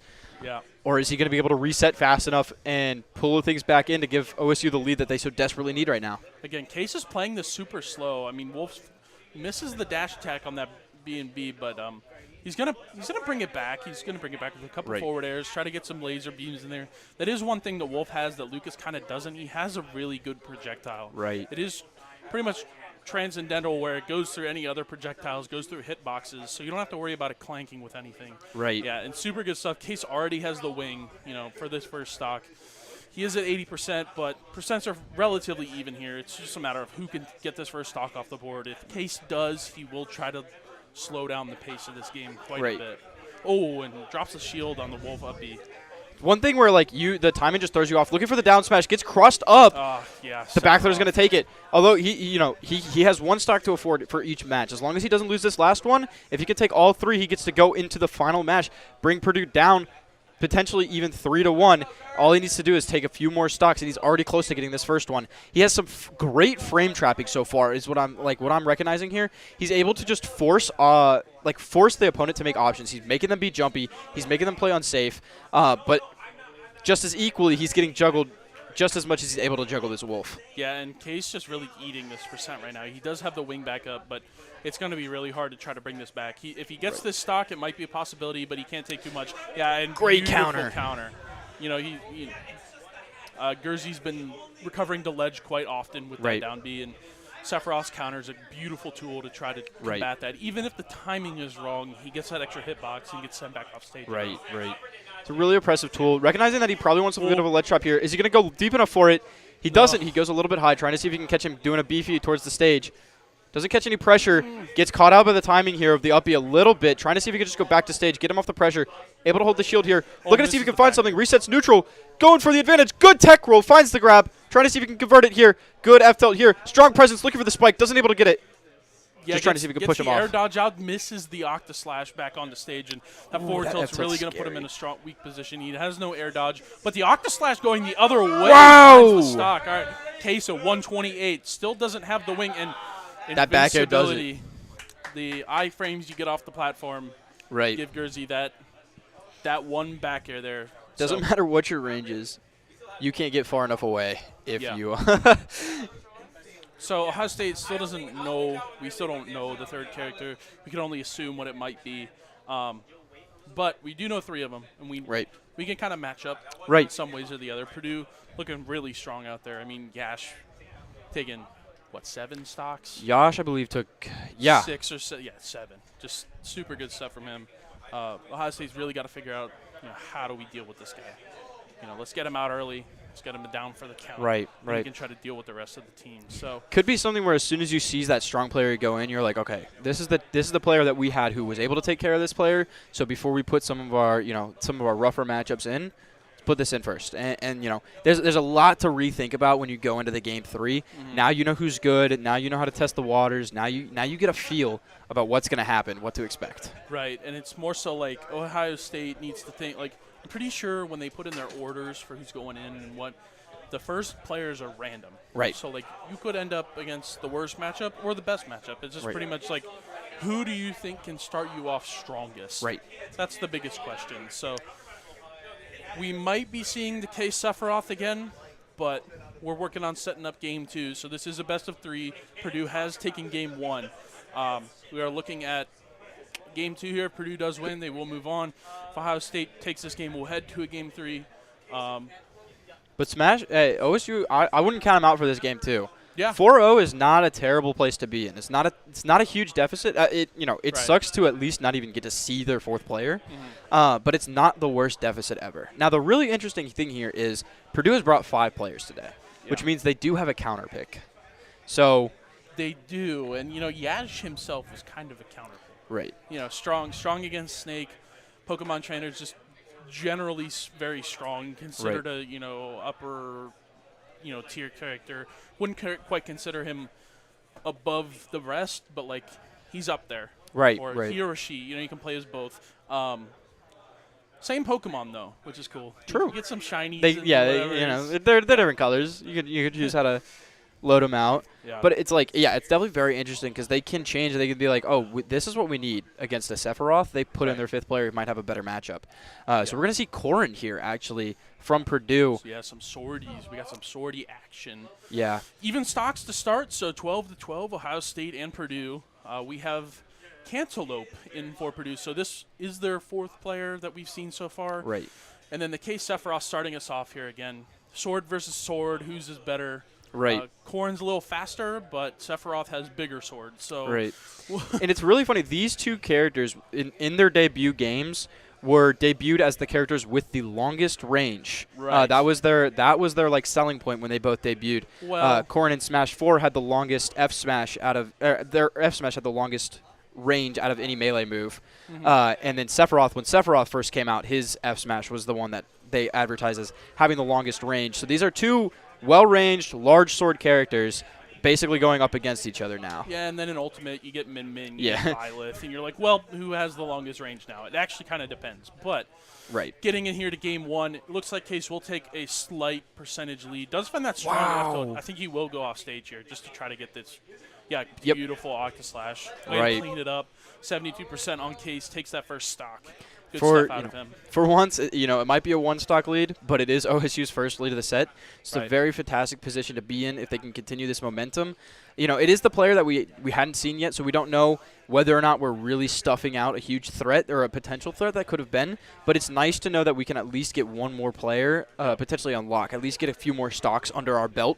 At least so far, getting this first stock and a little bit of extra credit already on this second stock. Yeah, in Case with the wing here, if he does end up taking this second stock before his first one is taken, super good stuff out of him. Corrin's going to low recover here. The wing is such a threat, honestly. The fact that Sephiroth moves like almost 2 times faster, and his smash attacks get some armor. It's like really good stuff from him. But Corrin here, kill options, looking like pin. There it is. F smash, when she charges it, she gets the little razor thing. So if you run too close, and that pin's going to be it. Yeah, there it is. So Case down the first stock, but solid percentage lead here for him. He's going to go off stage, misses the counter, but nothing really much to come out of it. Yeah. I mean, it's one of the hardest counters to land because it has to be very specific. You have to hit that wall. That's that wall of the hitbox, or else the counter doesn't activate. You can get hit from behind. You can get hit from behind or from in front. But right there, when you hit that counter, you're going to die for it. Yep. Right. Good stuff from Case there. Case needs to take one more, and he gets to reset this second stock here. Yeah, and that's another big thing to kind of point out here is if he does take the stock, he goes back to 0. He gets reset. So he doesn't start with that 71%. He gets 0. Yeah. Which is really nice going into another opponent. And he's getting these tech chases and the side B full charge. A lot of pressure here on Cantaloupe. So he's going to shield it off. Case on the wing again. Looking for at a grab. 87%. Not able to get it. He knows that his shield is low, though, so he can potentially pressure a little bit stronger than he's used to. Yep. Or than he would typically be doing, because that shield might just be a bad option. Sephiroth has a lot of good shield-heavy moves that can just break it down really quickly. Grab. Trying to see if he can get this back air. Just going to try and see if he can follow him out here, get some extra jumps, trying to make it happen. Not able to get anything too much. Then there's going to bring him out. But one thing that another major part of a crew battle, not able to do it. So is the mental, misses the spike there. But one thing important to note about Sephiroth is the swiping moves have a hit or a sweet spot in the middle of the sword, whereas the pointy moves, Case just takes this game. Right. I will explain more, but good stuff from Case. Right. He does have that second stock to take into the next match. Right. So yeah, the swingy kind of swordy moves that goes like horizontally. The big slashes. The big slashes. Those have a stronger hitbox in the middle of the sword. Right. And also a tiny little strong one at the end. So that forward tilt that's sent off stage could have killed. Right. And then the pokey ones, his forward air, up tilt, things like that, those are really strong at the tip of the sword. Right. So important things to keep in mind when facing Sephiroth or, spectating Sephiroth. It's like, he landed a strong move there. It's probably in the middle of the sword on a slash. Type of things. So Case able to take 2 stocks, which is really, really huge. And it's one of those things where I was talking, the mental for a crew battle is so different than the mental for 1v1s. Yeah. In a 1v1, a 2-stock lead is the most relaxing thing in the world. Right. You'd be like, I'm up a stock. I'll just, I can screw around. I can try and get kills. I can fish for stuff. In a crew battle, every stock, you have to treat it like the most important stock. So even though he had that 2-0 lead, that 2-1 stock lead, as soon as he was getting up into 70, 80, 90, you got to be really careful because one mistake means your entire team loses a stock. Yeah, it's a stressful situation there for Case, and he's really, really good for him to close out that one. Right. We are working on getting the next player set up here. We're seeing Yash come back in, but it's about what character is he going to be bringing this time? I think it has to be the PT. It did so well last time. I mean, it looked fantastic. Stolen early stock with the water gun. might be able to get another one because this Octo Slash can, if you charge it, you get stuck and you don't snap to ledge. Right. So he's more or less gonna be focused anytime he's up against Squirtle to just do the fast Octo Slash, which, you know, if that's mentally where you're at, you're just, I have to flash, I have to do the fast one, I have to do the fast one. Even if you're not against Squirtle, it can get in your head and you might try to do the fast one against Ivysaur down air and just eat it, you know. Again, and that wing is going to be a factor here early once again. Case is really going to try to slow this down. Squirtle is a volatile opponent against Sephiroth. This forward tilt is oppressive because Sephiroth has mid-tier out of shield options. He really only has that Nair, and it's really not that fast. And it can't hit such a low-to-the-ground character. Yeah, exactly. When you're trying to do a Squirtle's rising tiny. aerial, it's really tough. You can really only hit it landed, which is great because it's also a good combo starter. Right, and notice Case has the wing at 45%, which is ridiculous. Yeah, right. And now he's going to be able to actually kind of keep up with Squirtle in this neutral. So That was the one thing I was gonna say. It might almost be nice to have Squirtle because Squirtle's such a combo-heavy character. You only lose neutral once, not as mentally taxed, and you're already at wing percent. Oh, we Just because you get juggled a little bit. down smash the opposite direction, but I like the idea there out of Case. You know, most people will normally get up into shield looking for an option. Big slash there. Case is going to go off stage looking for Octo Slash. Doesn't get it. Waterfall Falls out of up the Squirtle upbeat. is just super strong. Yeah. Oh, the grab barely whiffing there, giving Case just enough room. I mean, these big F-tilts and moves, able to let him space far enough away that Squirtle's major threats aren't too bad anymore. Trying to see if he wants to go for anything, but this tether is so risky to edge guard. Just because he could drop it off and then do so many different options. Trying to see if he can cinch out the stock with an up air here. Not able to get anything. Close with before he those switches forward into airs. Zard. So close with the forward airs. I mean, Case really looking for, and the up smash. Really Good catch on the roll. Good catch on the roll, yep. Good stuff out of Yash. And now he's just going to try to live as long as possible. Right. I mean, It's going to be back on a big body. Again, such a good character because, like I said, you've got to keep all these stocks. Able to drop one, though. Case is going to have such a good lead here. Right now, he's only behind or he's up a stock now. Case is actually up a stock now. He is behind in this game. So if he were to lose it, he would be going even, which is beautiful stuff out of him. Getting a player like this, 2 stocks off the board would be awesome. Right.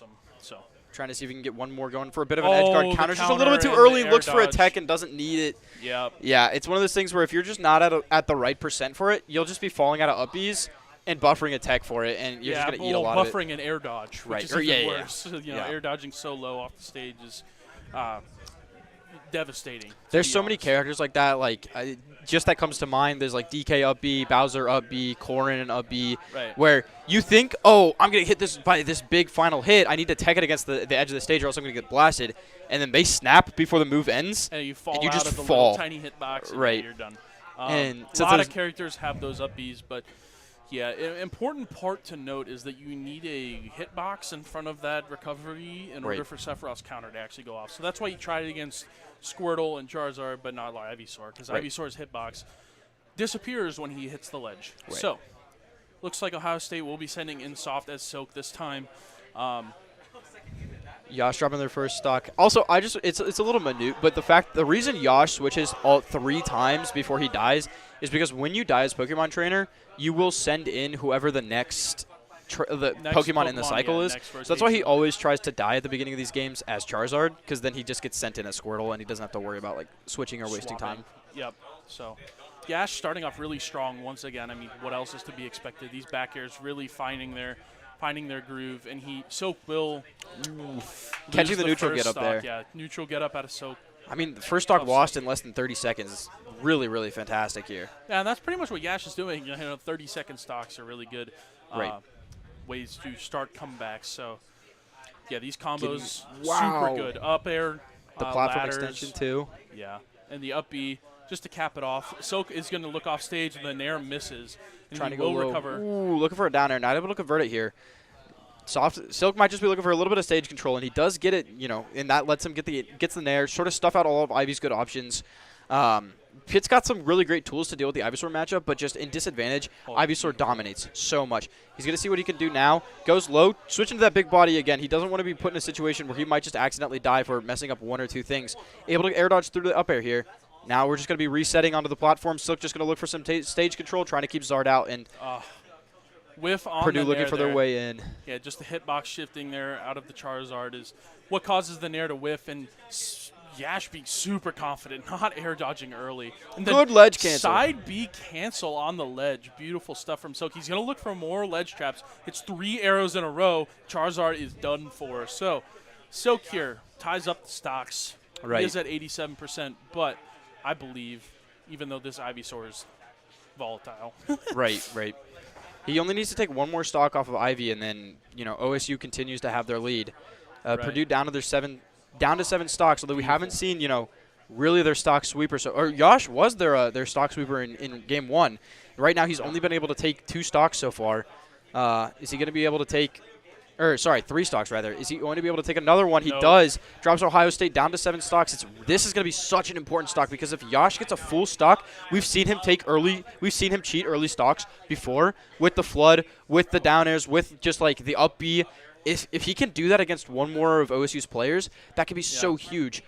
So it's really up to Silk right now to keep that from happening. Yeah, and Silk is just getting stuck on these platforms, man. I mean, the Squirtle combos go so well into each other that even if you were to drop a move or your opponent were to get out, they're stuck in such a terrible position.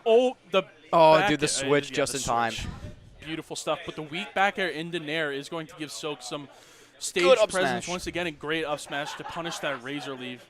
He just waited it out. He knew that he really wanted to do something, was getting really antsy for it. The down air from Yash comes a little too early. The down air spike is going to convert into the up smash. Going to give Silk the lead. A full fresh stock. Ohio State has 7 stocks to Purdue's 6. Purdue only has 2 characters left, and OSU has a lead of 3 players still. Yeah, and they have dealt with the demon that is Yash. Yeah. I mean, going into game 1, they didn't expect such a strong lead out of Purdue so early. Right. Yet it happened, and now Yash off the board. Means Ohio State has a little bit more to work with here. Right. And El Scorcho, I'm going to be honest. El Scorcho is such a good player, so dominant, fantastic snake to watch. Yeah. For him to lose 2 stocks so quickly to Yash's up B, and that threat is off the board. Yeah. So when El Scorcho gets tapped back in later, he might just be able to run away with a few stocks. Yeah, and Snake is a phenomenal anchor in crew battles. If Right. you do have a lead, it's like, how the heck do we kill this guy? Right. He's see going to David run back around, in. he's going to throw his nades, and he's kind of just going to walk away. And that's what he's going to do. So Silk here going to get the stock count set in order for this game against David. Lucas versus Pitt to start us off here. The match is going to start. We're going to see what each player is going to be looking for. I think Lucas is going to be playing a little bit differently here against Pitt than he typically has against the Sephiroth that he most recently played. So he's got to reset his mindset a little bit. Although he did get a chance to play the Pitt. The first poke there might be able to shut it down. Not able to get anything too severe. Lucas has such a strong recovery. Silk's just going to be looking for a bit of an edge guard, forcing him to recover high, which is going to give him a free F smash or up smash here. Give him so much stage control. Silk is really dominating with already a 92% lead. The Zairs out of David into the forward air. Such good combos there out of him. But Silk starting off super strong. I mean, the ledge trapping out of Pitt on Lucas specifically is really strong. Catches the roll in. Yeah, gets the roll in there. He's going to avoid the PK freeze, but yeah, Silk's super strong when he gets his opponent at the ledge. He doesn't quite have to go off because Lucas can get to ledge easily, but getting off ledge is really hard because that double jump is so slow trying to get off the ledge. Such good awareness to try and catch the air dodge by faking a full top there to force him to air dodge. Just wasn't able to follow the aerial drift. Good rising down air there. Get the spike. Trying to just catch him jumping. Lucas isn't sure exactly what he wants to look for right now. Both characters trying to find a kill. Not able how they're going to be able to cinch it out yet. Right now, they might be fishing a little bit. This is really, really high pressure for Silk right now. He really wants to get 1 more stock before he gets eliminated. And he's so low. He doesn't want to let David reset with a full stock here because that would be devastating. If he could steal 1 more stock, give his team just a little bit more of an advantage before he gets tapped out, that would be so quintessential. We're going to have a regrab here. He gets down tilted. Actually, forward tilt. Forward tilt super strong there out of Lucas. Will take the stock, so we are all tied up. David keeps the 6 stocks for Purdue. And Silk has been dealt with. Curious to see who Ohio State will send in next because we have some characters here. Because Lucas does all right against Snake. You know, grenade is not so much a factor. So my guess is we'll probably see Big Money Diddy Kong. But Big money. Big money in. We're gonna see Big Money Diddy, baby. Yep, the Big Money Diddy. We're gonna see it here. So we're evened up, a complete 3-3 stocks. 6-6. Or 6-6, yeah. But for the players who are going in, both have 3. Yeah, so we're pretty much a fresh start here. 2v2 crew battle now.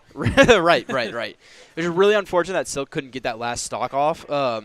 especially getting him all the way up to like 132. I think he might have been trying to like drop down, do a rising barrier, but just not able to get it up. So we're gonna try and see if Big Money's able to respond to some really, really good pressure. Not gonna have to deal with that Yash stock taker now. He's gonna get his chance to prove himself against David. See if he can make something happen. Already looking for the spike. Gets him onto the stage, but he's able to convert some more percentage off of it anyway. Great pressure right now. David's trying to respond with a bit of his own, but he loses stage control to the banana. Trying to see if he can get in here. Follows the roll. Gets some good advantage. Gets a good extension there. Knocked by the banana. But the thing about Diddy Kong is like you hit him, but then he kind of just like flies away, and you can't really hit him again. Right. So a lot of these hits from David are just like one-timers. And then it's reset neutral once again, which is why Diddy Kong is so strong. I mean, he gets to play neutral like 15 times. He has one of the best projectiles, or like items even, for neutral. This banana is so good. You could basically just throw it in front of you, force your opponent to go in. Potentially a miss input from the up smash, or maybe just the hardest read of the world. Lucas up smash here. That thing takes forever to get out. But, yeah, pretty much I consider this a pretty good lead here for Big Money. Wow, good back air. 150 to 77, pretty much doubled the percentage that Big Money has. All he's looking for is this stock at this point. So banana at ledge, super strong, misses the forward tilt, but good Zaire to get off. David will get back on stage.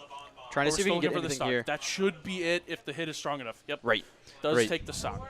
So this banana in this matchup is going to be really good because Lucas, he has a lot of strong aerials, but you're forcing him to use them. Yeah. And Diddy Kong has good up tilt kill options, up tilt combo options. Up smash is a good kill move. Like he could stuff you out with the forward air. And right now you're seeing some Diddy Kong combos. Yeah, Big Money's cooking here. I mean, the second stock on David, he really hasn't been able to accomplish much, while Big Money is just like taking hit after hit at Lucas, and it's just super strong from him.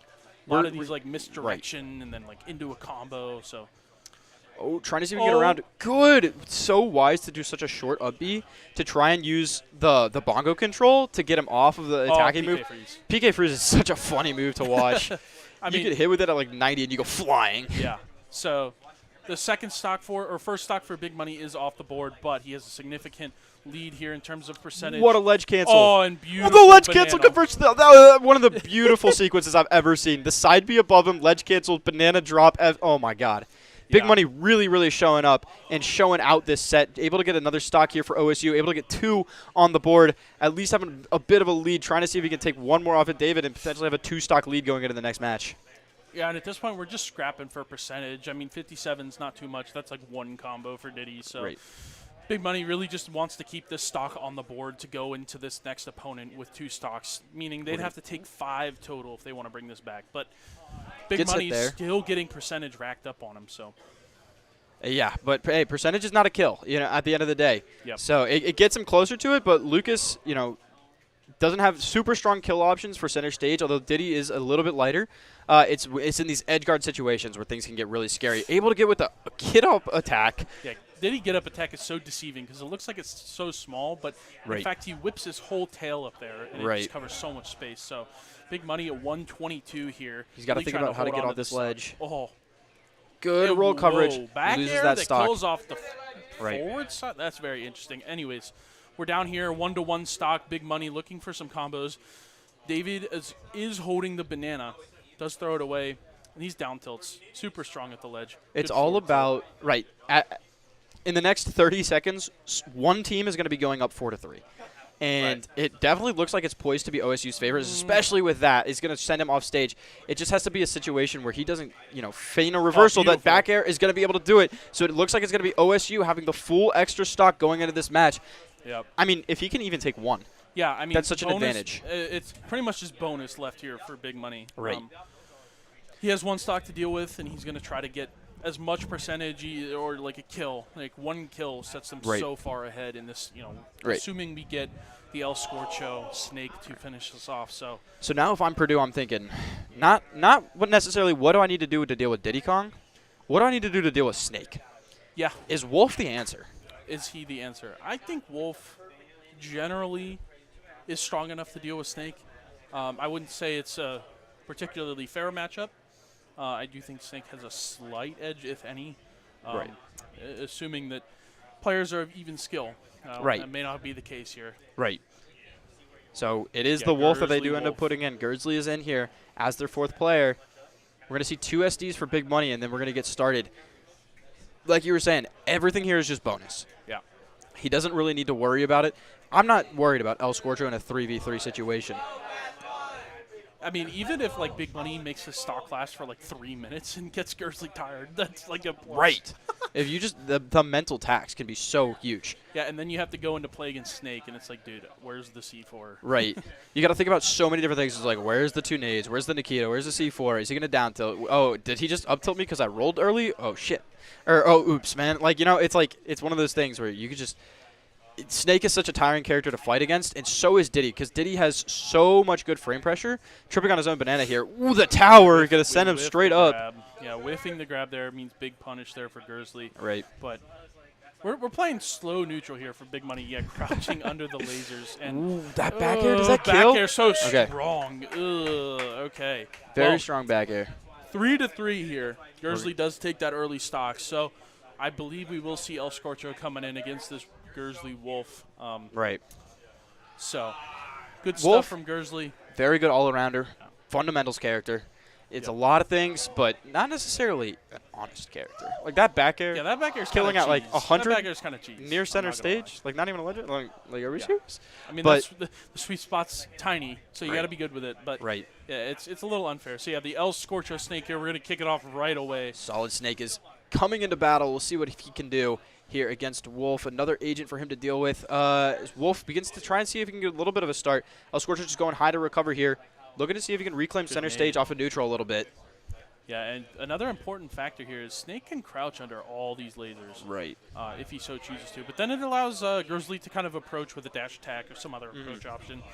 So it could be a little bit difficult. I think it's going to be about if El Scorcho is able to use these nades well enough to keep Wolf at bay. He's going to be able to run away with this because Wolf's aggression, right there. He just used that shield to keep all that Wolf's aggression. Oh, I don't know if he was going for a sticky or if he was going for like a B reverse there. Definitely a B reverse sticky. Okay. That would have been really strong. You get a grab, send him off stage. It's like, oh, see you later, bud. He's going really high, trying to force as much, mental energy as he can. Think about where I'm falling, when I'm falling, how are you going to deal with it. Put as many things over in his field to deal with. The nade able to save him from a potentially tricky situation, but the up tilt doesn't convert here. Just continues to go high with the Cypher. Puts the C4 down on the platform. He's going to be able to try and look it around. You don't necessarily see it. The blinkers stopped trying to get the detonation there, but he air dodges through it. Burns his air dodge, though. Percentage here. Like, El Scorcho maybe at 176, and he might die right now. But that percentage on Gursley's taken 80 from the same nades that have been doing all that damage to Snake. Right. And, another important thing to keep in mind here is, like, where are the grenades? Where's the C4? Right. If El Scorcho somehow gets a lead, like, he's going to hunker down behind that C4. Right. Just playing slow, trying to see if he can play in. Maybe wanting to bait Gursley into doing something really stupid here. Trying to play around the cross-up, but... Yeah, beautiful neutral heal so far from El Scorcho. Oh, wow. He will get a ledge trap, which is super good for Snake. He gets it. Nikita off stage. He's going to recover high. Wow. Does get a forward air into Snake. I can't believe that Nikita got stuck by the forward air angle. Oh, wow, what a weird tech situation. Side B is right into Snake's face, but nothing happens about it. Both players in a bit of a panic situation. The F-tilt catches him there on the platform. Going to be really awkward as we're going into a bit of a reset right now. Yeah. He's going to be looking for an opening here, and he catches the jump to get the back air. Ties it right back up. It's 2-2 stocks. This is OSU's chance to respond. They have to do something now, or else they don't get to go to Game 3. Purdue might run away with 2 games here. Yeah, and Gursley looking for a back air here. Back air sweet spot will kill. I mean, or a forward air into that back air. Yeah, those falling forward air, back air combos are so pivotal. Trying to see, but I mean, for El Scorcho, just try to see if he can get something started. Get some good percent. Get him in awkward positions. Yep. Trying to see if he can get some combos extended. Just waiting patient to just try and see what he does there. Really, really good to just try and soak up as much information about Gursley's options as possible. In the last stock situation, if you know how someone's going to tech there, an up tilt kills. The dash attack catches the air dodge in, and then that's an up smash. And look at the kill. Star KO. Yeah, Star KO. I wouldn't have been DI'd for that either. Yeah, let's be honest. The angle for that was just something that I would not have been expecting. Not off the up tilt. We're going Cypher to the back air. I mean, it's a good angle. It's like Rob up B kind of, where you just like kind of fly up there and look for a big attack. But yeah, El Scorcho really chalking for a stock here. Trying to get some pressure. Does get the roll read, but a little late on the up tilt. Yeah, we're looking for up tilt here. I mean, El Scorcho's pretty much sole strong kill option will be up tilt in this scenario. Trying to see if we can get something out of it. Any percentage here for Gursley is like even Great better percentage. than like losing the stock or like anything of that sort. Right. So. Right. Just trying to see. Goes way up with the grenade. Potentially losing El Scorcho that up tilt opportunity at these later percents. That putting him down keeps him down for a while. That grab. Oh, I thought I was going to see potentially a setup for a back throw and just looking for an edge guard situation. The nade is going to send him up. He's at 190, and El Scorcho can get this final stock off of him. Gursley's going to be feeling really good. He's just going to bag it. He's just going to bag it. Honestly, the fact that Gursley lived for so long is just so good for him because El Scorcho continues to take percentage here. At 105, you can die to so many of Wolf's moves. Yeah. Such a scary situation to be in, especially here in this Game 2 situation where Purdue leads up a game, up a stock, up percent. Just barely missing that down smash, and El Scorcho's in a really rough position here because pretty much any attack's going to send him off stage at this point. Is he going to be able to get off the corner? The throw, does he have any good options here? Trying to throw him into the nade, catches the roll read. The F tilt's not going to be enough, though. Snake is heavy. He lives that. That's crazy. Is it going to buy El Scorcho enough time? Another grab, trying to set up a situation. Back throw not it, and that's going to start staling the move. So El Scorcho might be able to live this next back Goes throw. high, up tilt catches him. Fake snake up tilt will Fantastic. close it out. So really good display from both teams. That 1-0 end is really, really tough. Really, really unfortunate. Really, really good reversal there from Gursley to take that stock early off of big money and then just run through 3 stocks on El Scorcho. Really, really good. Unfortunately, there were just so many small opportunities where OSU, if they were able to get the stock, would have put them in such a good position. Fortunately, Purdue was just able to play safe, play smart, and play around it. Able to just recognize when I'm at high percent, the stock is more important than the kill. Yeah. So really, really smart play. Great stuff from Purdue. They will take this set 2-0, and we're going to be back soon with some more Smash action. Right. Might be swapping out casters here, but thanks for joining us. Purdue takes it 2-0 over Ohio State. We're going to go to a quick break, and we'll see you guys on the other end. Been a pleasure.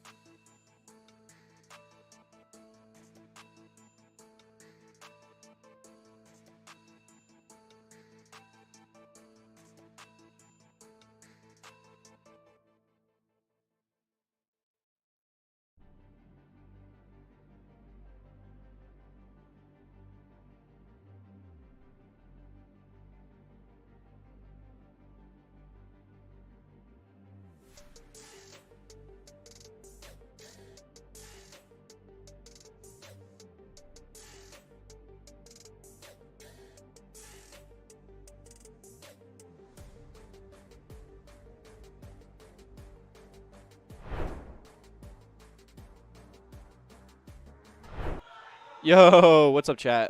We are back live here with the BEC semifinals? Yeah. No, quarterfinals. Quarterfinals? Something. It's something like that. We have It Michigan might even be play-ins. versus Michigan State. You know, two schools that I am a very big fan of. I was at Penn State the other day. Yeah. It's a really far drive, and it's like it genuinely like I like to be like, haha, this school's like in the middle of the nowhere. But like I went to Penn State, it was just mountains everywhere, and then I took a right turn around a mountain, and then there was just a university there, and I was like, where did this come from? It was but really bizarre. Is Michigan? What? Michigan. Yeah. So starting off, that's what I said. You said Penn State. Yeah. So we have Michigan. But it's Michigan versus Michigan. Oh, okay, sure. It's like a ditto. Speaking of a ditto, we've got Palutena and Sephiroth up on the screen. Absolutely amazing. Everyone loves watching these two characters, known to be one of the most volatile. Palutena, very, very. As I like to call them, narrators. Right, because they will nair. They press the nair button in neutral. Yeah, I mean, Super Smash Bros. Ultimate aerials are absolutely busted.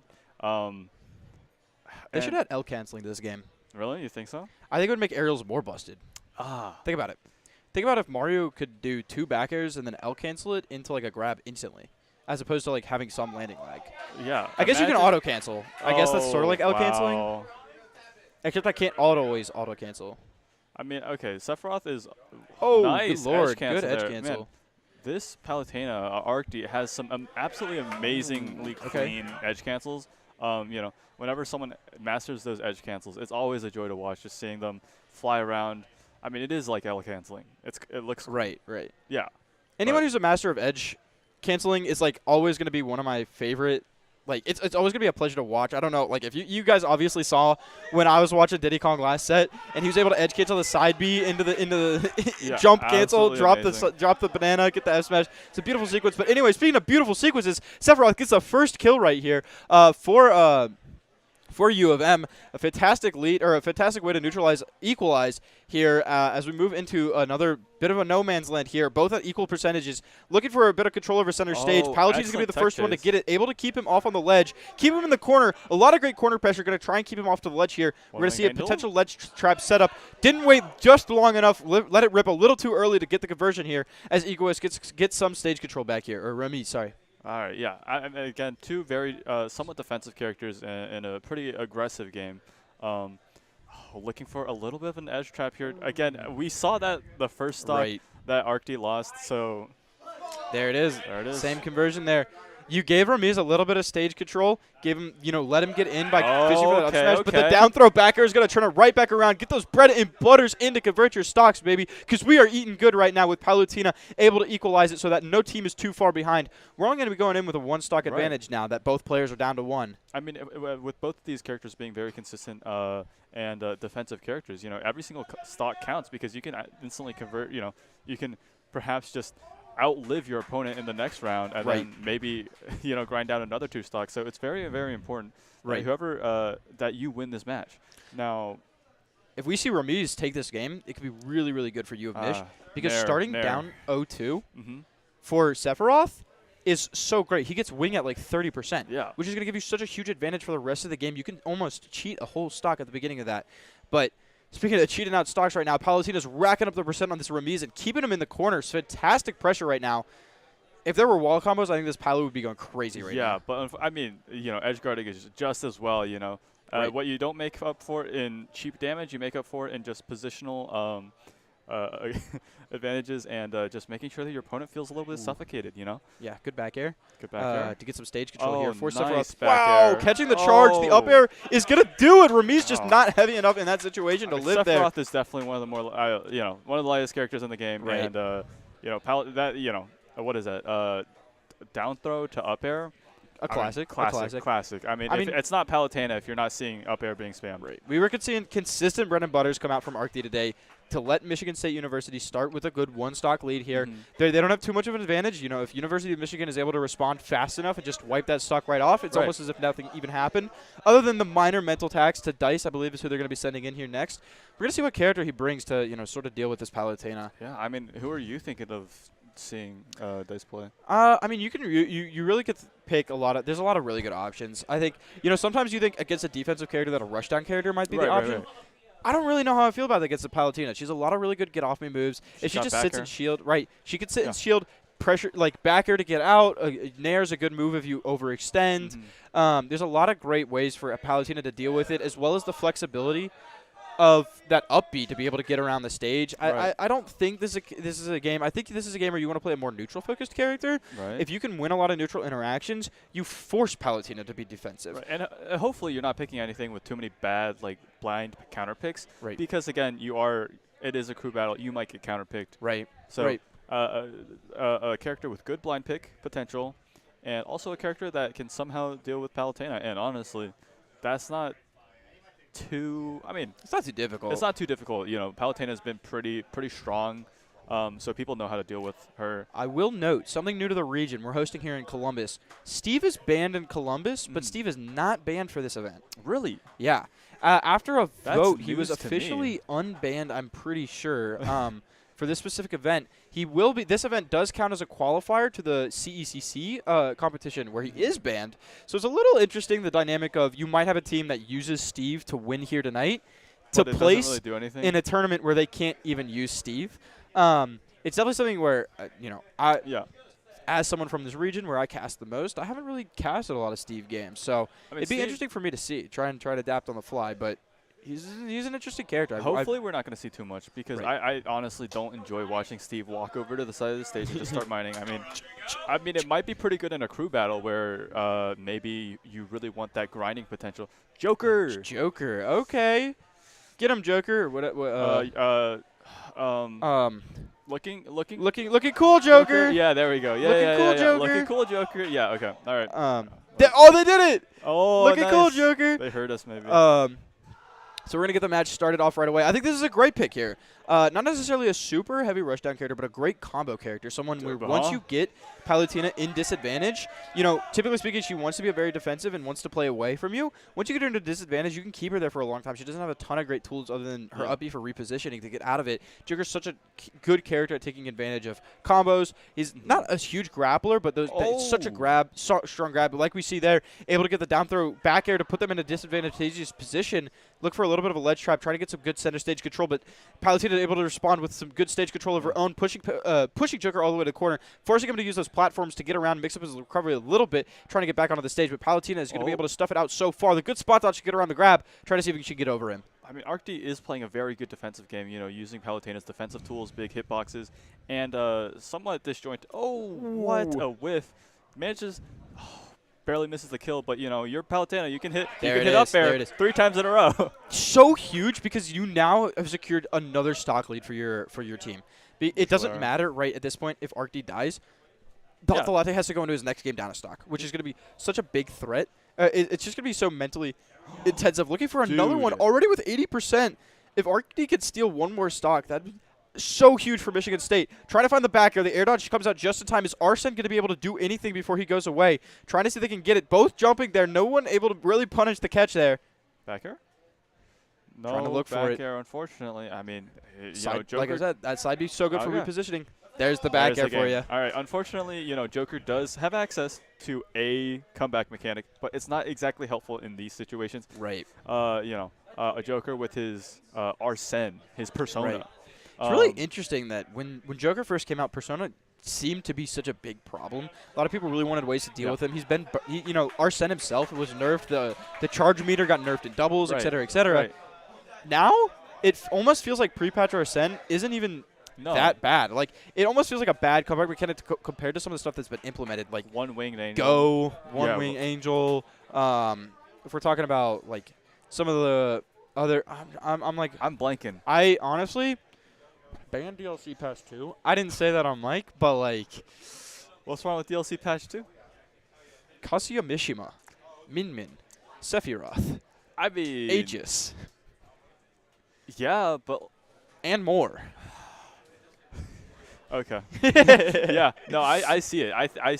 I see a better world without some characters. That's okay, brother. Okay, brother. Hey, brother. Okay, brother. Looks like we're gonna be going into the next game here. Not We sure who got they're sending in. Oh, Rydra. Rydra. That reminds me of my favorite Pokemon. It kind of looks like a rhino. Rhydon? Rhydon. Yes. Yes. Thank you. Okay. A classic. One of my I mean, favorites. yeah, an absolutely amazing. I mean, if we're talking about Pokemon, there's this one Pokemon. It's like a blob of lava. Slugma. Slugma. That's Thank you. what it is. Yeah, That's yeah, what it yeah. is. I think I had him in one of my teams once. Honestly, not a great Pokemon, but anyway. Speaking of Pokemon, Rydra is playing Ridley. Yeah. Honestly, one of my favorite legendaries. When you climb the mountain, right? At the end of no. Black All and White right, guys, 2. we're restarting. Guys. Dantalate. It's really, really Bro. hard. It's really, really hard. This guy. This guy, man. It's really hard to shake off your muscle memory, and sometimes stuff like that happens. It's been happening throughout the tournament. Look, There's Xander not much you can do Mobius about it. said go.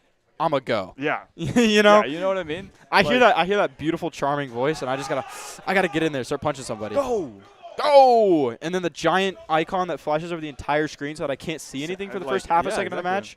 When neutral is being established and we're playing a game of footsies. I enter flight or flight. Oh, what happened? I got back aired and grabbed and took 17 because I couldn't see the screen? That's so cool. I will say, Dante Latte, I'm digging the there you go. Persona 3 theming here. Theurgy is a mechanic in Persona 3 Reload, and he's also dressed in blue. Guys, Looking cool, Joker. Looking cool, Joker.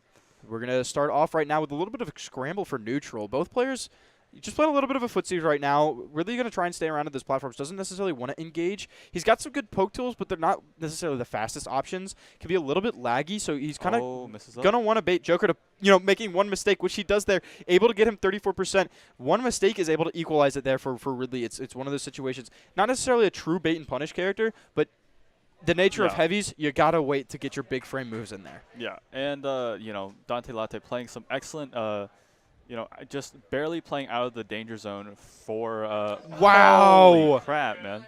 Really being light there, really to his detriment. Yeah. Ironically enough, it's just a lightweight character for seemingly no reason. It makes him feel floater, makes him feel more like a dragon, but it really sucks to be in those situations where you are dying to an up smash at like 100, whereas most of these other big characters, they at least get the offset of like, oh yeah, I get hit a lot, but at least I live. Yeah, I have big survivability. I mean, look at how easy Dante Latte could just combo Rydra just from the ginormous hitbox that he had. Right. I mean, look at this. Wherever Dante Latte rips his neutral B, he's just able to clip Rydra super easily. Get at least another 3-4%. just to chip things in. He doesn't really necessarily need to constantly engage, which is what Rydra needs him to do. Like we're seeing there, that jump, that good read to cover the jump gun and just slam him off the edge there. It's nice really hard to match when you get into those higher percentages there. If Rydra can get this last stock, though, it's almost as if this 90%, all those little bullets we were talking about that chip this damage up, it's almost like it never happened. So we're going to see he's going to be in a bit of a pressure situation here to try and do it maybe now before he can die. If Arsene gets back online, it's going to be really scary. I mean, Dante Latte is just so good at playing kind of poking right here.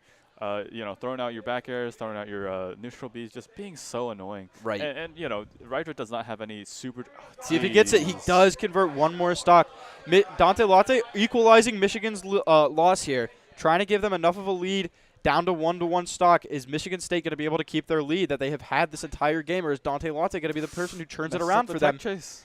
Arsene's about to be online. He's getting real close here. One more hit, one more potentially even a counter.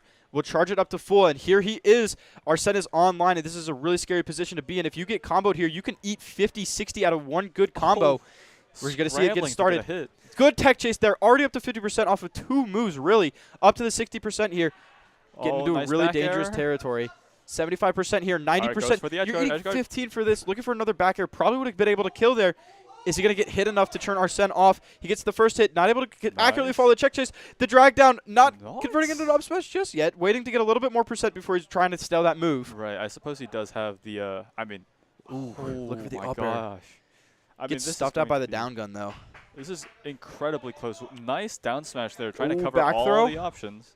We're going to see maybe a back air. Oh, just looking for Nares to stuff out the tether. That's smart. That's smart. Okay. Just playing slow, but Arsene is already back. He got hit so much that he just gets his comeback mechanic right back on board. It is really do or die for either of these characters. That grab could have been in it. The drag down. The great he tech messed awareness. up. He didn't know that. was just a Really? fantastic tech Oh, okay. there. Nice. Okay, really well played from Rydra there. Right. Unfortunately, I don't know. Every single time I play against a Joker, I feel like I just can't do anything. Right. I mean, it's so hard to Yeah. tech just because of the nature of that drag down. But being able to land that tech there, get out, roll out, and just take advantage of that is so huge to be able to lead 135. Gone. Off the board. A full fresh stock for Rydra now as he goes into this next game. Michigan State University is at a pretty sizable advantage here, I'd say. I mean, Rydra. Okay, Rydra is not the most survivable character, right? Right. They're heavy, they're combo food, but they're Although also they're not a heavy. They're not just a heavy. big. They have aspects of the heavy archetype, Right. but they're easy to combo, and that's what the heavy is. But they're lightweight, and so that means that they're kind of easily killed. And I don't think it's super hard to pick a character that Ridley doesn't like playing against. Right. As far as I Anything know. that can get like good consistent damage would be a good character. Right. Like any good like a good comboer is going to be really solid. Anything that could just sort of keep him down, keep him out. It's just sort of like I've seen it. force pressure out for him. All right. Well, this is going to be Wow. miserable. Min. Yippee! Yippee. It seems like the meta has really devolved for a lot of these crew battles to have at least a Sephiroth, at least a minion, Right. or a Min. A lot of them are running Snake as well. It's these characters where they can take advantage of chipping off early stocks, not necessarily with a huge advantage, but because you're scoring things differently. You're not scoring by game, you're scoring by stock. So even if Snake gets himself to 170 from all his nades, as long as he converts a kill, that's a huge win for his team. And then he could just play really lame with his nades. Right. It used to be like how in Smash 4, a lot of people's go-to crew battle character was like Lucario. He was a good fundies character, had some good combo game, but it's specifically in crew battles, if you started the game down 2 stocks, you were almost at full aura. Yeah. And so it's like the same sort of concept of logic applies here for Sephiroth. But speaking of being down at full stock, looking like you're at full rage, this Min is at 150%. Eats a full F smash off the roll read there, just sending him to the abyss across the stage. Only taking 75% so far. Is he going to be able to respond with enough? I mean, another stock is such a good lead, dropping Michigan down to 5 already. I mean, this Wow. shouldn't seem that difficult, but He's just able to navigate around Prototype's arms like it's nothing. Rydra seems to have a good deal of matchup familiarity here. Just the comfortability he has just wriggling in and out of Min's web of arms is very, very commendable. I'm loving this right now. Oh, a good grab, though. This could set up into something. Oh, there it is. Could set up into the up B, could set up into just like Min has so many good tools to help keep opponents who are above her. One of the tricky things is like her arms go forward, so you think like, oh, I'm gonna jump over her, but all she has to do is like fade back, and then that second arm hits you. Yeah, the fadeaway is just so common and it's so easy to just fall prey to. But I mean, Rydra did his job. Right. He got a stock. He did fantastic. He gave us all we need. A full stock lead going into this game. I mean, other parts of Min's kit, it's just like it's so scary to be Ridley against this because you want to be threatening short hops, you want to be threatening nair and back air and stuff. Right. But Min, if they're threatening short hops right at you, short hop, you think you can go over them, double jump, up tilt you, and then as you get stuff started, or if they can time you with like a nair around you. One thing is Ridley has a couple of good ways to mix up his landing. Up B is such a good landing tool. Nair is so big for Ridley. Right. It's a lot of good options. It was a pretty solid choice here from U of M, but Prototype able to or Rydra able to steal a stock off a Prototype is so big for them. It's very, very Going to keep MSU's lead, able to keep things going for them. We're going to see who they send in. They send in. I do want. Oh, Falco. Ooh. I do wonder, is small battlefield and small battlefield type stages the only stages we're going to play on? The characters do get to choose. It's just that these are technically speaking the most like neutral, like game start friendlies. Yeah, I mean, Gentleman to PS2 is how we play it anyway. Looks like we have again Prototype up against Dice this time. Yeah. Dice on the Falco. good combo game, good damage. We do have to say the Min is on the wrong side right now. So Dice is Falco, like you were saying. Dice is Falco. Min's prototype. Michigan and now Michigan's diagonal. So prototype in Michigan. Prototype plays for Michigan. So Yeah. just to make that clear. It's a little bit confusing. Unfortunately. Yeah, we are looking to. Looks like.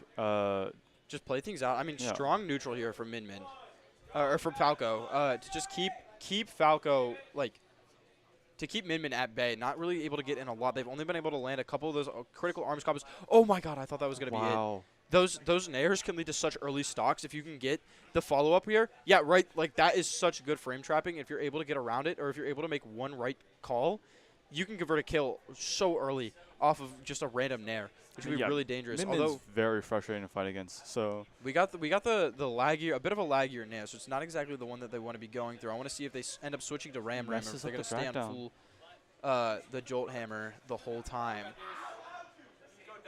all right. It'll help secure a kill, for sure.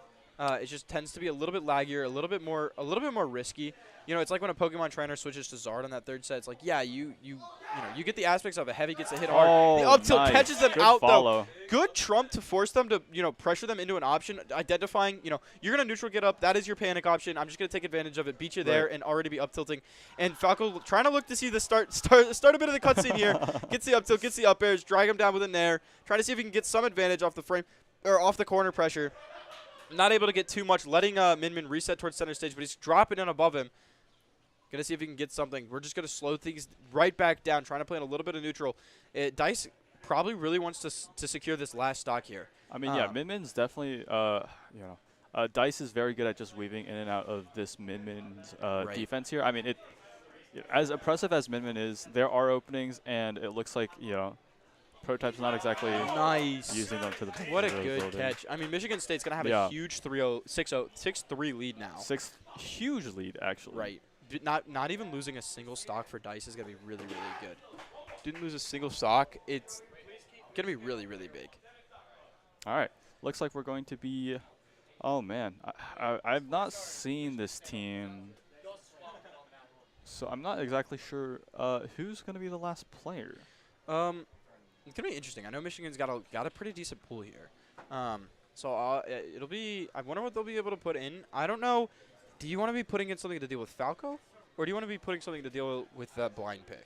Honestly, if you deal with Falco and then you're on a hot streak, you could probably just steamroll the last one. Right. You know what I mean? Because you still got to get through 3 stocks. Yeah. It's not like, oh, I just have to deal with 1 stock. I don't necessarily need to counterpick for this specific character. Yeah. You have to get through 6 stocks total on your own. 3 from Falco and 3 from a full free counterpick for them. You just need to go. Right. That's what I mean. Lucario. It's Lucario? Okay. No. I think Lucario would be good. Right. I don't. Oh, it's. Oh. Well, that's interesting. All right. Younglink it is. Younglink is, I think, a really good option here. Can rack up a ton of damage, and Lucario isn't, Falco isn't one of those characters that can infamously live for a very long time. Especially with, he's got a shorter recovery compared to Fox, so sometimes if he needs to recover, he has to use that the side special. Oh my gosh. Really, really great back and forth from both of these characters right now. Really good awareness of the reflector. Reflected the arrow behind Younglink, so Younglink didn't get hit by it, which is a really interesting interaction there. Just going to keep him safe, but that reflector does connect. Younglink getting hit with his own boomerang. I know it's supposed to come back at you, but I didn't think it was supposed to hurt you, as the down air back air is going to make you feel the pain. Dice able to get the first stock here for Michigan State. A huge, fantastic lead. Dice has taken, what, 3, 4, 5 stocks for Michigan State? Essentially, almost, yeah. Took down 2 of Min's, and then took down 3 now. Right. This is his 3rd one. I mean, if he just keeps running, this is so good for him. He's already got a full stock lead against Michigan's last 2. This is their last player in the ring right now. Oh, my goodness. Dice with a fantastic sequence right there, getting a lot here. Is he going to get punished for going a little too low? Not really. You're too slow. Not able to convert. Just trying to see if he can take advantage of the stage control. He's able to stuff him out with the nair. The F-tilt gets him for going a little too high. Good spike. Into the stage. Man, I know I've been expressive about this before, but I just don't think this Young Link is a great pick. Dude, Young Link, I feel like Young Link is pretty solid here. Really? I mean, it racks up a lot of damage, combos pretty easily, has some pretty decent kill options, as well as some really good pressure specifically against Falco. It's just that, you know, he's got a really good control of the neutral right now, which is where Young Link needs to excel. Right. If Jado can get back around the mental of not controlling neutral, if he can get his mind back in there, get some neutral control, we might begin to see this pick pop off. Oh, I don't know if that's even gonna be possible. Oh, it's just Dice is so good at controlling the pace of the game. Everything that happens, he really gets to choose what happens. But like I'm saying, this advantage state, one neutral interaction got 70% for Jado here. Nice. Okay. Yeah. Down to his last stock. Like I'm saying, I think in this case you want your last character to be someone very explosive. For Young Link, you have to play super duper consistent. Right. That's probably yeah. Fair enough. You know, because you got 6 stocks to chew through. Playing super consistent for 6 stocks in a row is almost impossible. This looks like wow, double downer, trying to see if he can follow up the tech chase. Luckily, he's able to get the tech in time to avoid that last down air. Looking for a bit of the wall jump shenanigans, not able to get it. Stuffed out by the bomb. Stuffed out again by the arrow. Trying to see if he can get something here. Fishing for a jump get up. Rolls here. Good option to sort of get some pressure back. Flip the corner pressure right back onto Jado. Able to get out with one arrow, a bit of boomerang pressure. That forwarder is going to put him in a really weird position. Oh, Dice knows that he could just run off. Well, he just knows that he can go out there. Because so what if he loses a stock? He's got another man behind him. I mean, what a display of dominance there. Right. 5 stocks to 0 is kind of ridiculous. Right. We didn't even get to see the last player. Hopefully we'll be able to see them on first on. I know some of these teams like having their unseen player go just so they can get a little more experience. Right. And, you know, people are always itching to play the game. Sometimes it's fun to just hold your anchor, though. It is fun. It's hidden information. Keep it hidden as long as you want. Generally speaking, though, the people on your team are your friends, and people love playing Smash, and they do not want to not play Smash. That's true. That's very true. If anything, I mean, you probably just ask Dice to do a little bit worse next. You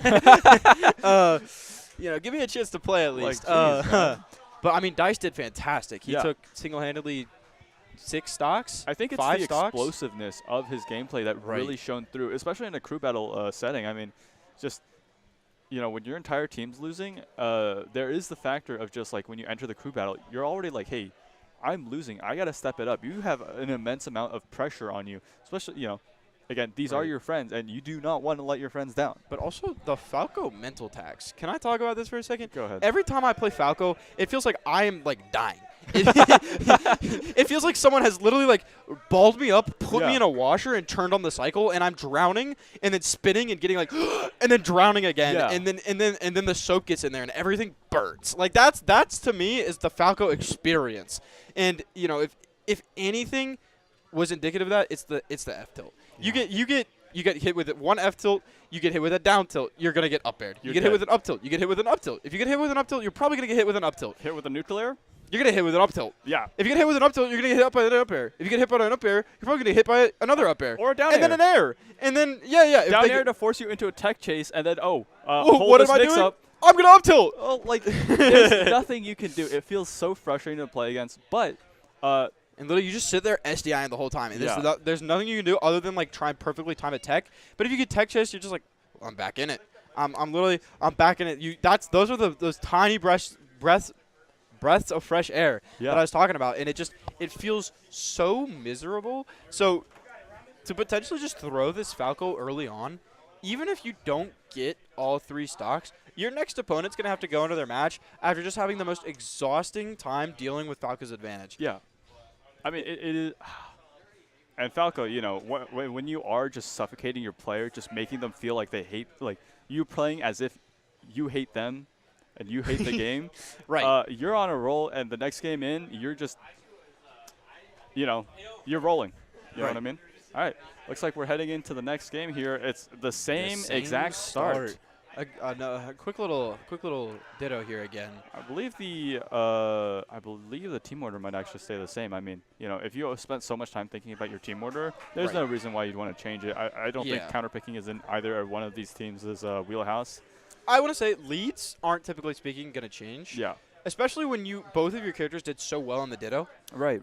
You just have to think about, okay, you know, Palutena won. Nice. Did we pick the best counter pick for Palutena? Is if they win again, are you going to be sending in the same character second? Right. That's the really important question. But this game was so close in round 1 that there's no reason to run it back again and try and see if you can get that advantage. It's just going to be a little bit taxing because Ramiz has just had to play Arctic twice.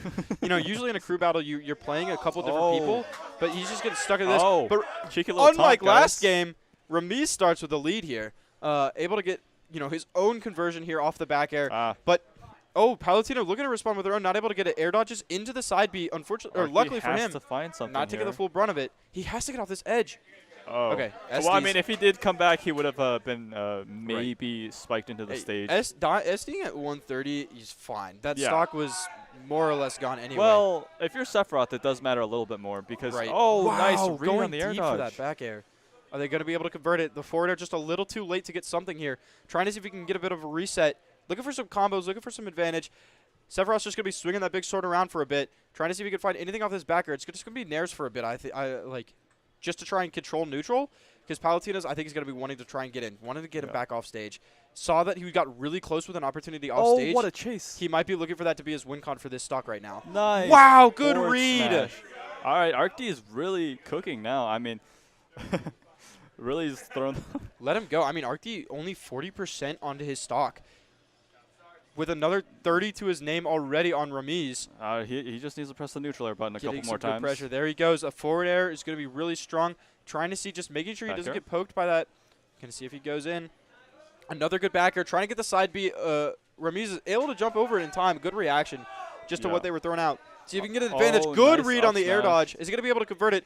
Air dodging through the up air there with enough aerial drift to get around, find some advantage, be able to reset, get underneath of him. The down tilt is going to be really scary here. He's got that second wing to get back. Trying to see how he goes in. Doesn't fully charge it. Just looks for maybe a quick blink there.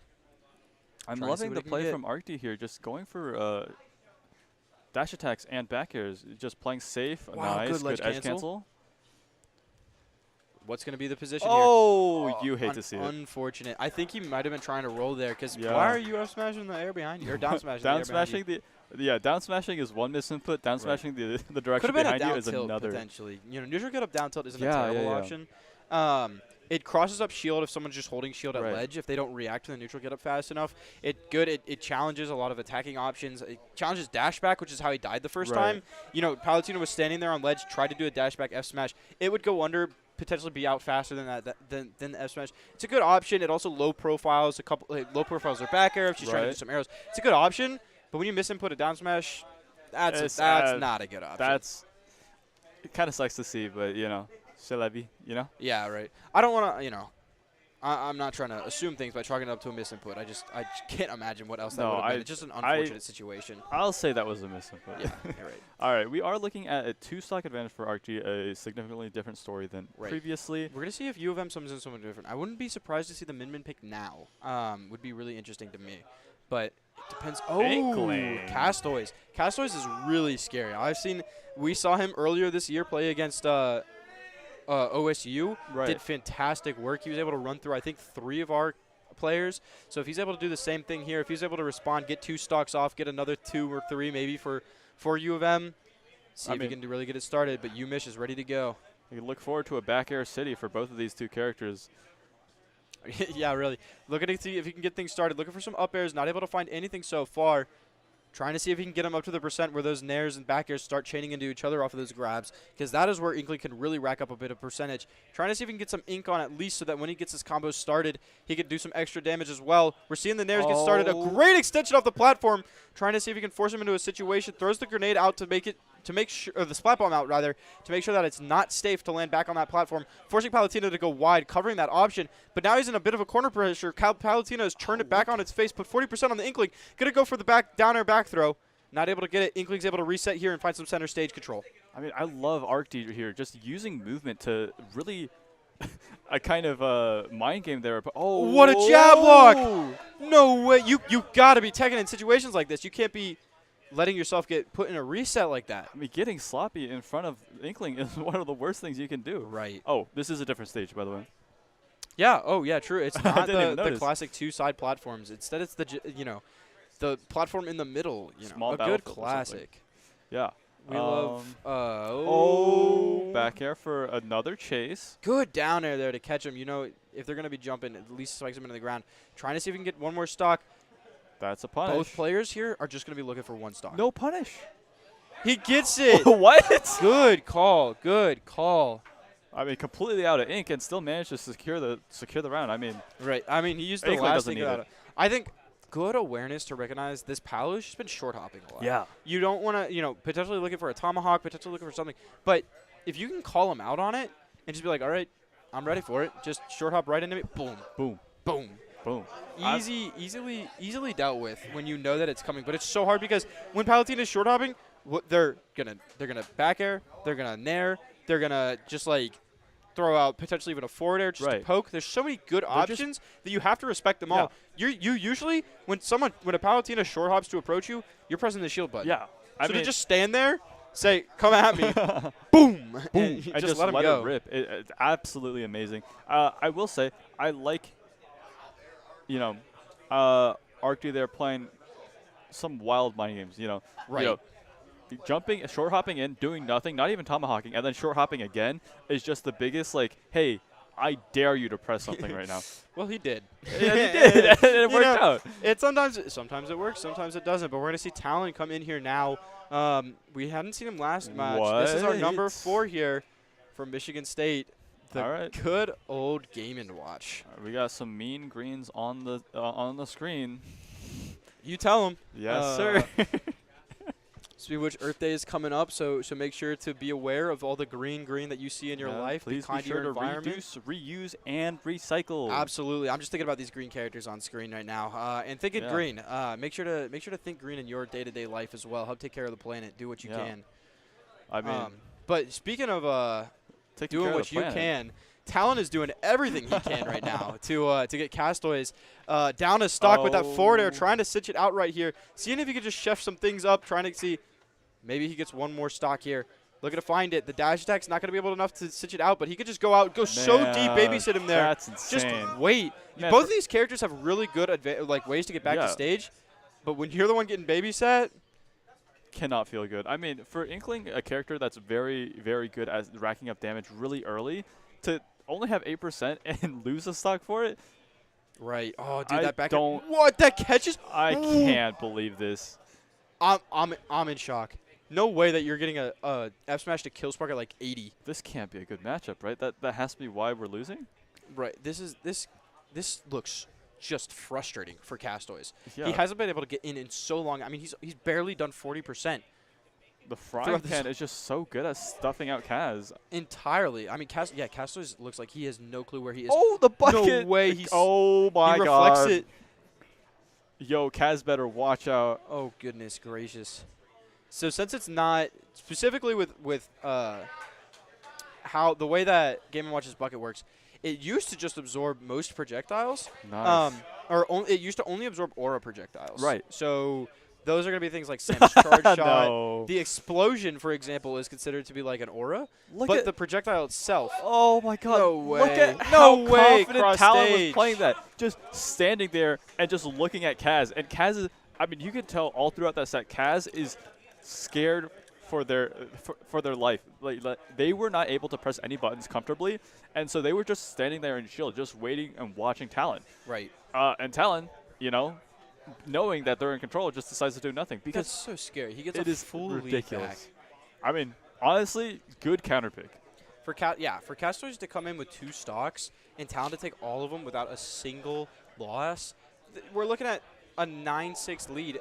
Michigan State University has been able to consistently find these 3-stock leads and just continue the pressure. The lead gets bigger.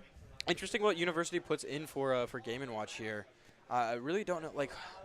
Min or Young Link, what's the solution? Well, it looks like it's Young Link. All right. If you have Mish thinks it's Young Link, I'm going to believe that it's Young Link. Well, yeah. I mean, I didn't even have the chance to answer before the professor released the answer key. Right. All right. Rack up some – I mean, I do like this pick. Young Link does have projectiles, so he doesn't have to put himself into danger to rack up some damage. But I'm going to be honest, man. This looks really rough, even for Young Link. I mean – consistent Young Link hater here, by the way. Well, okay. I think the fact that you have to think a lot about the mental tax that you're putting yourself through. Right. What? You know, it's just a specific hard to play character. Or like you just have to consider so many options all at once. He has such great awareness to react to all these projectiles. Like, are you serious? This is Why ridiculous. are you throwing a bucket right there? Like, that's such an unsafe.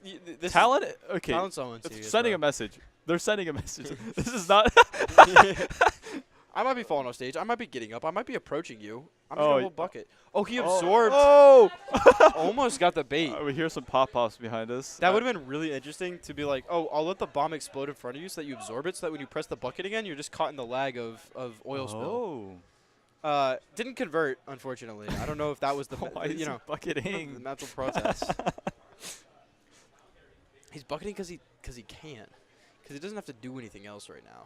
Look at Jado. He's at 125%. It's his job to take a stock. Like, okay. I don't know, man. This seems rough. Jado. What are you doing, dude? No way, bro. Like, this is so BM. This is crazy. Oh my. Well, and the WWE Game & Watch chair players, to guys. end the.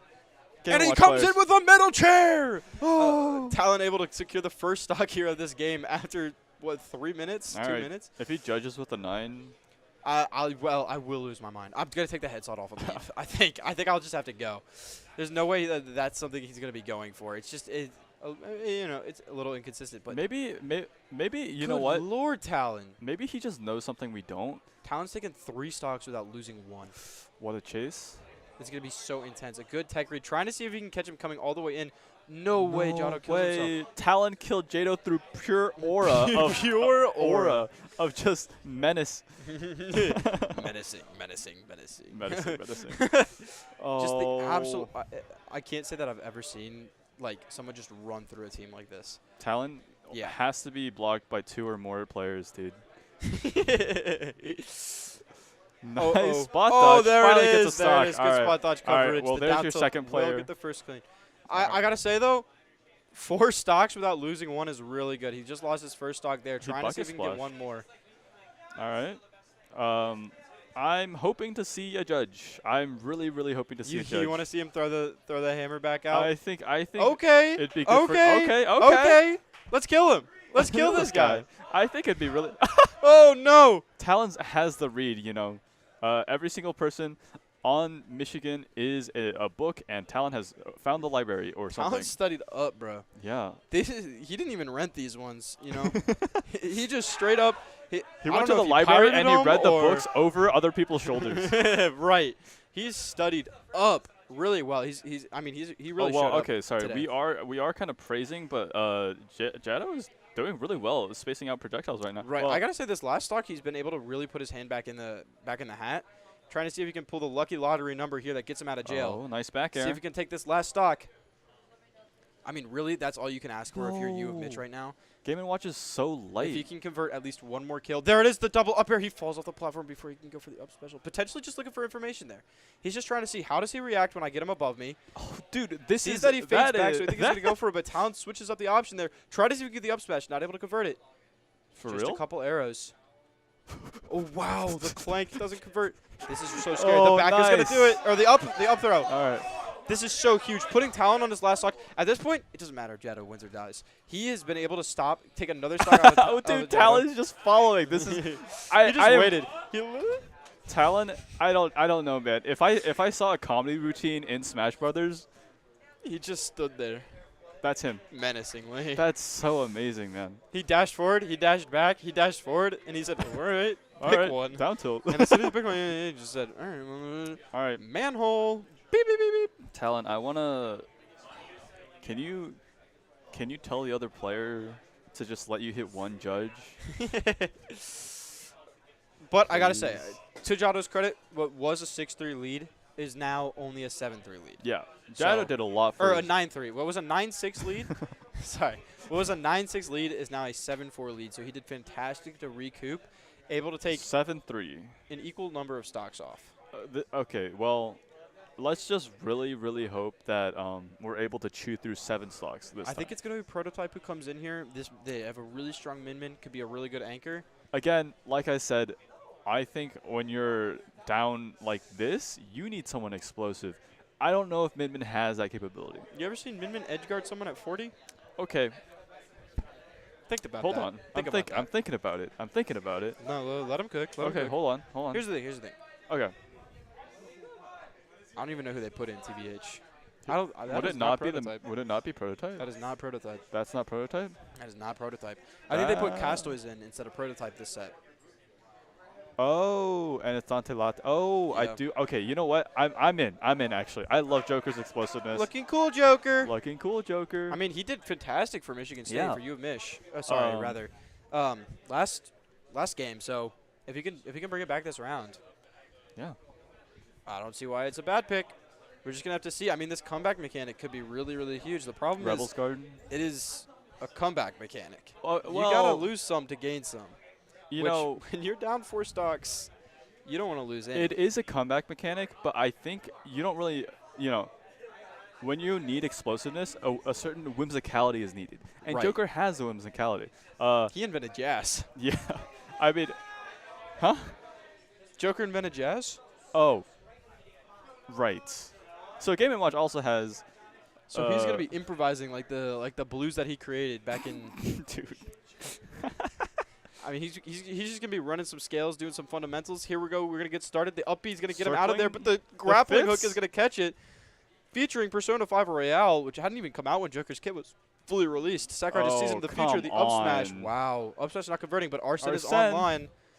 Is Arsene gonna be enough to take out this last stock here? I mean, whoa. Are you? No way he two-framed with that. That's brutal. Who is this guy, man? Talent. It's so right there. This guy comes in and just starts partying. He's like, hey guys, I didn't get a chance to play last set. Do you guys mind if you guys mind if I just go like maybe like first or second? Well, I can definitely see why this guy is Michigan State's anchor with how just. I mean, look at this. This is unreal. Disgusting. This is you can like every time I see someone log Game & Watch, you could just tell Dude, that there's whoa, he lives that huge. Great DI. Dude. No way he keeps catching these. That's not real, right? Actually, every Game & Watch player, bro, just like at a fundamental level, they have has a clock to hate in their the game head. a little bit. they have to think the game is just a little bit bad enough to be just sitting around throwing, literally just. Oh! I'm just imagining he's going for it. Let's see if he goes for Do it it again. Do it again. Do it again. Is he gonna do it? What is the judge's verdict? Oh, the judge's verdict is 4. It is 4. Let's see it again, though. In Japan, that could be a really dangerous verdict. Oh, you're right. Think about that. We gotta in be this game. 1, 2, 3, 4. That was a little League reference for all of you League of Legends players out there. Yeah. If you know what I'm talking about, leave a comment in the chat and mark #Jin. All right. Looks like, I mean, Talon is just fishing here. Legitimately just fishing for a kill move. He's down smashing when Joker's double jumping whatever, above him. dude. I genuinely, like, what is bro up to? He's at 170. I don't think he's looking for a kill. I think he's just looking to live. You got Arsene, bro. Just kill him. No way. The frying pan gets the stage spike. He's not trying to win. He's honestly not trying to win. He's trying to let Dante Latte have a chance. Dante Latte. Yeah. 1 to 6. 1 to 6. Winnable? It's never not been done before. It's Joker. If anyone can do it, Joker can. I'm the Joker, baby. I think if he's channeling that, he'll do well. The Joker 2 trailer just came out. That's with Lady Gaga playing Harley Quinn. I can't wait to see this next not match. Dr. Quinn this time. She's a patient. Think about that. I'm thinking. I've never played Persona 5. I just assumed that it has something to do with Batman, but. All right, so it kind of looks like a Justice to me. You think so? Yeah. Well, I've never played or watched it. It just kind of sounds like it. There's like an insurrection. And masks. Superheroes wear masks. Yeah. And thieves. Yeah. Superheroes kill thieves. Yeah. No, they are thieves. The Phantom Thieves. The Phantom Thieves. And there's letters. That's right. Suspect. I don't think we've seen this guy. Comic books are written with letters. Oh, this is a little sus. Dante Latte does get a decent chunk of Rebels or Suspect able to get 2 stocks already or whatever. Shut up. All right. Looks like we're off to the races. 1, 3, 2, 1. Have fun. Oh yeah, that's the chant they've been doing in I don't know. It game sounds arena. like they're saying something a little different than that. It's like 3, 2, 1. Don't have fun. Oh, why are they hating? No. Oh, the Rebels Guard. Arsena's online at 30%. Get us if you can get something started. Get us another 30% off of this combo right here, the 2-hit combo, TBH. Oh, Corrin. I mean, Corrin is just very solid. Yeah. The pin. The pin is pin. so scary. Get him up to 90%. Are they going to be able to seal it off right now? Oh, look at it. See if they can This get is the pin looking there. super doable for Suspect. I mean, Suspect does have a counter. Right. What are you going to do against maybe back air? What are you countering? I don't know, actually. You can't counter the tether recovery. Yeah, Can't Joker counter doesn't really Arsene's have recovery. big like moves for reads. Joker's more of an aerial character where you just fish. Oh, what a good drag down. The dash smash not going to be able to kill since Arsene is not online. A lot of Joker's kill potential is just going to be missing. It's going to be the one thing he's lacking in. But the one thing Corrin is not lacking in right now is that kill potential to send Michigan State University with the 2-0 win. 5-0 first and then a 6-0. Fantastic display. Hey, I mean, it is what it is. You know, just absolute dominance being displayed from Michigan State. A good game for both teams. Good game for both teams. You know, very fun to watch. Unfortunately, I do believe the next few matches will be off stream, but right. Yeah, just a little look into what our Smash tournament is kind of looking like. I believe Valorant is up next. So Valorant play-ins, I believe. Valorant play-ins? Yeah. Should play-ins be fun. for top 8. Yeah. Yeah. Please be sure to stay tuned, guys. And we'll catch y'all later. Yeah. Thank you.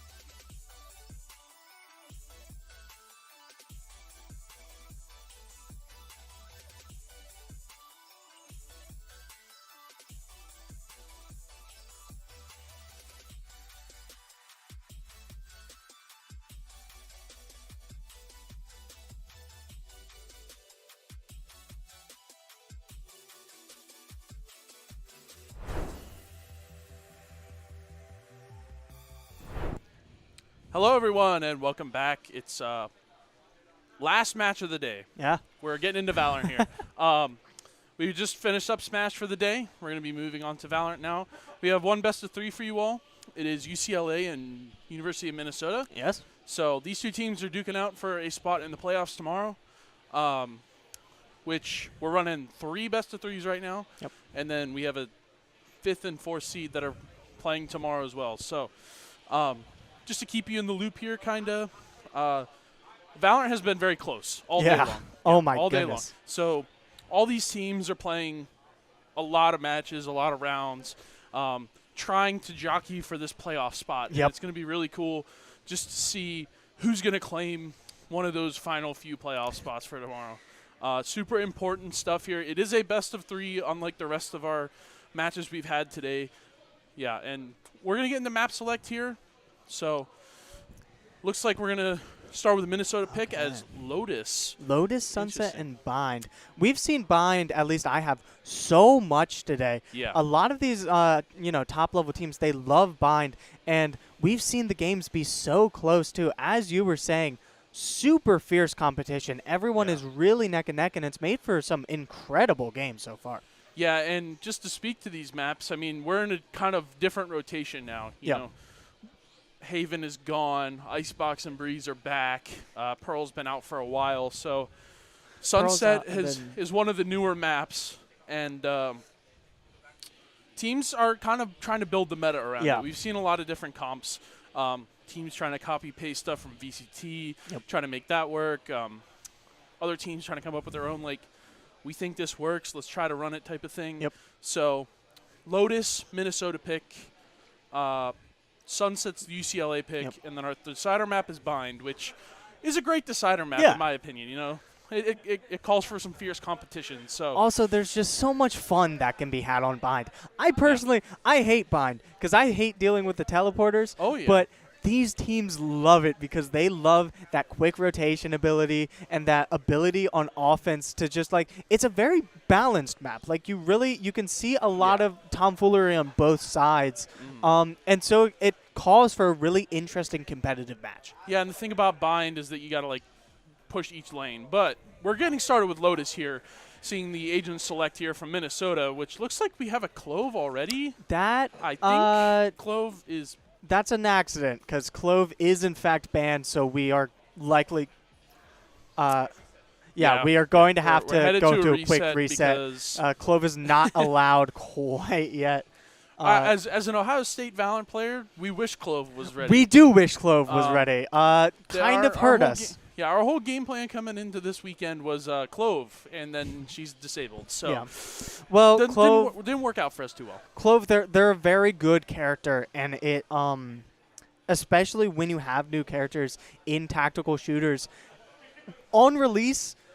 In general, characters tend to be more powerful than they will be eventually. Yeah, I mean, I don't think they're particularly unbalanced, but so after releasing Broken Chamber, Riot has taken the approach to releasing a middle-tier agent and then eventually buffing them into the meta. Yeah. Happened with Gecko. Harbor kind of just fell into the meta. People Weirdly, thought he was mid. But he kind of found his way into the meta. He has his spot, in those double controller maps. And we saw him a lot. He's very well run with Michigan. Michigan loves to run their Harbor, even on maps that don't really call him. Michigan is stealing, I think, a lot of ideas from either like Paper Rex or like the EU teams that like to run these like util heavy comps and that kind of stuff. But we are loading back into the match. Hopefully players will select the right agents this time. Or Lotus, just not select the one wrong agent. Yeah, pretty much. So yeah, Lotus. What do you think about Lotus? How much have you played that map? I played it a fair bit, but also what I like to see is at least what Ohio State does. We run a lot of weird stuff with the doors, right? So we run a lot of doors. No one ever hits B for some reason. B is just sort of a hard point to defend when you're on that offense and you're playing that post plant. So I'm expecting a lot of just bum rushes towards that A site. We see that a lot. Yeah. Both teams locking in appear to be locking in breach, which just makes for super strong A takes. personally, we are a C mound player team. Yeah. We're like, screw A, we're going to go C and get this orb. But Yeah. looks like both these teams are going to be jockeying for that A position early in rounds. Gecko as well locked in on both teams. A very, like I said, he got buffed into the meta. Now he's like actually strong. Like you want to have him. Yeah. Also, almost a mirror match. Gonna see. I would love to see this Yoru out of Crow. But it looks like almost a mirror match. Raze is actually get the Yoru. Yeah. Wow. We're actually getting the Yoru on Pearl, which might look super this weird. Is Lotus. Oh, Lotus. We got I apologize. Lotus Yoru. No Raze. That's crazy. Yeah, no Raze is crazy. Opting for the Yoru over the Raze is a super bold move out of Minnesota here. Minnesota's been strong on this circuit so far, so I am expecting a very strong map. What's going on? Yeah, I mean, no Raze means a lot of interesting things that Yoru can do and whatnot, but fast rotates and flashes. You get that extra layer of flashes. 3 characters on the side of Minnesota that each have flashes. Super strong from them. Well, I want to see how they fight for this A space, though, because they don't have a nade. They only have a stun and some flashes. So we'll see how it pans out. I think this being their map pick, Minnesota's map pick, they're gonna have some set plays. They're gonna have some things they want to do. Some ideas already cooked up. So just to preview the map here for you guys while we load in.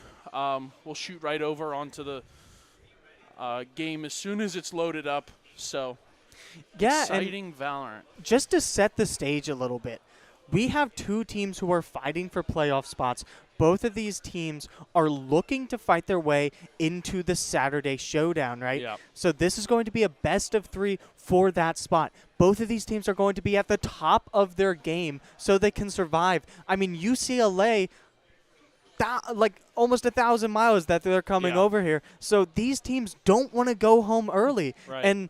And also Minnesota. Minnesota is a lot closer, but it's still quite a trip, right? Far. Yeah. And so neither of these teams want to go home, and this is going to be what they are playing for. It is all coming down to this for them, and this is, as far as they are concerned, this is their finals, because if they don't win this, they have no shot. Right. Yeah, so super important match for both of these teams in order to move on to Saturday. We'd love to see them come out, but even the loser, they're still in Columbus. Columbus is a pretty cool town. Land's still going on, so there's teams to watch. There's competition, but we're finally getting into lobby. Just a couple more seconds here on our end. But enjoy this beautiful flyover of this map. Exactly. Just take a second to really appreciate the game design here from Riot. They didn't have to go this hard, making a very scenic map. I mean, most people only care about the pew-pew aspect of Valorant. Right. So I have to appreciate a little bit of quality design. Riot does it so well. And this is a little off topic, but you know what Riot does really better than any other gaming company? What's that? Is produce music. Oh, yeah, true. Yep, very true. They get all kinds of artists in there. They get them all involved, and they're like, yeah, let's go make some music together. And it just works. We are on a quick tech pause, which is why we are in this delay currently. Yep. So we're just gonna kind of keep setting the scene for you guys. I mean, we have been here for over 8 hours at this point. Yeah, so it's been a long day. We got a little bit more to go. But personally, I'm super excited. I've been in the behind-the-scenes chair for the past couple of hours, so I'm excited to be back on the mic and back talking to the stream. And what better point to be back than in a high-stakes matchup like this? Yeah, it's an important one. That's why it's a best of 3, not best of 1. We're no longer in pools. We are past that stage. So best of 3s all the way around. Super important for both these teams, like we've already prefaced. Yeah, I think Sunset is another pivotal map where it's like a team can really take control of a series. If they start off on the right foot, they complete the right rounds, winning gun rounds and bonus rounds. It's where a team can kind of snowball. So if we even end up in a 1-1 situation, Bind, again, super competitive map, forces you to play pretty sound as a team. So also, you got to think that we could be in for a long one. With Minnesota picking a Yoru on Lotus, you got to think that they would go a Yoru on Bind, similar to how Ohio State plays. Surely. Because, Yoru, not a super common pick for this map. So it's going to be interesting to see what the plays we have there. Breach is the player, or is the character that you hate to play against, right. Just because of that flash potential. When you take the ability of sight out of the hands of a player, it can be very frustrating, right? Yeah. It is the quintessential Valorant experience of just getting spammed with all types of utility and not being able to do anything. And Breach is sort of the harbinger of that line of thinking. Yeah, I mean, he has so much good util. I think we'll probably see a lot of Breach in this best of 3. We've already locked it in on Lotus. He's a common pick on Sunset as well. So finally in this game, past the tech pause and issues we've sorted out, we're counting down the round. We're getting started fighting for A here. Yeah, quick A hit. That very common Omen smoke coming out of Minnesota on the defense, breaking the wall early as well. Uni here for Minnesota, just going to rotate onto that back site. Yeah, it looks like UCLA's already out on B. Yeah, UCLA already out on B. A lot of damage onto UCLA was poured out, and UCLA finds 2 there. Both the Omen and the Gecko down.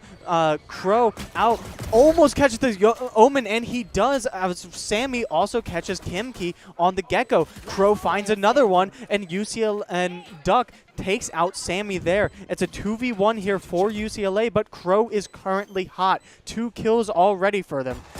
Double peek comes out, and D. Chewy takes out Crow to finish off that round for UCLA. Yeah, and beautiful double swing here. Good stuff out of UCLA, starting out strong on a pistol. Super important to get off on the right foot here. Lotus is pretty much attacker-sided, and we're going to see a bit more of a default out of UCLA this round. Good buys here on the UCLA side, some Bulldogs. I believe they have a Vandal on their side as well, so we're going to fake some presence towards C here with the Breach, but I think the rest of the team is headed towards A. Oh, no, we got a couple here. It is just Sammy alone. Whoa, big Visual shot. takes out Uni off on that back A site, while D. Chewy is over here trying to get something worked out. We've still got a few technical issues going on with our observers, so that's why we do not have any sort of map up, but we are getting it figured out. Big pick there from Sammy. I mean, with the Ghost, it's not really a gun you'd expect to be winning against Vandals and stuff, but looks like for sure UCLA will take this bomb site pretty handily, and they do have a Yoru lurk coming through. He's only got a Frenzy, so it's actually kind of a good lurk. Yeah, and the spike is going to go down for UCLA. They're going to go back and play this mound. Yoru potentially going to do something on this door. As I say, does get it open. Can't find anyone with the Frenzy and is gunned down by Miffy. Kimki finds Viviarari too on that through wall spray. Miffy takes out another, and it's going to be a 1v4 here for Minnesota, and Vishal takes out Zinzanet. Yeah, good stuff there from UCLA, really just cleaning up the round. As we can see, a lot of good weaponry online for UCLA on their side, and we're going to get a buy from Minnesota here as well. So super good start for UCLA, 2-0. Let's see if we can convert this bonus on their end. Looks like they're going to finally fight for this A space now that they've shown C and kind of conditioned Minnesota to think, hey, we're going to try to take Mound every round. So I want to see how this Yoru pans out. Looks like kind of Minnesota's just avoiding the A fight, but they're also like running in at the same time. Yeah, it's been sort of a weird strategy thus far for Minnesota. Has not been a super strong defensive showing for them yet. Duck playing super aggressive into this Omen smoke, following the boom bot. Crow all alone, so we're playing the Omen smokes. 3 people of present, and he's going to get hit and immediately gunned down. Oh, no, he's still alive. Oh, they got him. Finally gunned down by D Chewy. Crow gets taken out, not able to get out of there from that Uni ult on the Gecko. Duck takes out Zenzonet, and Uni finds 2 on a quick peek. Sammy as What well. a play there by Uni. Sammy also finds Duck, and that is the push from UCLA, stopped in its tracks. We do have a flank here, which will pick up a kill. Yeah, KJ flanked by Vishal. Picks up a kill, beautiful. and he finds another. Miffy and Vishal have now brought it down. Vishal sees him. He knows exactly where Sammy is here. He just needs to play the push, but he's not going to be able to do it. Miffy 1v1, bad timing, but jumps out of it just in time, and he finds the headshot. Sammy picks up the first round for Minnesota. Yeah, and that got really scary really quick. I didn't even realize that UCLA had the Gecko ult online. They're really close to some other important ults as well. But they do commit Kim Key's ultimate there and really just stack the numbers in their favor. And it looks like we're going to get some more like ultimate farming and other things going on here on the side of UCLA. They're going to take the A space. They're going to take some B space.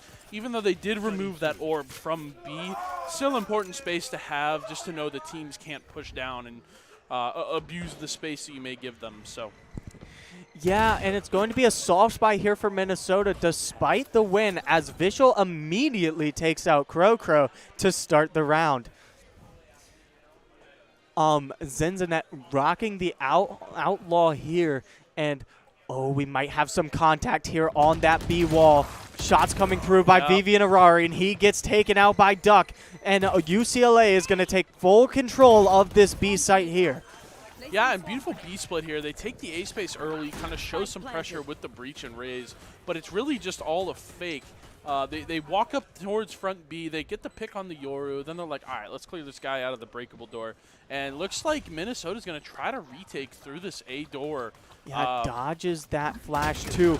Oh, Sammy gets the kill, but what patience by Duck to get 3. All 3 pushers from Minnesota did not check their corner, and Duck gets 3 with that gorgeous trigger discipline. I mean, honestly, beautiful bait there on the door from your breach in terms of UCLA. Yeah, Duck was turned in the corner, pretty much trying to avoid any flashes. Yeah, D Chewy kind of just is like, yeah, I'm going to die, but it's for the cause type of thing. Exactly. And it really pays off for Duck there. So he does have his Raze ult online. We do have some ultimates on the side of Minnesota, Lockdown, as well as Thrash for Uni. And I think, honestly, we're going to play a C retake here and kind of give some A space. Interesting positioning from Crow there, but he will TP out. Yeah, Crow TP's out last second, almost gets caught on that entry there by UCLA, but not quite. Vishal been doing a lot of lurking here on this KJ, able to get, save that one round when they planted on A. Whoa, we commit this Killjoy ult this early? Wow, Killjoy ult coming out very early on that A site, and UCLA is just going to say, okay, we'll go to C. Yeah, they do have the Yoru here, but the rotates are kind of late. The only thing is, yeah, the only thing I'd expect is that Killjoy util to be back up, but it's already down since he's so far away. And this is a free C site. I don't quite understand why they committed Killjoy ult to A so early, because now they don't have it for this C retake. Well, yeah, and also UCLA has been so strong on the post plant thus far. You got to think they don't want them to get it. Duck pops the ultimate, and he's not going to find anyone, but Miffy takes out Crow before he can hit him with the ult. Duck all alone on this side. Doesn't get flashed. Takes out Zenzonet and takes out Uni. Spike almost gets half, but not quite. Picks up another gun. Vivian Arari takes 1, but he is finally traded by Vishal, and that's going to be a clean post plant there by UCLA. Yeah, it's sort of confusing there on the side of Minnesota. They commit the Killjoy ult so early. They're like, all right, we're going to force them to C, and that's exactly what UCLA does, but no one's there to play off of it. You have the Yoru sitting alone, Waterfall. Really no pressure there on the C side on the take. Not even the Killjoy util was up. And then the Gecko ult's on the C, misses our Raze rocket from Duck. So very, very questionable round there from from Minnesota. Side. Yeah. Yeah, I agree. I don't understand that Killjoy ultimate. Whoa, Vishal finds 2 to start the round. Some over-aggression, it looks like there, from Minnesota. Gets punished by Vishal. Just a great shot and maybe even a collateral. Yeah, and I think at this point it's in Minnesota's best interest to be like, all right, guys, we've shown C. Got 2 picks on B. Let's go A kind of thing. You know, we can look at the mini-map and kind of see that, but they're just getting that information based off of what Minnesota decided to push and then took contact with the Killjoy towards C. And that's what UCLA is also, or that's what Minnesota is also pretty much figuring out. They are on an eco this round, so they will have Sheriffs, some Guardians, but you know, numbers advantage here should win UCLA the round. Oh, and Vishal finds his 3rd. Gotta wonder if Vishal wants the ace here. This has been a dominant round thus far by UCLA, and the spike is already down. So it's just going to come down to a 5v2 post plant. You gotta think, for if you're Minnesota, any gun out of the hands of UCLA is a win for them. But no, Vishal takes him out. The whole team is just going for him, and the ace is picked up by UCLA Vishal. Yeah, you know, not to you know, take anything away from it. It was an eco ace, but those kills were almost as important as any other kill you'll see in this game. Cleaning up that round, really giving Minnesota no chance to really bring anything back on the eco. You know, they did have some weaponry. The Sheriffs still one-shot headshot. You know, it's still a strong weapon, but Killjoy lockdown on the side of UCLA. Some ultimates for Minnesota. Yoru ult is a good retake ultimate here, so important stuff to note. Looks like they're going to finally commit to this A fight. We're going to get something huge here. Oh, yeah, immediate pressure coming in. A lot of utility, but UCLA does not lose any bodies. Going to be a quick swing here. Flash gets 2, gets another, and Zinzanet capitalizes, taking out Duck. 8 Crow gets 1, but is taken out, and so it's going to remain a 3-3. It's going to keep even, but Uni found a kill on Miffy. He's still peeking that, and Kimki gets 2. So it's 2v1 here. The only player left for Minnesota is the Omen. Yeah, and some superstition on the side of UCLA. They think that Vivi is close towards that A site because the whole team was fighting, obviously. So they're taking a pause here, pretty much waiting for Vivi to show their presence or show that they may be able to take this A site. Yeah, Vivi and Orari all alone. It is still possible. UCLA is playing extremely carefully right now. They do not want to do anything silly. Kimki keeping an eye on that cross peek with Vishal. Vishal might look away at the exact wrong time, and he does, but it does not matter as Vishal flicks with just enough time with Kimki to get the kill. Yeah, I like that off angle from Vivi. You know, you got to hit the shot, but also just good positioning from them. It gives them a great starting point to kind of get into the round here. So timeout on the side of Minnesota, I believe. What does Minnesota got to work on here?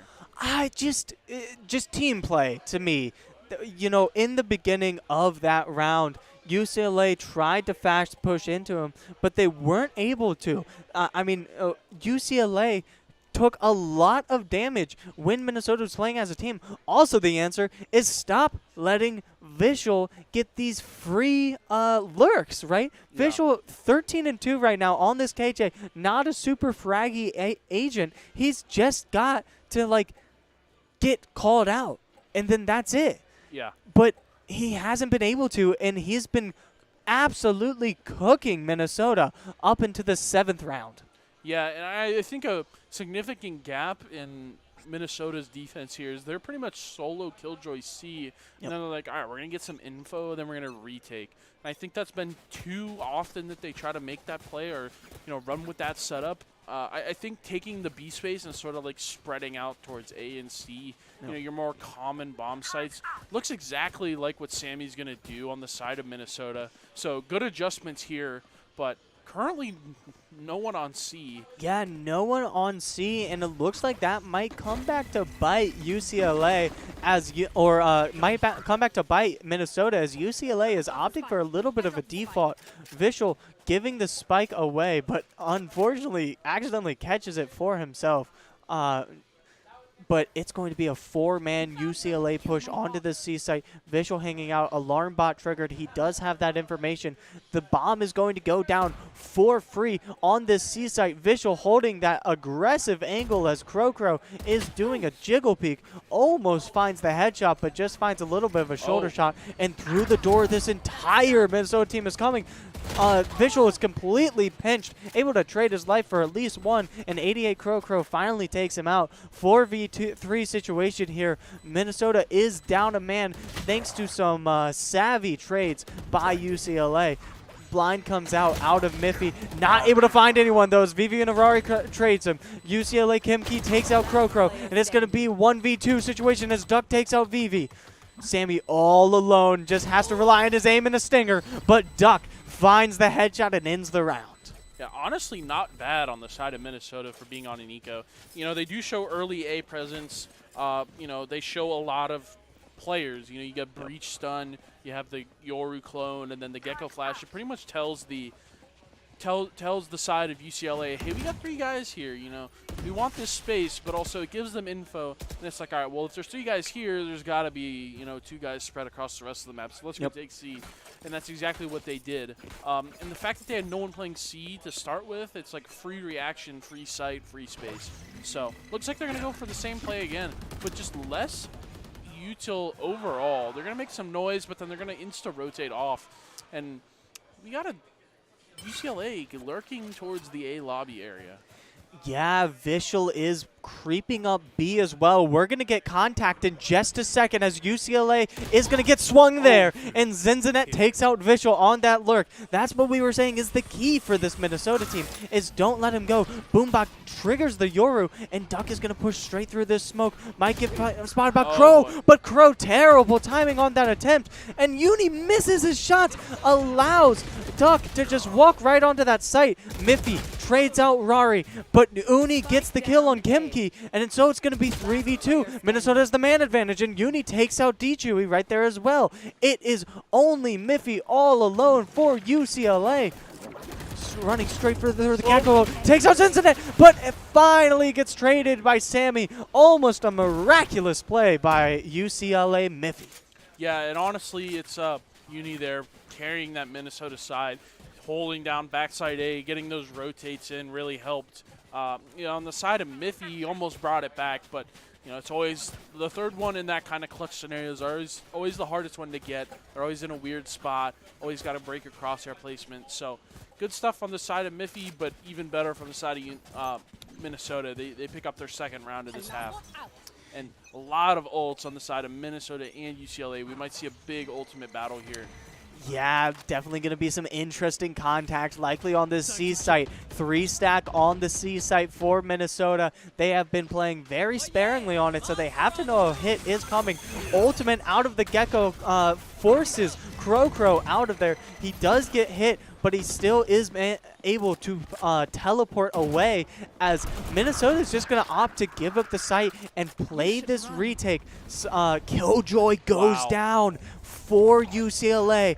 That's going to be big. They don't have, Minnesota does not have an angle, but look at this flank.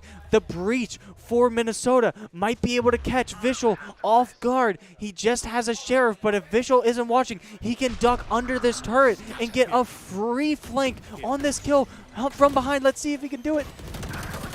Duck takes out Crow. Zinzanek does get one on that flank, but he is traded by Vishal. Vishal finds another through the wall with a headshot. Spraying onto that spike. Gets a 1v3 for Sammy.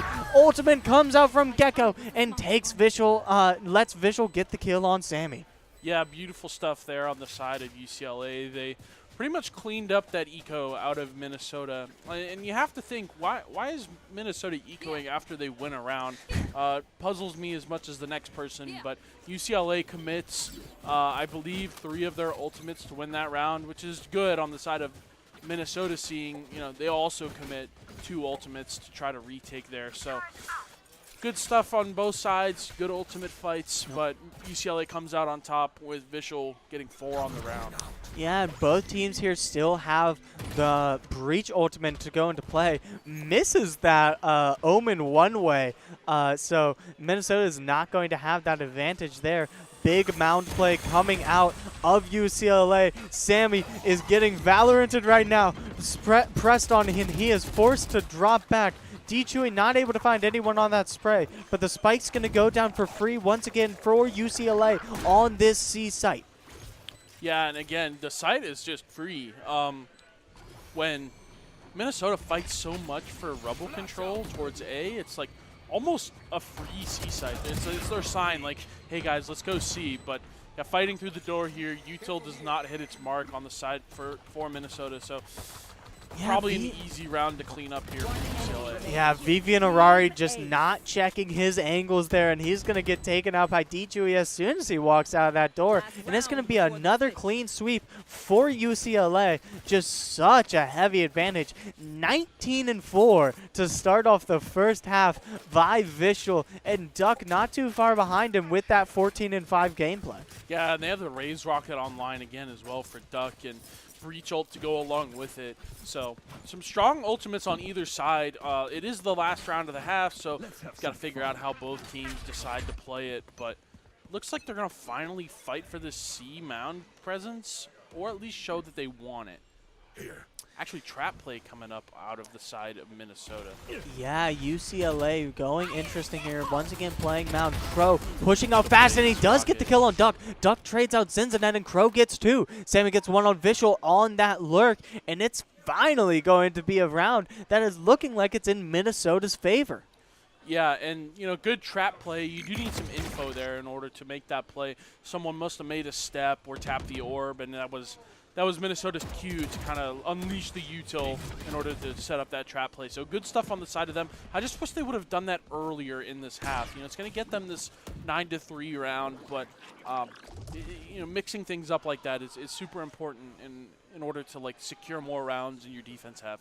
Yeah, well, round not over yet. Miffy is still alive, providing pressure onto this B site. Yoru teleport does come out. That means UCLA Miffy knows exactly where Crow is. Might be able to get the pre-fire, and he does. Sammy not able to trade.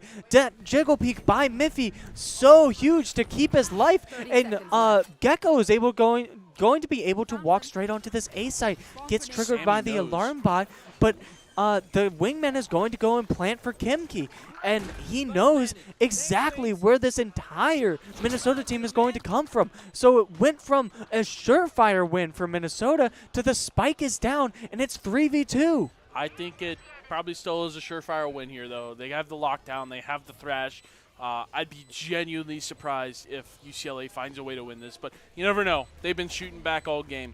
They're going to at least get on the site here, at least use this Gecko ult. He does get actually canceled out of it. Good molly out of Minnesota, and the smoke on the bomb as well. We're going to spray. And they spray. Kimki sprays Uni down. 1v2 situation. Vivian Arari not barely enough time. He's got to stick it here.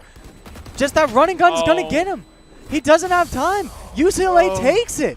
That molly actually came in so clutch for the side of UCLA. It cancels the Gecko ult, allows both players to spam on the bomb, and they don't get pushed because of it. You know, if the Gecko ult detains someone there, they're going to get pushed towards the A main, and someone's going to get on that bomb, and, you know, it's pretty much over. You know, hopefully you try to win some gunfights, but, yeah, good stuff from UCLA. To use pretty much the space they were given, the timings they had, in order to secure that round. Good stuff from them. Yeah, and I mean, a 10-2 scoreboard going into the second round, or second half, is nearly a death sentence. Minnesota going to have to do a Herculean effort to overcome what UCLA has been throwing at them. Just such a strong start from UCLA, and Vishal is going to rock this Sheriff. He's going to quick peek this C site. Not gonna spot out how many Minnesota players are on it. Zinzanet gets an early pick on Duck. That's gonna be a good start for the first contact for Minnesota there. Vishal shooting a Yoru clone, dodges the flash, and there's no one to follow up on that contact.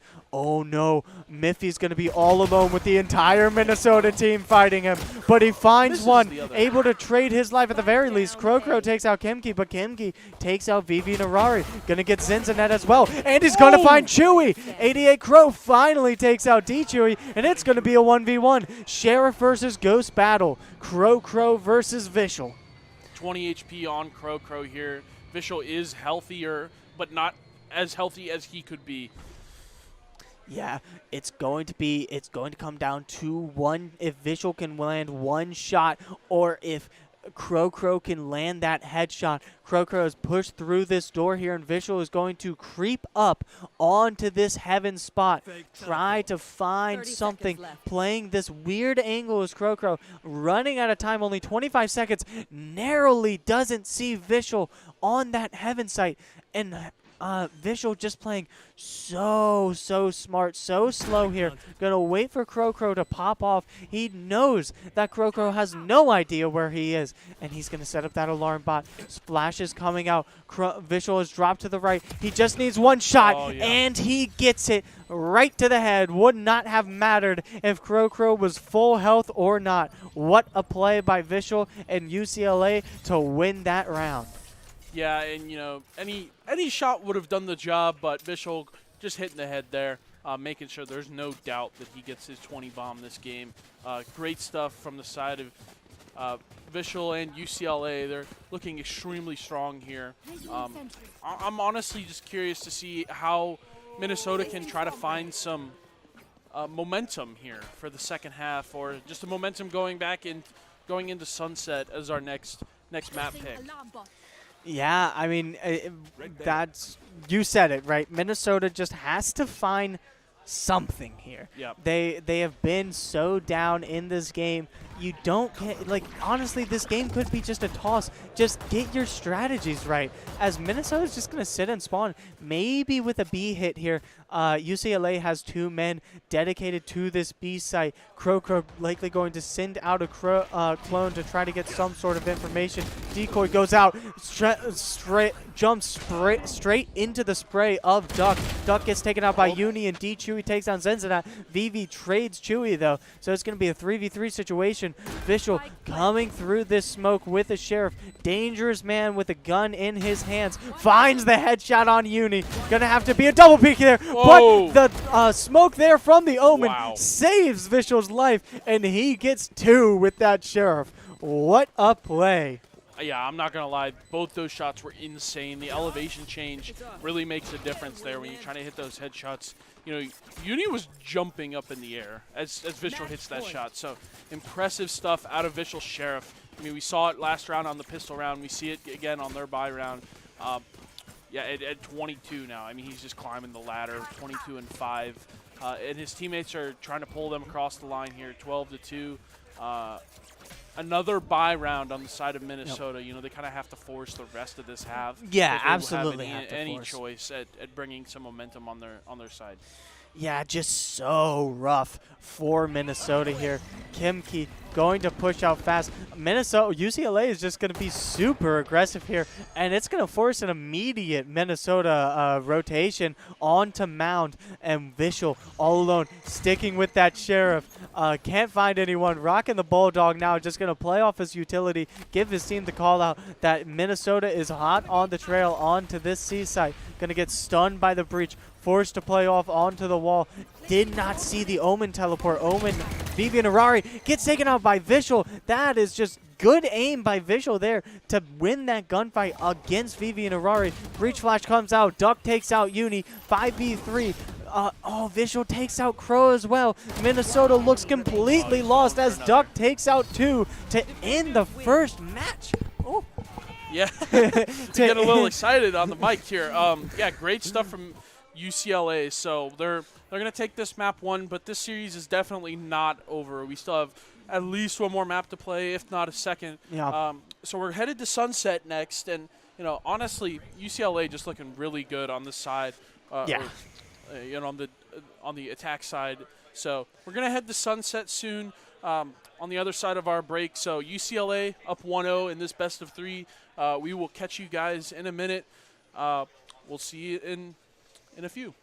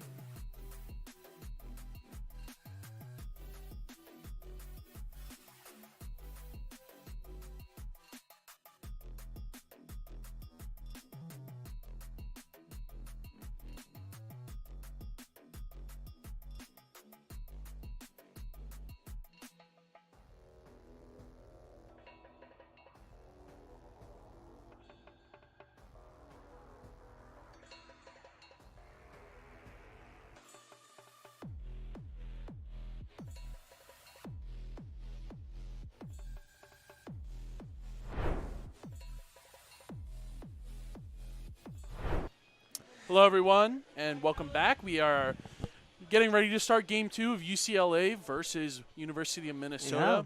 UCLA took Map 1 pretty dominantly. 13-2 was the scoreline of that one. So we're moving into Map 2 here. This is our last game of the day. And then we'll be back tomorrow. So with even more action on all 4 of our games. So Sunset is the map here. Sunset is the map. Sammy sticking on that that Sentinel role. Visual matching it as well as you know what we're seeing, another Sentinel matchup between Sammy and Visual. Visual was incredible in that first game for UCLA. Very similar team comp here for UCLA. Exact same picks except Visual on that Cypher instead of that KJ. And a very weird team comp here for Minnesota. Sort of switching it up and trying to change something to turn the tide into their favor. Yeah, and, you know, again, noting comps is Crow's choosing, I guess, the quote-unquote off-meta pick here in Jet.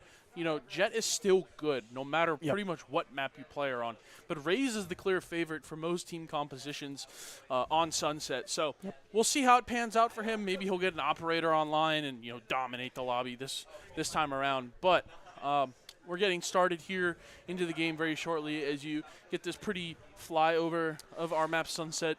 One of the newer maps, so some of you may not be as accustomed to playing on it, you know, understanding its angles, its timings, and things like that. So good map in competitive play. Right? Yeah, well, I hate it. I'm personally not super accustomed to this map.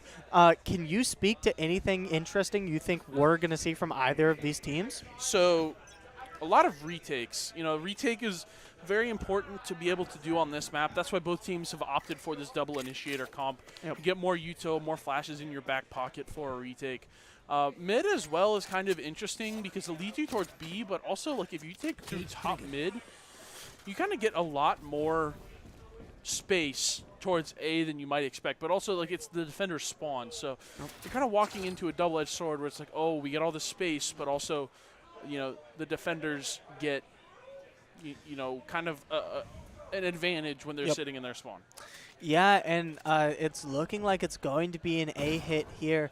Currently on the defense is Minnesota, and UCLA is on the offense. 50 seconds left here for UCLA to make a move. They're running this default, showed a little bit of presence on A to try to force a rotation, but because of Visual taking that peak, it's now going to, the entire Minnesota team is going to take this quick rotate onto that B site, and it's going to be maybe disastrous here for UCLA. They're just going to have to start relying on their guns now. Shots coming out of Duck.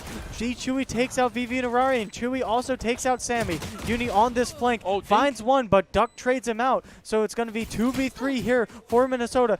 Big health advantage, though, in the favor of Minnesota until now. Crow all alone, and he's going to get taken out by Duck. Yeah, beautiful double swing to end it off there. You know, both players for UCLA were weak, so that was very winnable for Crow. One thing I'd like to point out is, again, Minnesota showed a ton of presence towards A. They had Cypher Cam, KO Knife. Jet actually dashed. She didn't just let it run out, so they actually gave away another position towards Elbow, and that was UCLA's cue to go towards B. Now, the util out of Uni was good enough to stall out the hit and get actual rotates there, so they were able to brawl out for the site hit. Just didn't happen to go their way. I'd like to see more of that from the side of Minnesota. Yeah, it's going to be a big mid-fight incoming as Kimki takes out Crow. But Sammy finds the trade on Kimki as he missed a few of those crucial Guardian shots. And that's going to be a big first contact, but it's going to allow UCLA to just walk right onto the A site and get that plant down. It's going to have to be a retake here for Minnesota. Going to get some contact as Visual takes out Vivi and Arari. And most of Minnesota is going to opt to come out of CT. Sammy has taken a lot of damage, going to get into a gunfight here with Duck. That grenade's going to force him out, and it's just going to take him out. Zenzinet gets a Guardian shot off on D Chewy, and it's going to be a 3v1 situation. Extremely low Visual is in that backline, just playing for that gun, and Zenzinet is just going to run away and keep the Guardian.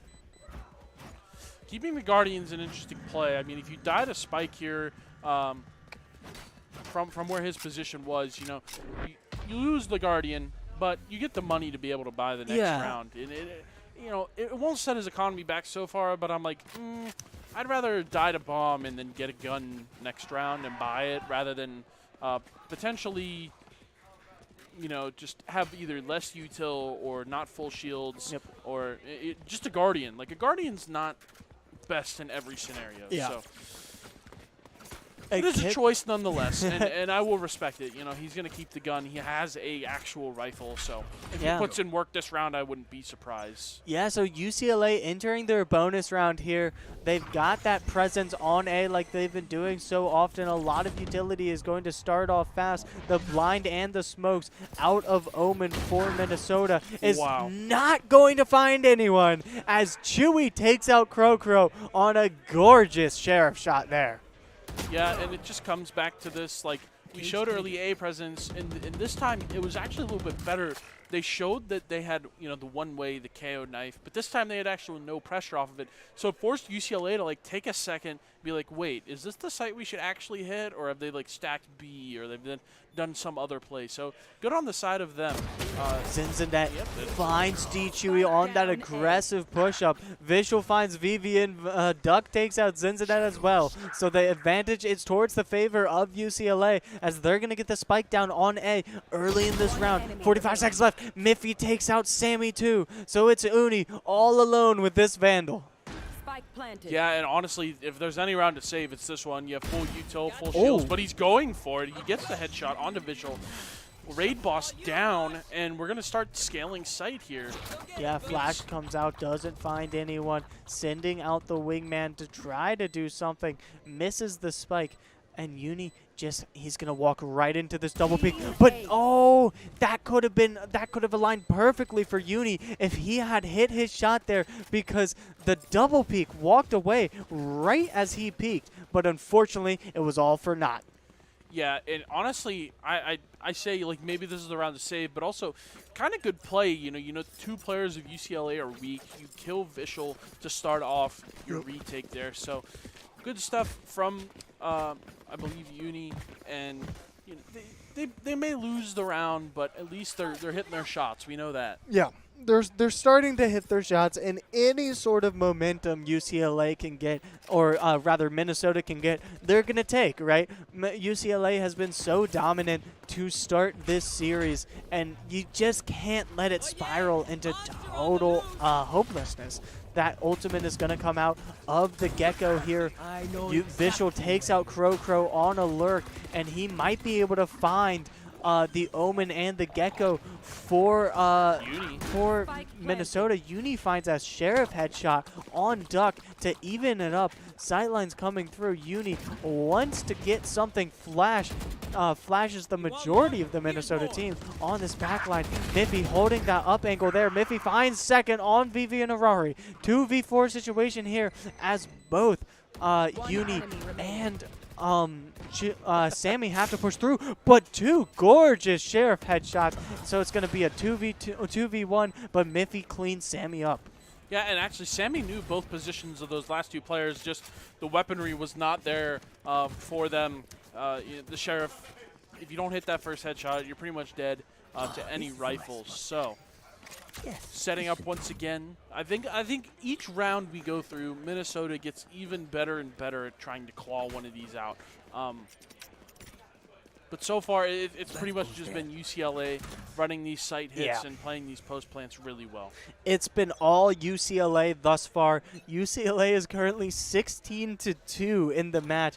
Only giving up 2 rounds is absolutely crazy. With how close the rest of this land will be, that KO knife is going to spot out Visual, so they're going to drop back into the CT site. We're going to get some sort of contact. Chewy takes out Uni on a great headshot. KO going to toss the flash. He can get 2, but he misses his shots. Oh no, Zinzanet. That is a brutal turn of events there. Vivian Navari takes out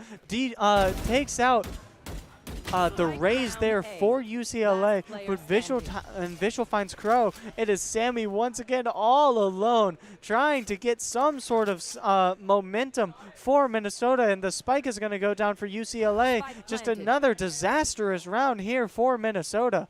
As Visual might find it. Proper crosshair placement is going to come through, and Visual takes out Sammy to start the game 5-0. Yeah, so that round, Minnesota invested the operator, and it just didn't happen to end up where UCLA wanted to push. And Crow really just not getting a great start to this map.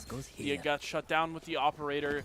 They get shut down, some other rounds where they're trying to make plays. This time, looks like Minnesota's going to go in with a half buy of sorts. A hero rifle maybe on the side of Sammy, but shotguns are online, and I think that Minnesota is like, all right, whatever it takes, we need to win some rounds here on our defense. Yeah, you need to find something here if you're Minnesota, right? You need to, even if it's just like a silly Bucky kill, just something to get that momentum swinging in your favor. D Chewy on these, just such disciplined rushes out of UCLA too. They're winning their gunfights, and it's allowing them to play so freely, as just rocking a little default here, getting mid control, trying to tempt Minnesota into peeking something. Minnesota not taking the bait yet until Zinznet getting impatient, wants to do something with his KO utility, but we're still not going to get first contact. A minute has run down in this round, and we have not seen any gunfights yet. Might roll up on 88 Crow here, sitting on a corner, but he's not going to spot D Chewy walking straight by him. Another judge on this backside. Gonna get some sort of contact on B soon. You gotta assume Vivian Harari might find. No, timing. He turns around at the wrong time. He could have gotten. Oh, no. He's back. He's back. He can find something if he pushes at the wrong time. No, he's traps the smoke, and he still finds D Chewy and Duck. They just did not expect him. He teleports away and plays his life. What a play there by Vivian. Harari finds two. Visual takes out Crow, though, starting to even it up. Uni might get a peek here, but Miffy gets in from behind. Sammy takes out Visual. That spike has to go down for Kimki, and it is Miffy with that suppressing cover fire as the flash goes out. Almost takes out the KO, and he does. Zinzonet gets taken out, and Miffy takes out Vivi. How do you lose that round as Minnesota? I mean, gun differential, to be honest. We have sheriffs and shotguns online. Great stuff from Vivi and Harari. They were able to get two with the judge and get out with their life, but, the gun differential shows once the spike gets to sight. Almost losing to time is UCLA. They got that spike down with only a couple seconds left to go, but they really switched up the tempo there. They went really slow towards A, and it sounds like it looked like Minnesota was patient enough to kind of just sit on their angles with their shotguns and not really do too much to try to pull around in their favor. So good stuff from them. I'd like to see how this next gun round pans out. Looks like Sammy will be on a save, but the rest of the team getting a full buy. Sammy rocking. It's a big force buy here out of Minnesota. Timeout coming through as well. I mean, 0 kills for Crow to start this game. That's just brutal. Miffy on top.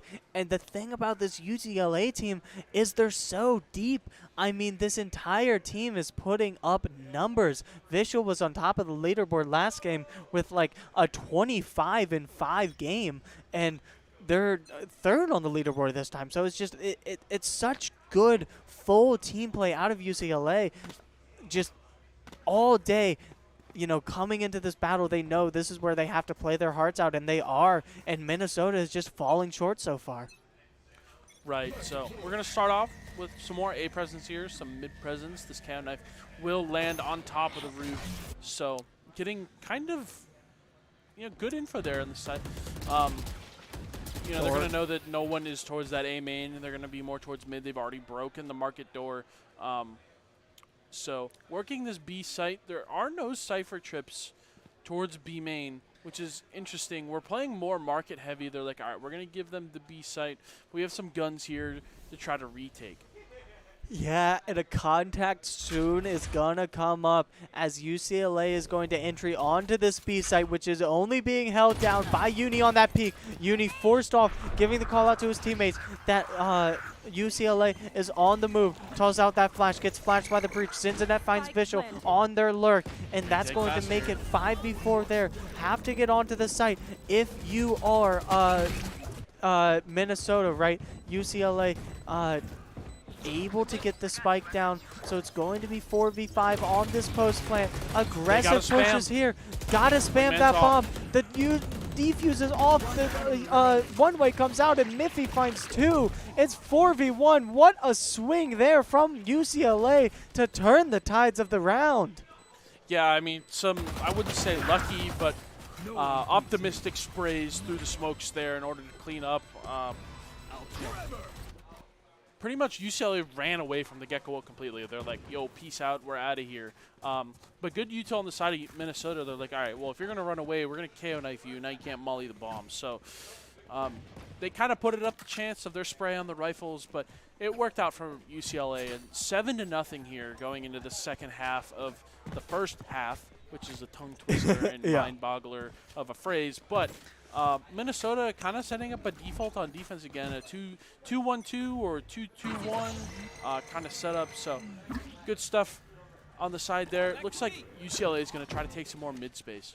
Yeah, UCLA has been playing mid so well and, you know, powered through that B main. And so it's forcing Minnesota to give up the mid, which is allowing UCLA to have so much map control.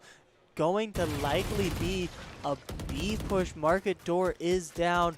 That does give information to Minnesota. They know that UCLA is creeping mid, but as of right now, Minnesota's just saying have it. It's okay. It's looking like a rotate here, but Crow takes out Visual and picks up a Vandal. Big play by Crow, finally getting himself onto the leaderboard with a kill there. He might get taken out by D-Chewy. If D-Chewy is able to find a timing, Zinzinet throws out a knife, looking for some sort of information. Zinzinet all alone. Bad timing gets Crow in Zinzinet for Minnesota down.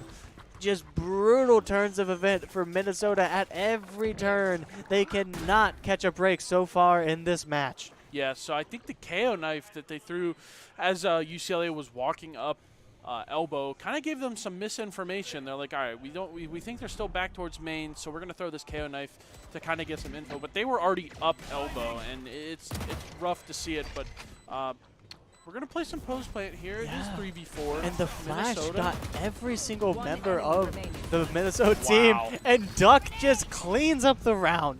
Yeah, what can you do if you're Minnesota? Feels like a Sisyphean effort to just try to even do anything against UCLA thus far. Yeah, that spot on top of the generator so strong for Raze, Jet, or Omen players. They can kind of just tuck in that little corner. They can't get sprayed from CT, but they can kind of play on some high ground on site. That's an important piece here for the defenders as well as the attackers. Is like there's some high ground around the map to give some really good angles on people trying to take important space on the bomb sites. So UCLA going to work mid again, and there's going to be really no pressure from Minnesota either. They've kind of just given them this space the last 2 rounds. So working up towards market here is UCLA, and Minnesota's going to kind of react accordingly. They have 2 players in market. They have 2 players top mid. And looks like our KO for Minnesota is pushed all the way through A, but wow. Visual takes out KO on that lurk. Visual has been so dangerous, and he's going to get the neural theft as well. So all the information of Minnesota is going to be revealed to UCLA as they're just going to saunter onto this A site. Crow gets flashed, has the knives up, needs to get some sort of kill, looks away at the wrong time, but Miffy missed his shots, did not miss that one. Takes out Crow with a headshot, and the spike is going to go down. Visual and Miffy playing way up here. Miffy gets blinded, but Visual does not. Sambi takes out Visual there. Vivi and Arari and Uni are stunned here. Vivian Harari finds Good a nice shots. shot, and 2 are going to go down. It's going to be a 2v2 for Minnesota. Let's see if they can steal a round here off of UCLA. Oh, you but almost- that ult's going to go Oh! up. Vivian Harari with a nice teleport takes out Duck. It's going to be a 1v1. Kimki has to play his utility here, and Oh, he the does timing. just a nice little timing headshot there for Kimki. Saves the round for UCLA. Wow, and I mean, Vivi and Larari almost dodged the breach ult with their Omen teleport. If they did, they might have been able to clean up both players for UCLA, but Kimki just in the clutch, doesn't miss, cleans up that round. They're 7-2 right now. 2 deaths, 9 assists. We're having some impact for this breach here. Yeah, I mean, so impactful. If you're UCLA, I mean, you cannot ask for a better game, right? Yeah. Your entire team is playing so well, and you're just, it feels like everything is working. And, you know, the antithesis there. Oh, are Visual in there. takes out one, having to run away, but the spray takes them down. Duck takes out Sammy, though, so it's still man advantage in the favor of UCLA, and that spike is going to go down onto the B site. So again, these reactions from UCLA, they're like, all right, we're getting pushed A. Vishal is able to get his one, and then I mean, gets traded. Nice shot there by Crow. Yeah. Finally getting something in there, but D Chewy takes him out. Oh, this Cincinnati pressure here. gets flashed. It's going to be 1v3 situation for Union. He is not going to be able to convert, and so it's going to remain 0 rounds for Minnesota. Yeah, I mean, the reaction there from UCLA was spot on. They're like, all right, we got a couple guys pushing A. Vishal tried his best to get one and get out. Wasn't quite able to get that, but it's pretty much a free B site. It was only Sammy playing towards Market, and that kill was relatively easy for UCLA to get. So Minnesota really struggling here to even get a round on the board on this map too. Yeah, I mean, Minnesota been struggling this entire match. It has been all UCLA all day, and so they're just absolutely crushing this best of 3 so far. 10-0. Not saying Minnesota is technically out of it yet.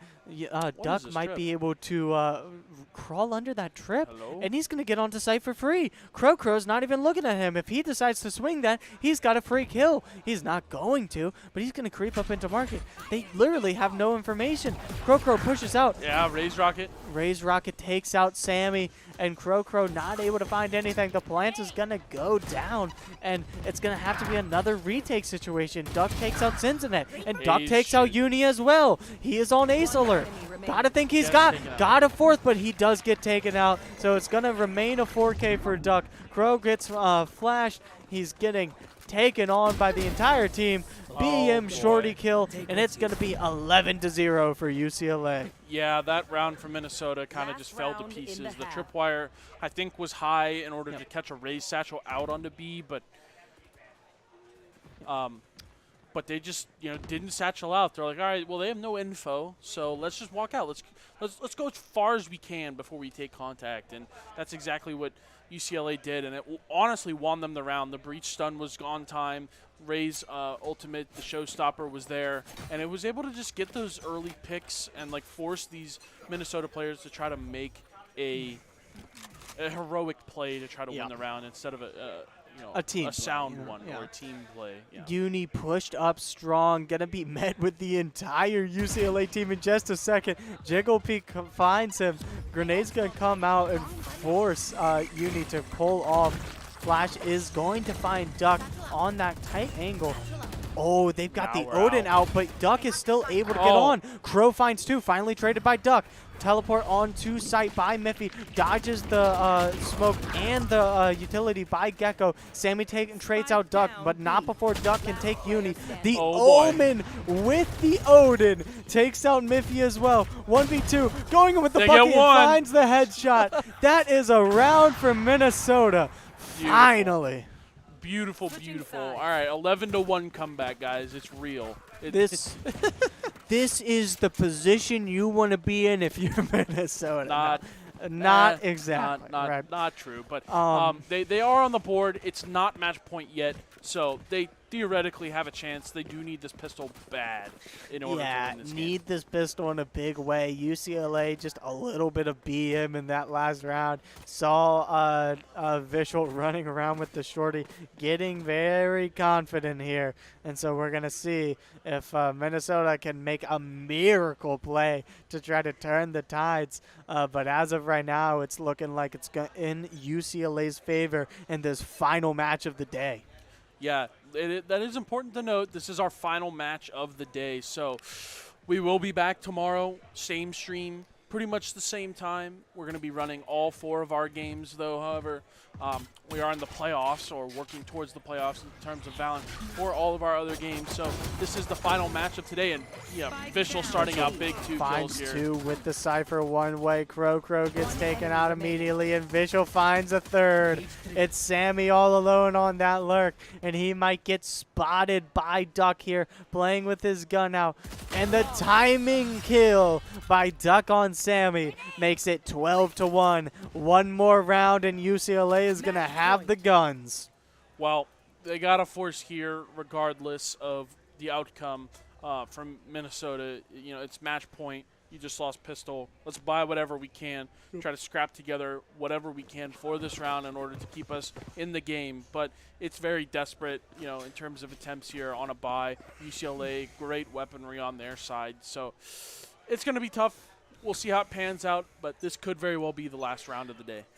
Absolutely, and you know, just a very different game from what we've seen all day. I mean, we have seen some tight matches the rest of the day, and so, you know, occasionally you are going to get a bit of a blowout like we are seeing now. Miffy forced to back off with this Bulldog that he has. D-Chewy also backing off, gets flashed. Wingman is shot down. He's running away, playing his life with this Spectre, just playing his Yuto as well. Duck takes out Uni, and Chewy takes out Sammy. Gimki takes out Rari, and it is going downhill for UCLA. One more kill. It's Zinzanet against the world. Let's see if he can keep it alive. It looks like UCLA might be going for something, but no. Duck takes out Zinzanet, and that is going to be match. 3 total rounds for Minnesota on that match. Yeah, you know, we set this up to be sort of a competitive match. Didn't really turn out to be so, but at least Minnesota, you know, gets to say, hey, we made it to this point. And yeah. We competed today. That's an important part. Yeah, exactly. You know. And also, this is just such a great experience, right? Yeah. Being able to come and play what, you know, most players have likely had this just be a hobby for them up until this point, until collegiate esports has allowed them to take this opportunity to travel out of their college and come onto the Ohio State campus for this incredible LAN hosted by the Game Arena. Game Arena, Ohio State, Esports U, CSMG, just to shout out some of our sponsors and the folks helping us run these events today. There are many more to mention, but I don't remember them off the top of my head. There's quite a few. But just the biggest of shout-outs to Esports U for, you know, helping, you know, working with us, Ohio State, to set up such a smooth stream. And they've, you know, been super professional. Game Arena has been incredible, an incredible and gracious host as well. So we are super thankful to be here. And this is us finally signing off after an almost 9-hour stream today. We will be back tomorrow with the playoffs for each of our games, so we're super excited to see you then. Yeah, and we're going to crown champions tomorrow, so don't miss it. Yep.